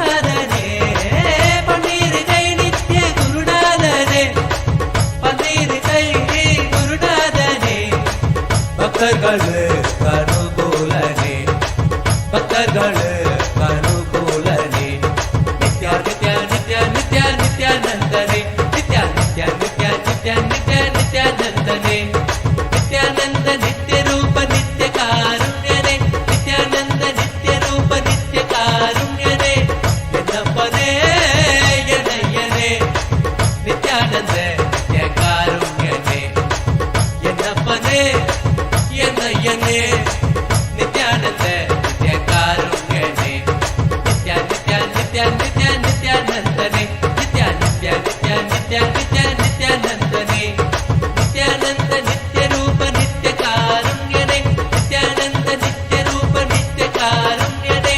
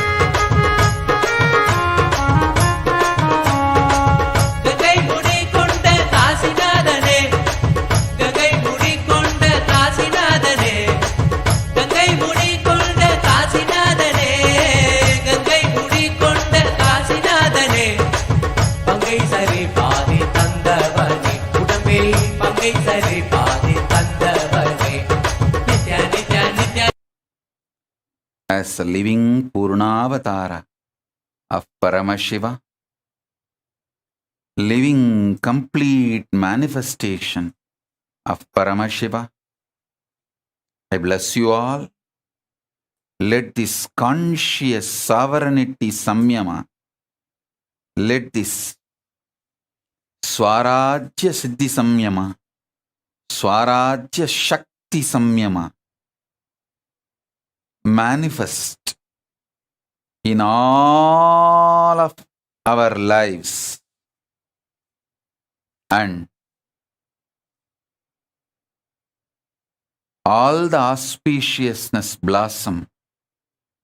The past, present, future, all the three completely be occupied by Paramashiva. Let Paramashiva manifest in our past, present, future. Make all of us realize not only our present and future is Paramashiva, even our past is Paramashiva. There is no vase for past in the space of Paramashiva. All three, past, present, future, all is eternal. When you understand past is Paramashiva, you will understand present is Paramashiva, future is Paramashiva. All the delusions will disappear. Kalatita, Mayatita, Dvandvatita, Paramashivatva manifest in all of us.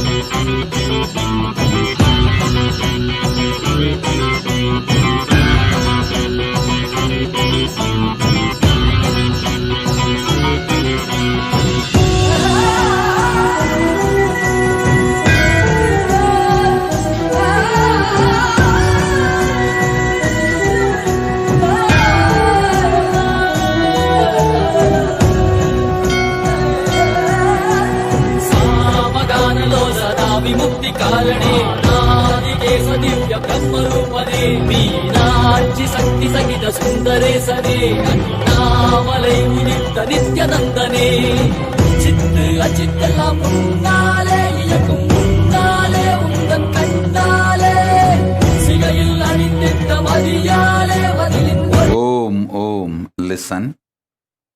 Listen carefully. The idea, perception, experience you carry about your past, when that starts changing, your future will start changing. This samyama, Swarajya Shakti Samadhi Samyama, will make your idea about your past change. Your life will be detoxed so much. Your perceptions about past will disappear.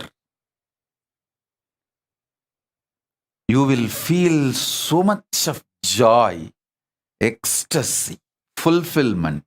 I tell you,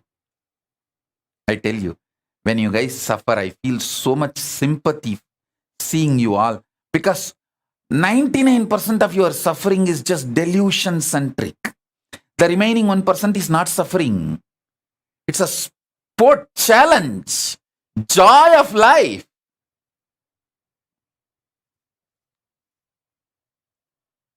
Ecstasy of life.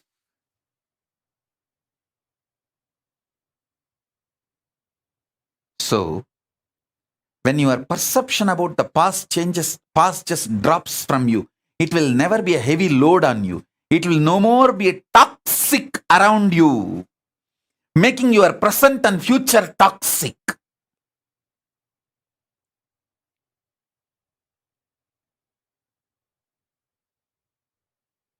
So understand?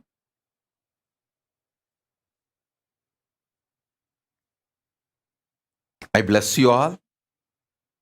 The whole load of your past be detoxed. All the load of the past be cleared. Let you all be detoxed. Let you all radiate Paramashivatva. Let Paramashiva Paramburul, ultimate, manifest in all of you. Om. Shiva. Shiva. Shiva. Shiva. Shiva. Shiva. Shiva. Shiva. Shiva.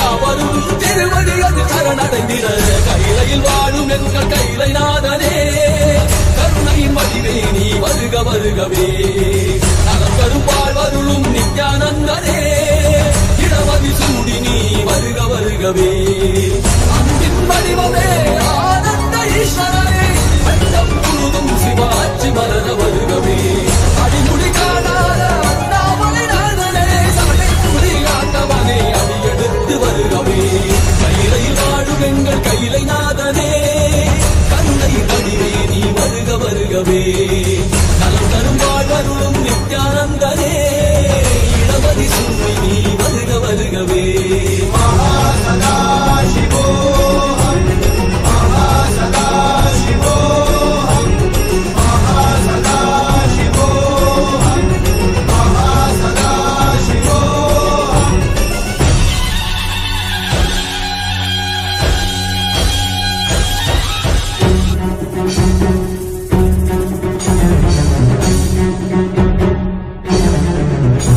Mahasada Shivoham Mahasada Shivoham Mahasada Shivoham Mahasada Shivoham Mahasada Shivoham Mahasada Shivoham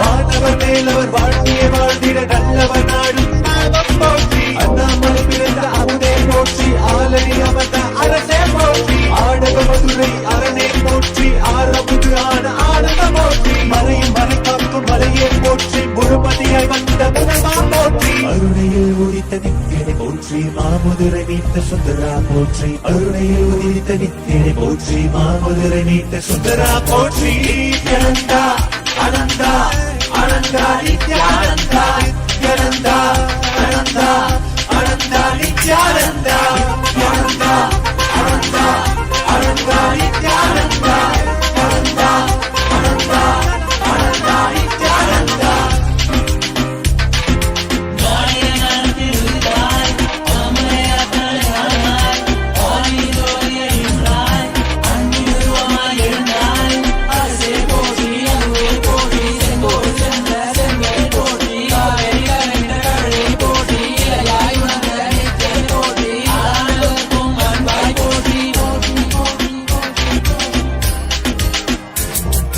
இடதனைகளையும் எந்தாய் போற்றி அருவமை உருவமை ஆனாய் போற்றி முழுவதும் இருந்த முதல்வா போற்றி முத்தமிழ் மொழி கண்ட முகிழே போற்றி அஞ்சல் நெஞ்சிங்கு அருள்வாய் போற்றி அத்தான் போற்றி ஐயா போற்றி நாதமனாவிலே நின்றாய் போற்றி கீதமராவிலே ஆனாய் போற்றி நித்யானந்தா அனந்தா நினைத்தால் நெஞ்சில் நிறைவாய் அனந்தா நினைத்தால் நெஞ்சில் நிறைவாய் நஞ்சு அமுதாய் நயந்தாய் போற்றி கனவிலும் அன்பற்கு ஆனாய் போற்றி கலியுகம் காத்த காலமே போற்றி உணர்வில் ஒன்றான உயிரே போற்றி உயிர் தாண்டி வந்த துணையே போற்றி அருமையில் எளிய அழகே போற்றி கோடியில் என கொண்ட நித்தியனை போற்றி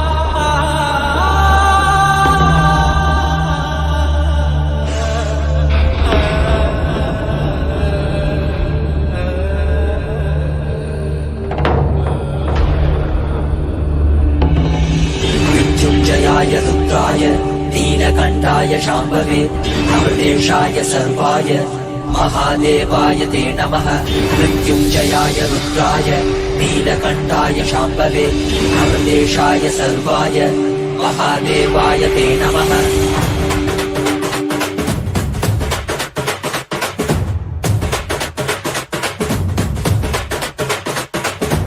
ఏమీ భాగ్యమురా మనది ఎంతటి మోదమురా, ఏమీ సౌఖ్యమురా మనది ఎంతటి మోక్షమురా, ఏమీ భాగ్యమురా మనది ఎంతటి మోదమురా, ఏమీ సౌఖ్యమురా మనది ఎంతటి మోక్షమురా. పరమశివుడేరా స్వామి మనవాడేరా, కైలాస నుంచి వచ్చిన మన తోడేరా, నిత్యానంద పరమ శివమేరా, నిత్యానంద పరమ శివమేరా, మనవాడే మన తోడు మన స్వామి వచ్చాడురా, మనవాడే మన తోడు మన స్వామి పాద కమల శరణం. ఏమీ భాగ్యమురా మనది ఎంతటి మోదమురా, ఏమీ సౌఖ్యమురా మనది ఎంతటి మోక్షమురా, ఏమీ భాగ్యమురా మనది ఎంతటి మోదమురా, ఏమీ సౌఖ్యమురా మనది ఎంతటి మోక్షమురా.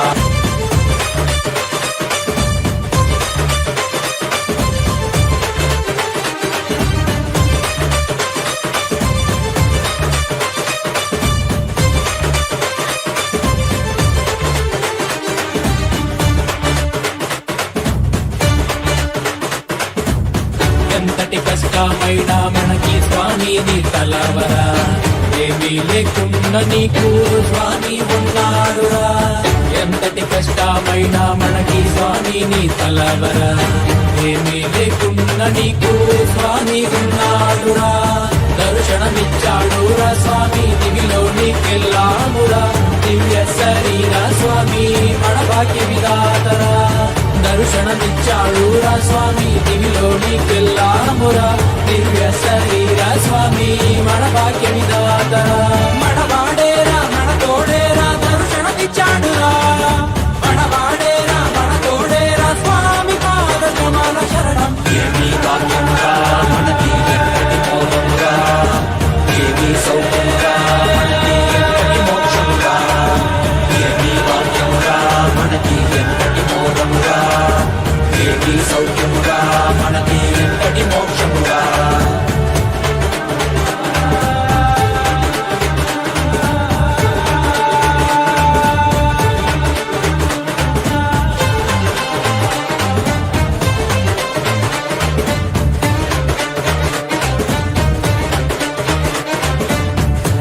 తలుపుతోటి స్వామి శక్తికిచ్చాడురా, భూమిలోని అంతరికి శక్తికిచ్చాడురా. ఒక్క తలుపుతోటి స్వామి శక్తికిచ్చాడురా, భూమిలోని అంతరికి శక్తికిచ్చాడురా.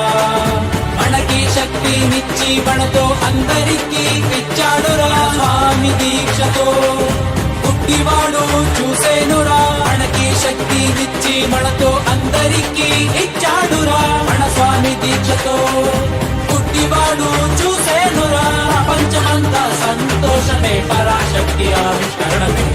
ఏమీ భాగ్యమురా మనకి ఎంతటి మోదమురా, ఏమీ సౌఖ్యమురా మనకి ఎంతటి మోక్షమురా, ఏమీ భాగ్యమురా మనకి ఎంతటి మోదమురా, ఏమీ సౌఖ్యమురా మనకి ఎంతటి మోక్షమురా.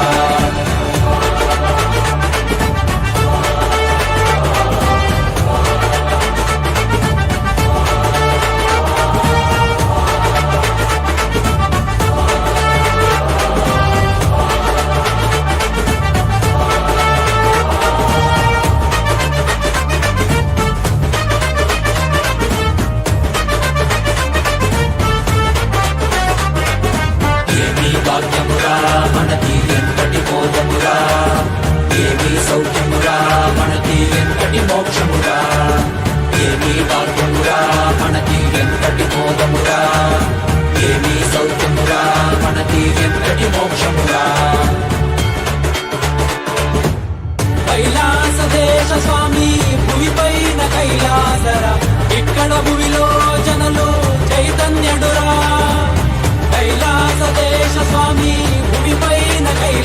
కైలాసరా ఇక్కడ భూమిలో జనులు చైతన్యుడురా వెలుకోండి వెలుకోండి దివ్య చరిత్రలు కండి మన స్వామి కృపతో మా మనము పరమశివాండి మనవాడేరా మన తోడేరా మన స్వామి పాదరా ఏమీ భాగ్యమురా మనకి ఎంతటి మోదమురా ఏమీ సౌఖ్యమురా మనకి ఎంతటి మోక్షమురా ఏమీ భాగ్యమురా మనకి ఎంతటి మోదమురా ఏమీ సౌఖ్యమురా మనకి ఎంతటి మోక్షమురా ఏమీ భాగ్యమురా మనకి ఎంతటి మోదమురా ఏమీ సౌఖ్యమురా మనకి ఎంతటి మోక్షమురా ఏమీ భాగ్యమురా మనకి ఎంతటి మోదమురా ఏమీ సౌఖ్యమురా మనకి ఎంతటి మోక్షమురా மண்ணே மாமலகே மணிகே மாணிக்கமே மரகதமே என் வைரமே பொன்னே புகழ் சேர் பொன்மலகே சோதி வடிவான ரூபனே என் குருநாதா என் குருநாதா என் குருநாதா அஞ்ஞான கடல் நீங்கி கணக்கு ஆத்ம ஞானம் அளிப்பாய் குருநாதா நித்யானந்தா ஆத்ம ஞானம் அளிப்பாய் நித்யா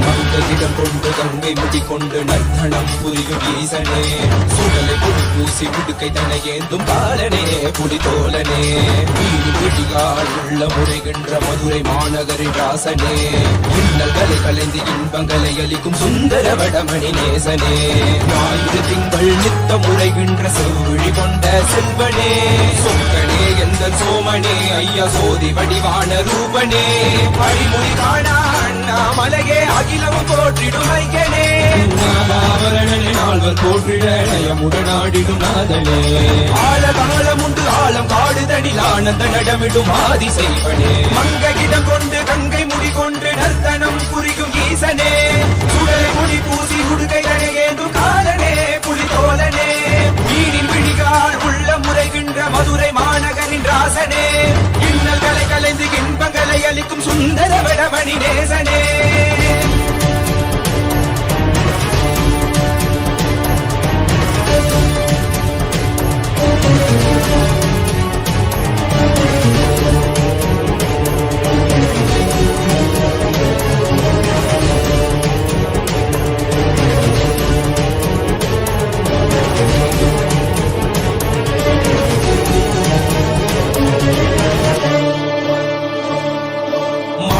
தானாடிட மங்கையவளிடம் கொண்டு நீயாடி பாடியாற்று இருவினைகள் தீர்த்தருளவே நித்யனே இடவத்தின் மேலேறிவா என்றென்றும் ஈசனை தானாடிட புவிதனில் சுந்தரனை நீயாடிவா தினமும் நீ விசும்பு தந்தருளவே நேசனே மலனே நீயாடிவா இவையோர்கள் பின்னலை கலந்திடும் தேவா தேவாதி தேவா சதா சிவா பாபா குருவாக வந்து திருவருள் புரிவாய் நித்யானந்தனே முக்தி தரவாவா இடதில் உரைகின்ற பிரமனே நீயாடிவா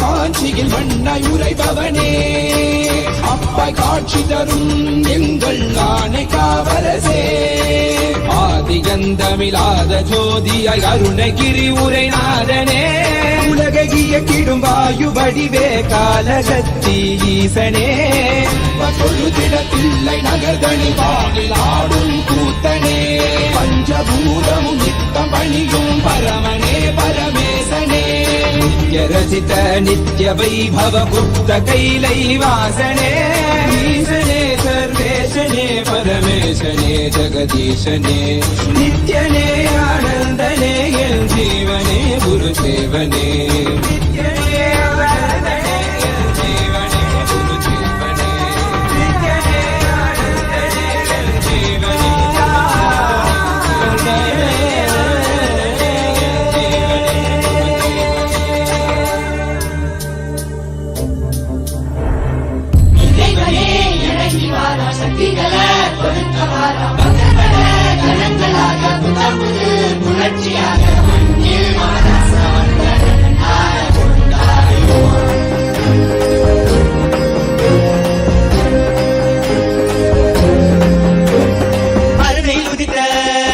அருணாச்சலனே அகிலோ தாண்டி ஆளும் அரசே நீ இன்றி விடுவேது எங்களை காத்திடவே என் இரு கண்கள் போதாது உன்னை பார்க்கவே அருணையில் உதித்த அருணாச்சலனே அகிலம் தாண்டி ஆளும் அரசே நீ இன்றி விடுவேது எங்களை காத்திடவே என் இரு கண்கள் போதாது உன்னை பார்த்திடவே நாயகனே வேத்தி வித்தகனே பரமருளே ஞானத்து திருவருளே கண்கோடி வேண்டும் கால காலனை காண தேரில் பவனி வர அவனி ஆடிடுதே என் கண்ணிமையும் கண்ணசையும் கருணை இருப்பிடமே நீ செவ்விடும் உன்னரையும் ஆனந்தத்தின் நிலையாகவே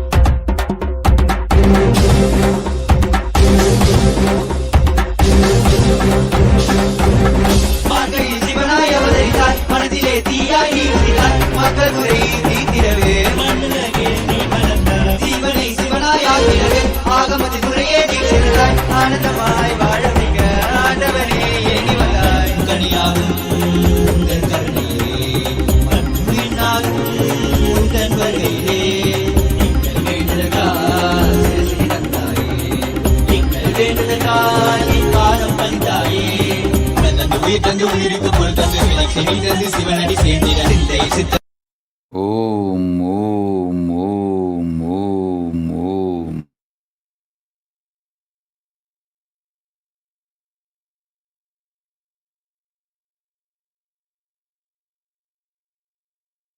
Om, Om, Om.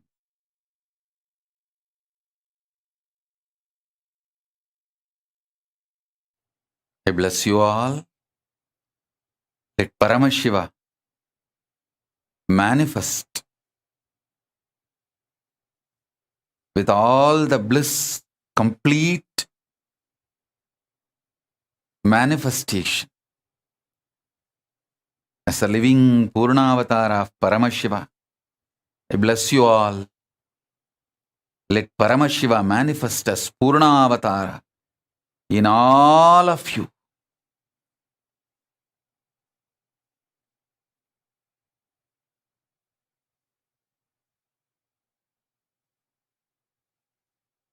Om, Om, Om Shiva. Shiva, Shiva, Shiva, Shiva. Samrajya Shakti, Samadhi Prapti Rastu.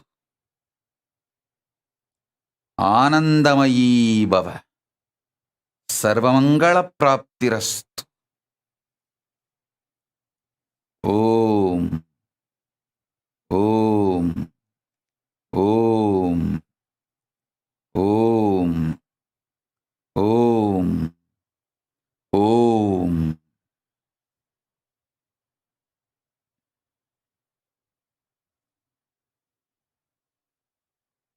I bless you all. let all the auspiciousness happen.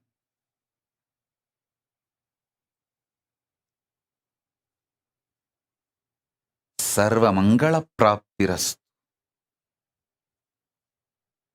Sarva Mangala Praptirastu. Sarva Mangala Praptirastu. Swarajya Siddhi, Swarajya Shakti, Samadhi Praptirastu. Sayujya Mukti Praptirastu. Paramashiva Sayujya Mukti Praptirastu.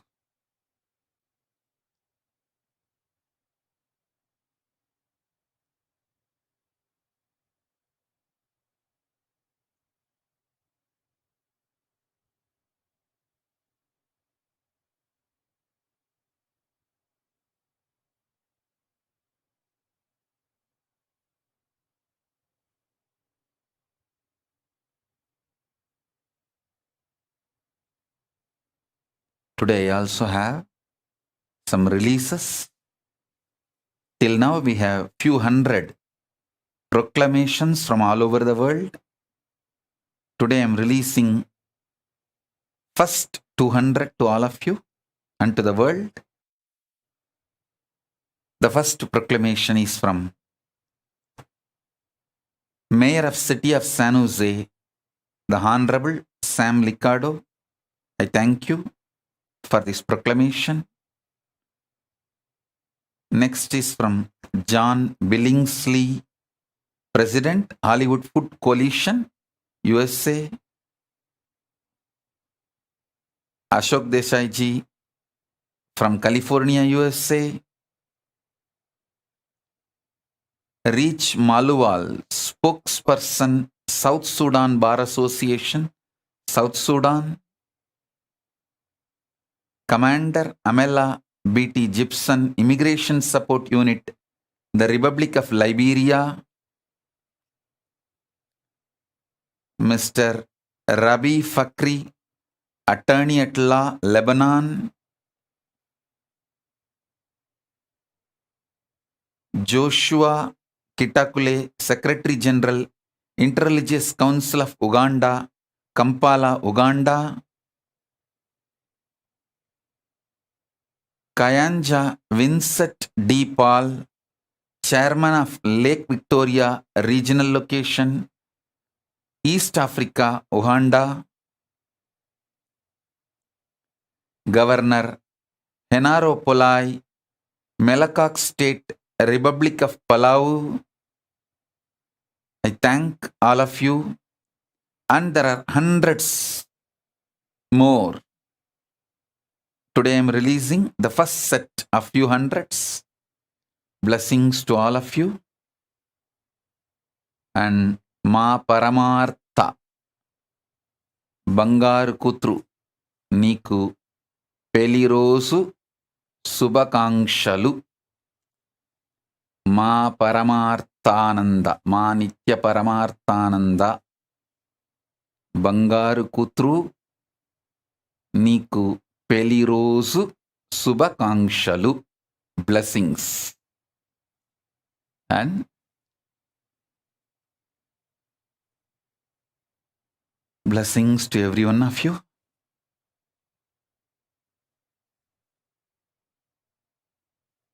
To manifest successfully this Samyama, Swarajya Shakti Samyama. So with this, I bless you all. Let's all radiate with integrity, authenticity, responsibility, enriching, causing, living, collective integrity, and Paramadvaitam, Shuddhadvaita Saivam, the state, space, powers, being, superconsciousness, and Kailasa of Paramashiva, Paramashivoham, Om Nithyananda Paramashivoham, the eternal bliss, Nithyananda. Thank you. Be blissful.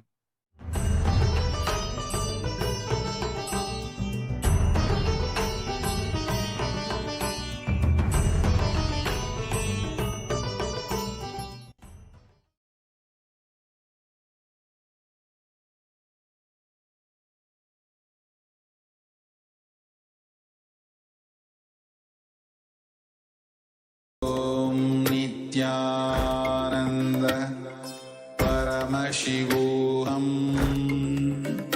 Om Nithyananda Paramashivoham. Om Nithyananda Paramashivoham. Om Nithyananda Paramashivoham. Om Nithyananda.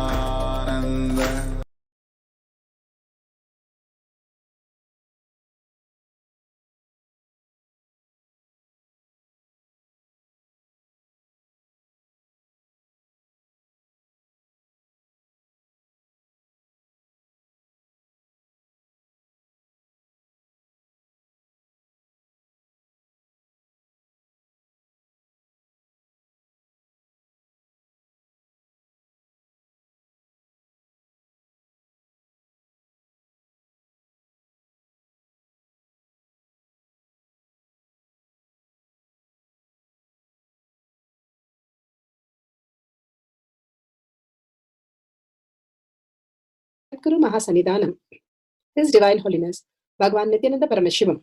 Let's start with the Sadguru Vandanam.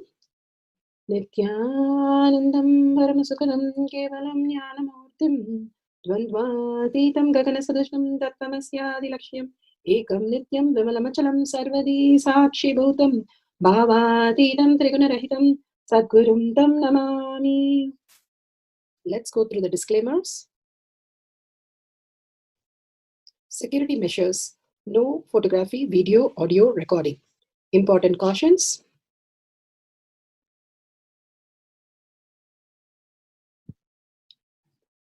Please be aware of the important cautions.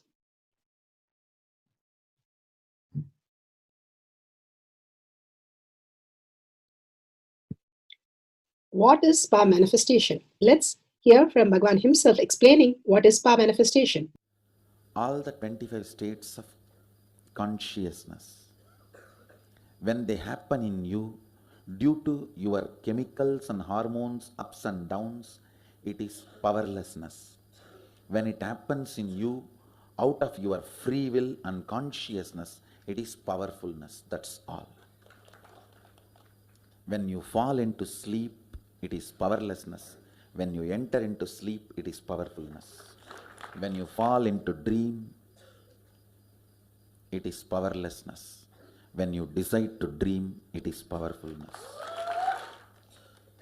So I have added the ultimate powerfulness, Turyatita, in your whole being and doing, manifest all the powers.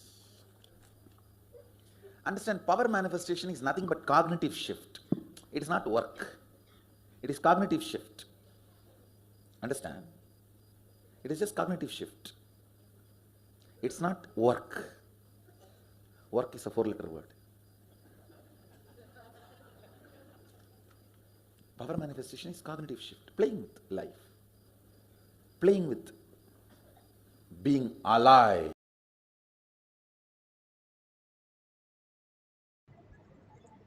Bhagavan beautifully explained what is a power manifestation is a cognitive shift from what we understand as body and the mind to the superconscious space. Conscious sovereignty as our reality, Paramashiva space, can be experienced by each one of us as reality, the quantum space.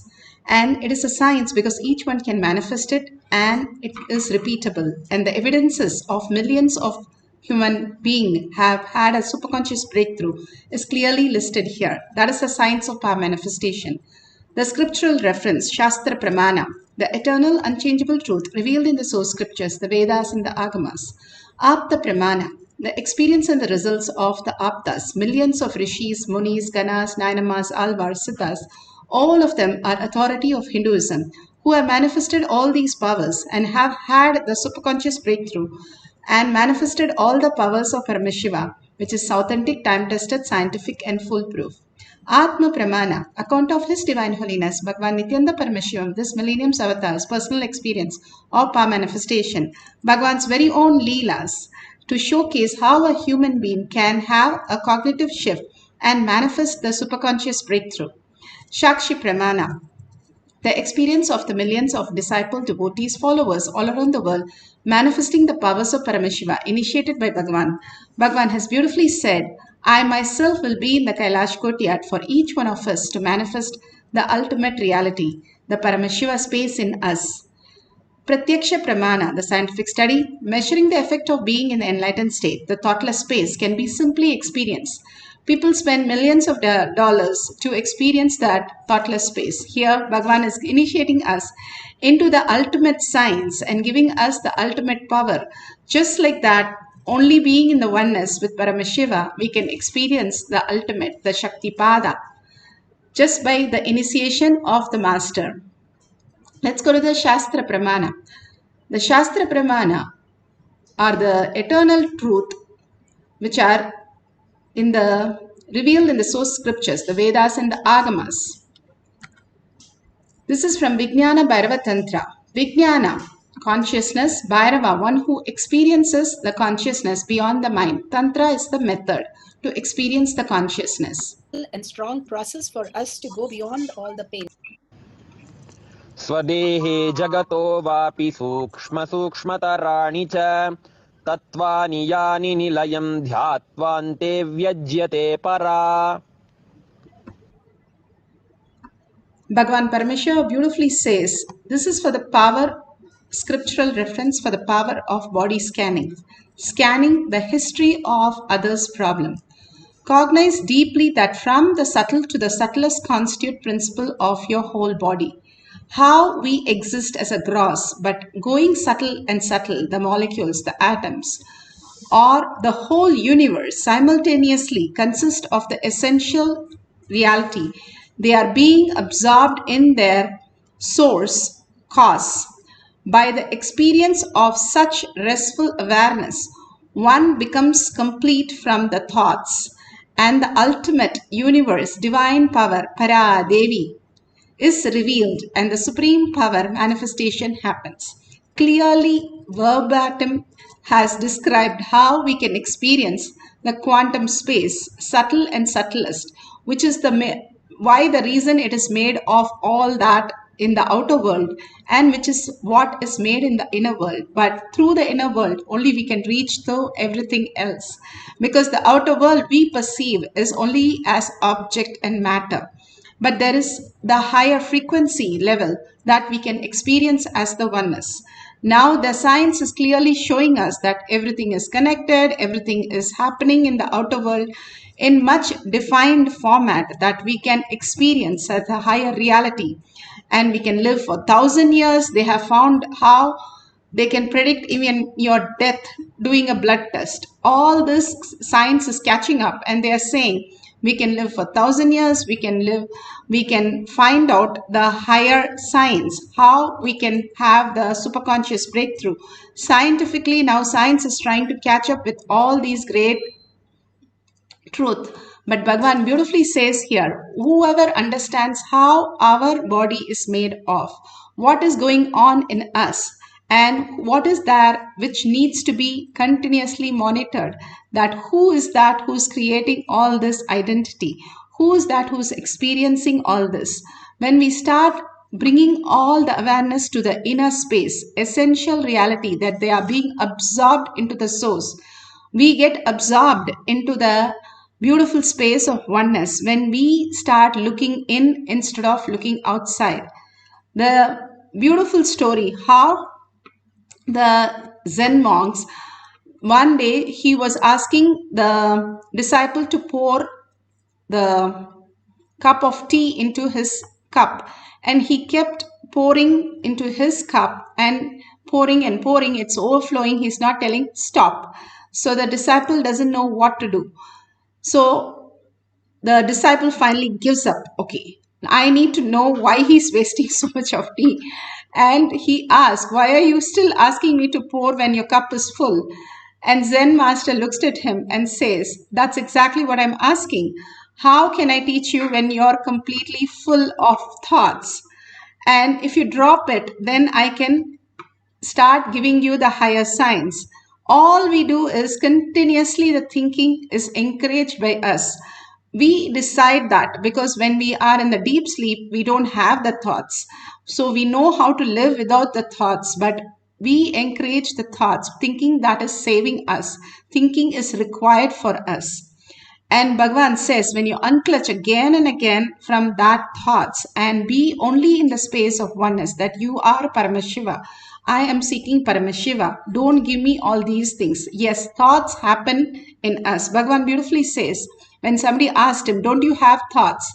Yes, he uses the thoughts. If he has to communicate with us, he uses the thoughts. It's like a processor.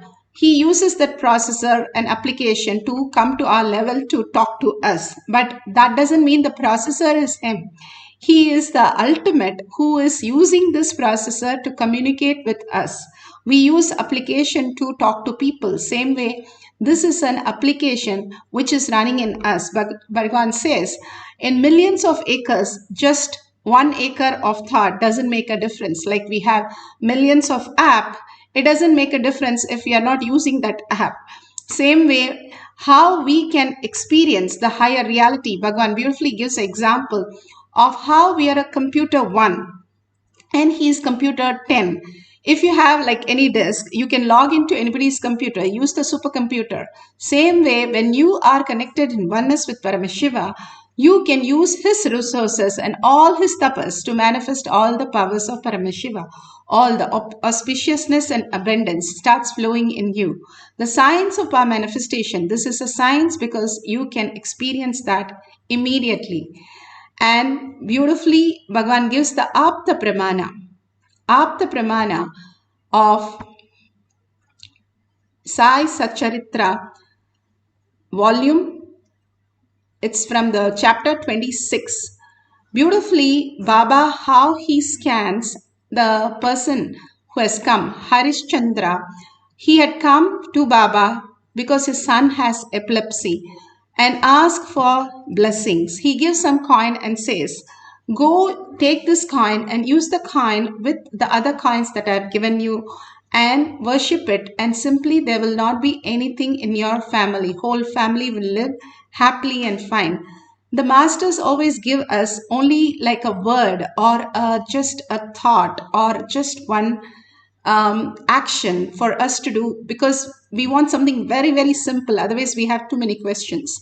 But even if they give simple, then we ask, why is it so simple? And this man goes to his mother, says, Baba is asking me to take this coin with the other coins. What are the other coins, mother? And the mother says, oh, that is the coins your father left back for you. And you ignored it and you did not worship. So you can take these coins and worship it with the other coins. Then he realizes what he has missed. It was the same instruction given to the father also to worship, and he worshipped and gave it to the son, and for the son to worship, and they will not have any problems. Such a simple action of a guru, and that he's asking us to perform, but simply the whole family is without all these health issues. When Bhagavan gives all these instruction, it is very simple, it's very doable. But because it is doable and simple, we just leave it. But all these great samyamas that Bhagavan is giving is the ultimate samyamas. Samyama is the dharana, dhyana, samadhi put together. Dharana is like how you build a dam to capture all the water. So you have the inner space to start looking in who you are. Dhyana, how you understand you are Paramashiva. That whole space, you start looking in that pure space that you create for Paramashiva.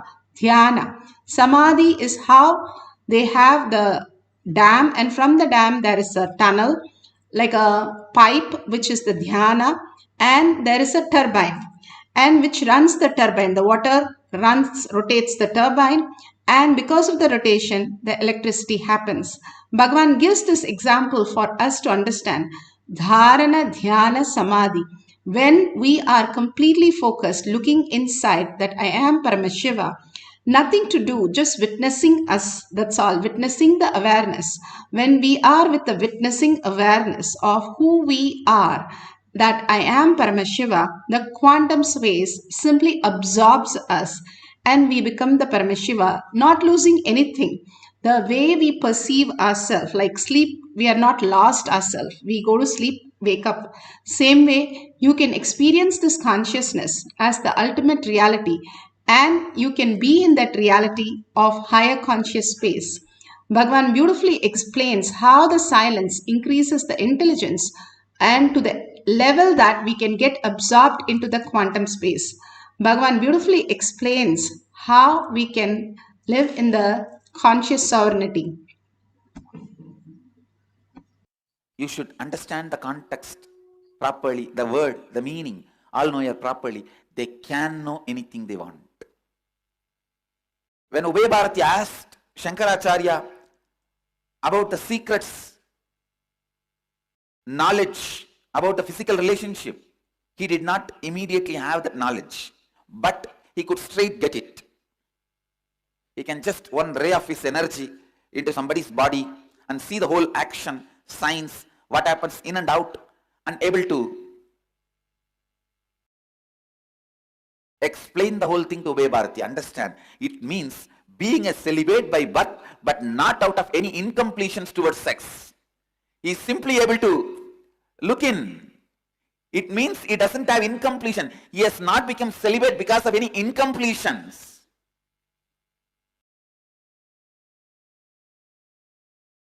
He has not become celibate because of any incompletions.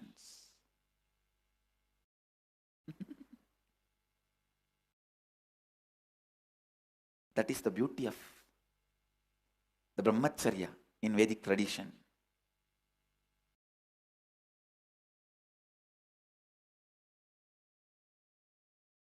Brahmacharya in Vedic tradition.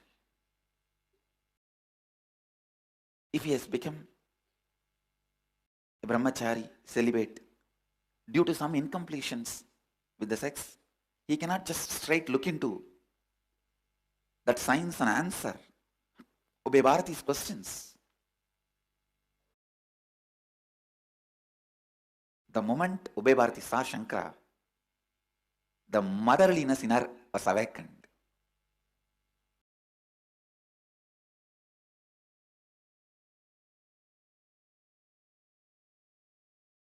Like the Meenakshi, representative of Meenakshi, the Pandya queen, Mangayarkarasi, when she saw Jnanasambandhar, immediately she felt the motherliness. Mangayarkarasi was basically from Chola kingdom. She was married to Pandya king. Ubay Bharati, even though she felt that motherliness, she somehow wanted to win Shankara for the sake of her husband. But the moment she put the question, simply Shankara was able to look into. Through Kashiraja's body, he sent one ray of himself into Kashiraja's body. Understand? The pure consciousness. When you don't have incompletion and want to look into, you can just look into any one person's brain or look through any body. Usually that is what I do. If I wanted to have knowledge about any subject, I'll pick up that book, just concentrate on the knowledge of that author, the thought trend of that author, download it, observe, and throw the rest.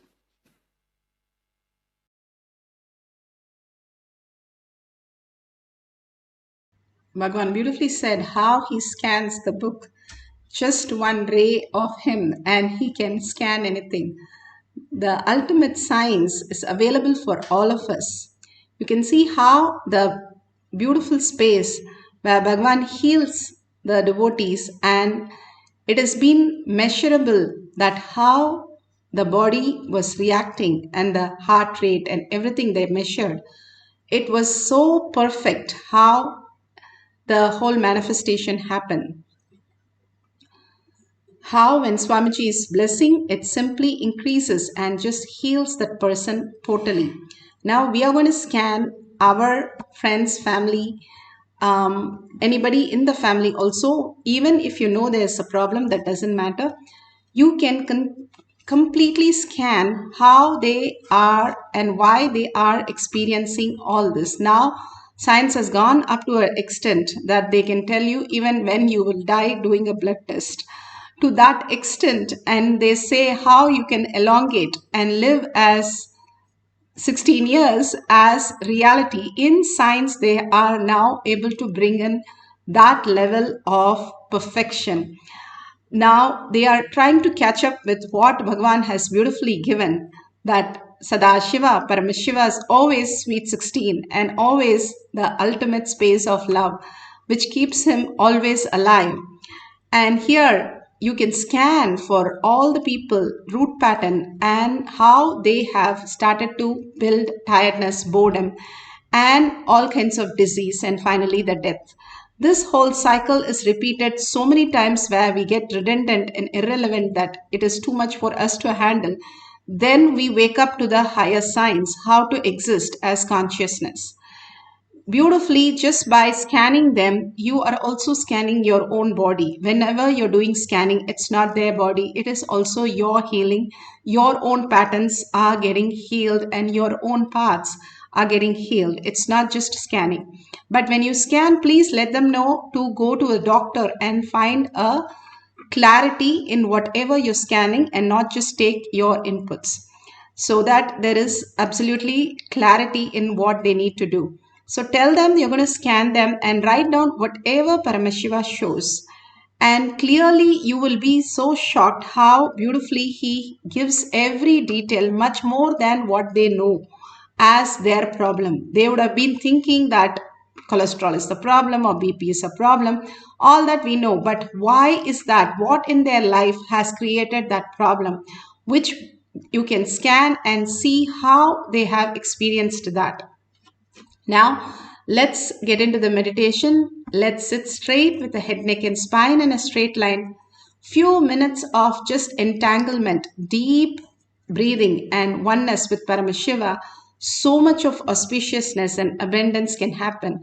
Even science is supporting all this that Bhagavan is giving us. Hold your inner space. Only Paramashiva, Parashakti, with her 25 heads and 75 eyes and 50 hands. How alive she is. The more you are silent, what happens to our inner space? It becomes alert. Higher intelligence is nothing but complete intelligence as reality. High alert, high awareness, high thinking. Thinking not the way we are telling, but just mapping the cosmic intelligence into our intelligence, using only buddhi, not the mind. The buddhi is the intelligence, not intellect. So understanding this, that whatever we are seeing is only delusion. It's painted on a big poster and that is not you. You are responsible because it's happening in your vision, perception, but it is not you. Whatever you're going through, no need to change you, no need to do anything. Just be a witness and observer to what is happening without getting disturbed, and unclutch from every thought which comes and disturbs us. Every thought that is happening, just unclutch, surrender to Bhagavan's lotus feet and tell very clearly, as I go to sleep, I'm going to Paramashiva's space. Don't disturb me. Put away your gadgets. That is one of the other phases Bhagavan says. You have to leave it, let go it for a few minutes. And entangle with Bhagavan, chanting the Mahavakya intensely. That is the most important part. Chanting raises your frequency to a very high level. Chanting is so powerful to manifest any reality. That is the science Hanuman knew, and he was able to just manifest all the powers of Paramashiva or Rama. Ramanama is more powerful than Rama. He proved the science. The chanting is so powerful when you are focused to that one space and continuously chant the Mahavakya. You get absorbed into the chanting and the manifestation happens as a result, as a side effect. So let's start chanting the Mahavakya. Write down whatever Paramashiva says and unclutch from any disturbing thought and surrender to Bhagavan's lotus feet. Let's start chanting for the power of body scanning. Nithyananda Paramashivoham. Nithyananda Nithyananda Paramashivoham. Om Nithyananda Paramashivoham. Om Nithyananda Paramashivoham. Om Nithyananda Paramashivoham.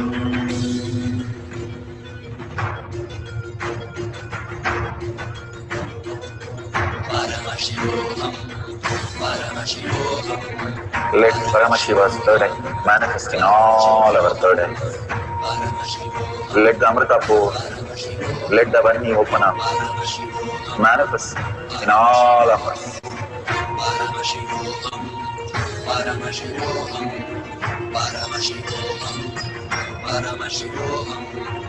Let Paramashiva overflow, manifest the powers in all our third eyes. Om Nithyananda Paramashivoham. Om Nithyananda Paramashivoham. Om Nithyananda Paramashivoham. Om Nithyananda Paramashivoham. Om Nithyananda Paramashivoham. Om Nithyananda Paramashivoham. Om Nithyananda Paramashivoham. Om Nithyananda Paramashivoham. Om Nithyananda Paramashivoham.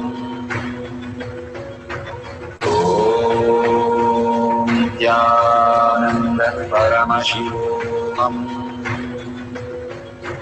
Om Nithyananda Paramashivoham.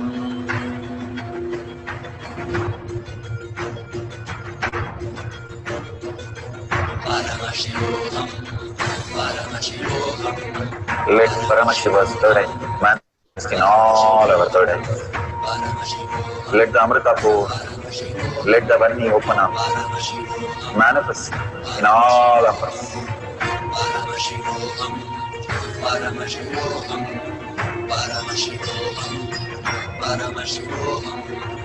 Let Paramashiva overflow, manifest the powers in all our third eyes. Om Nithyananda Paramashivoham. Om Nithyananda Paramashivoham. Om Nithyananda Paramashivoham. Om Nithyananda Paramashivoham. Om Nithyananda Paramashivoham. Om Nithyananda Paramashivoham. Om Nithyananda Paramashivoham. Om Nithyananda Paramashivoham. Om Nithyananda Paramashivoham. Om Nithyananda Paramashivoham. Om Nithyananda Paramashivoham. Om Nithyananda Paramashivoham. Om Om Nithyananda Paramashivoham. Om Nithyananda Paramashivoham. Om Nithyananda Paramashivoham. Om Nithyananda Paramashivoham. Om Nithyananda Paramashivoham. Om Nithyananda Paramashivoham. Om Nithyananda Paramashivoham. Om Nithyananda Paramashivoham.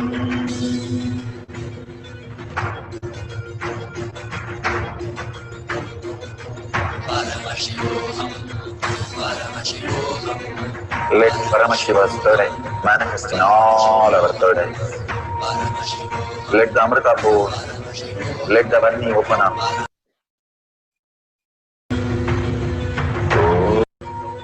Om Nithyananda Paramashivoham. Om Nithyananda Paramashivoham. Om Nithyananda Paramashivoham. Om Nithyananda Paramashivoham.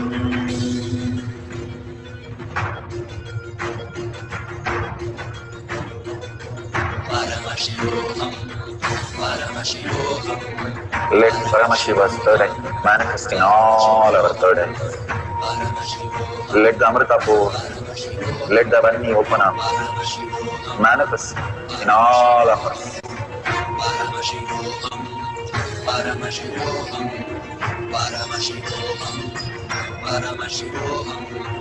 Let Paramashiva overflow, manifest the powers in all our third eyes. So beautiful. Please open your eyes. Whatever Paramashiva has shown, please verify that with the partner or whoever you're scanning with all the details that you have written down. You can take a photo of that and you can share it with them and ask them what is that they experienced, the history of the problem that they are experiencing. So whatever Paramashiva shows, and it is not just a scanning but also healing, so much of healing and abundance starts flowing in you as auspiciousness. The eternal nectar, Amrita, starts oozing us inside us when we go on healing others. Healing is the best practice that we can experience Paramashiva immediately. And beautifully, Bhagavan has shown us that ultimate space, Paramashiva, and looking at everybody as Paramashiva. That is the most beautiful thing, that you are reminded again and again, your past and your root pattern is going to be Paramashiva, replacing your root pattern as Paramashiva by scanning others' body and healing others' body. We'll have one more cycle. Hold this powerful cognition. I'm going to scan everybody and they are Paramashiva and bring them to the Paramashiva context so that they are in the oneness with Paramashiva. So we'll start sitting straight with the head, neck and spine in a straight line. Again and again, bring your awareness to your third eye. If you have the Jnananjan, you can apply in your third eye and in the Kantamala in your third eye and your temples. Again and again, bring your awareness to your third eye and visualize, verbalize only Paramashiva. Paramashiva, the ultimate space for each one of us. Again and again, surrender everything to Bhagavan's lotus feet. If he cannot take care, who can take care? He runs the whole cosmos without any thoughts and mind. He can run your life also so beautiful. So please go ahead and unclutch from everything other than Paramashiva. Everything is a dream. And let me only experience Paramashiva and continuously chant the Mahavakya to experience the oneness with Paramashiva. Let's start chanting the Mahavakya for a second cycle for a few minutes, scanning a person for their history of the problem. So you can do that, or general scanning that you want to do, go ahead with that. But chant the Mahavakya, just fall in love, oneness, merge into the sound of Mahavakya, merging into the Paramashiva's beautiful space and experiencing the oneness with Paramashiva. Let's start chanting the Mahavakya. Om Nithyananda Paramashivoham. Om Nithyananda Paramashivoham. Om Nithyananda Paramashivoham. Om Nithyananda Paramashivoham.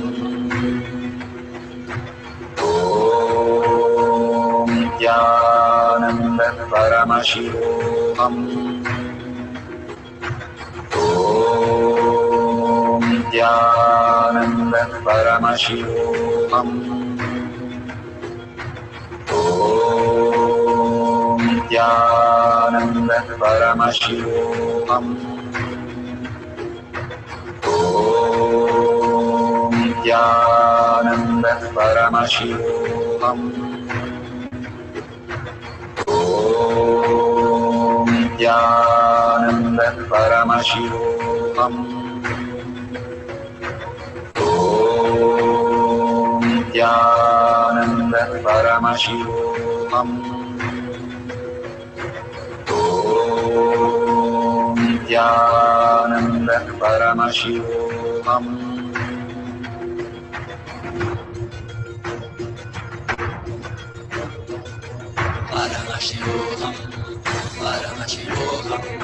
Let Paramashiva's third eye manifest in all our third eyes. Let the Amrita-pur, let the Vani open up, manifest in all of us.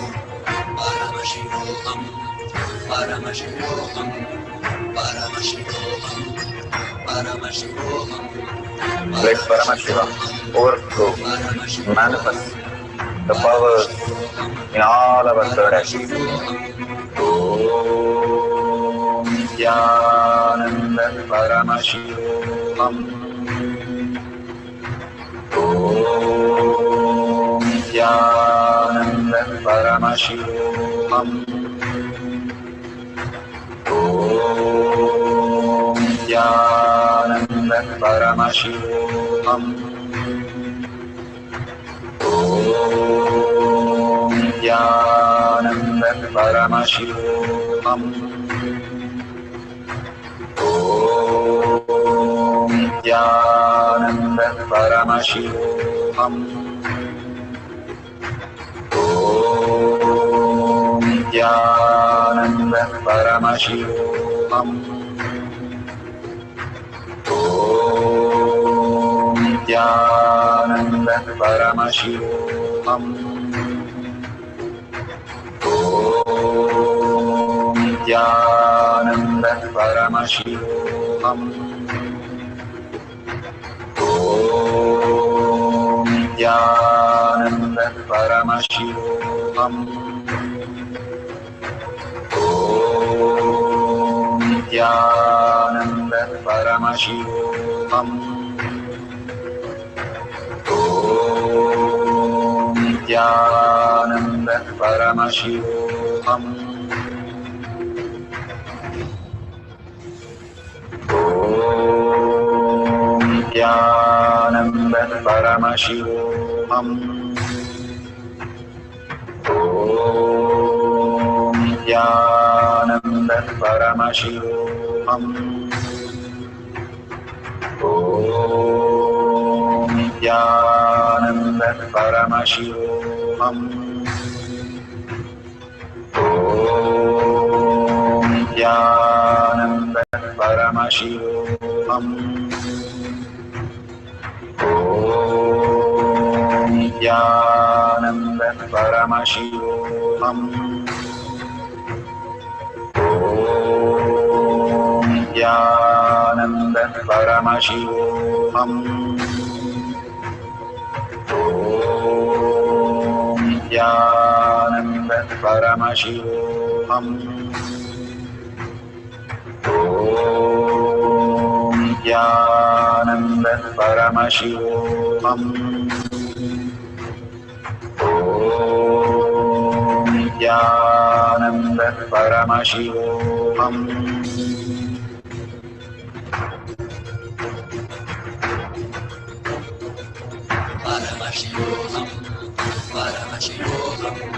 Let Paramashiva's third eye manifest in all our third eyes. Let the Amrita pour, let the Om Nithyananda Paramashivoham. Om Nithyananda Paramashivoham. Om Nithyananda Paramashivoham. Om Nithyananda Paramashivoham. Om Nithyananda Paramashivoham. Om Nithyananda Paramashivoham. Om Nithyananda Paramashivoham. Om Nithyananda Paramashivoham. Om Nithyananda Paramashivoham. Om Nithyananda Paramashivoham.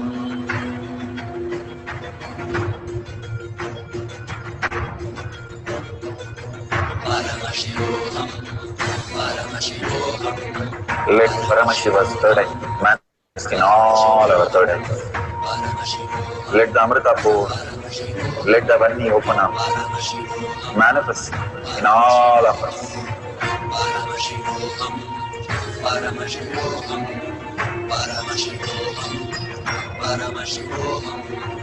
Let Paramashiva overflow, manifest the powers in all our third eyes. Om Nithyananda Paramashivoham. Om Nithyananda Paramashivoham. Om Nithyananda Paramashivoham. Om Nithyananda Paramashivoham. Om Nithyananda Paramashivoham.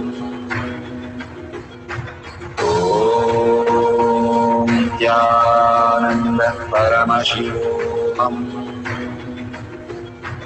Om Nithyananda Paramashivoham.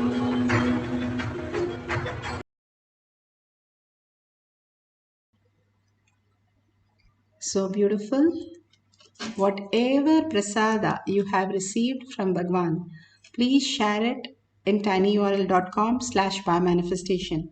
Again and again, Bhagwan asks each one of us to manifest and share so that the whole humanity, that is a reflection of us, everybody is Paramashiva. The more you start believing, the more you cognize, and by more you share. Because only when you share, you start writing down that I am Paramashiva, I manifested these powers, these powerful cognitions. So surrender to Bhagwan's lotus feet all these greatest powers and powerful cognition, and thank each one of you to manifest the powers today here in this Kailash courtyard. Bhagwan's presence again and again brings so much auspiciousness and abundance in all of us and so much of healing. Thanking Bhagwan in deep gratitude and earning space for Paramashiva to become the existential reality. With that, let's end the session with the Purna Mantra. Don't forget to share in tinyurl.com/powermanifestation and tag it to your friends and family. Let's end with a deep gratitude to Bhagwan, Bhagwan's lotus feet, and end with the Purna Mantra. Om Purnamada Purnamidam Purna Purnamudashyate Purnasya Purnamataya Purnamevavashishyate. Om Shanti Shanti Shanti. Hari Om Tat Sat Sarvam Bhagavate Sri Nithyananda Paramashivam Paduka Arpanamastu. Om Nithyanandam. Thank you so much. See you after the next darshan, or you can log in to the Kailasa for the next Zoom session at 6 p.m.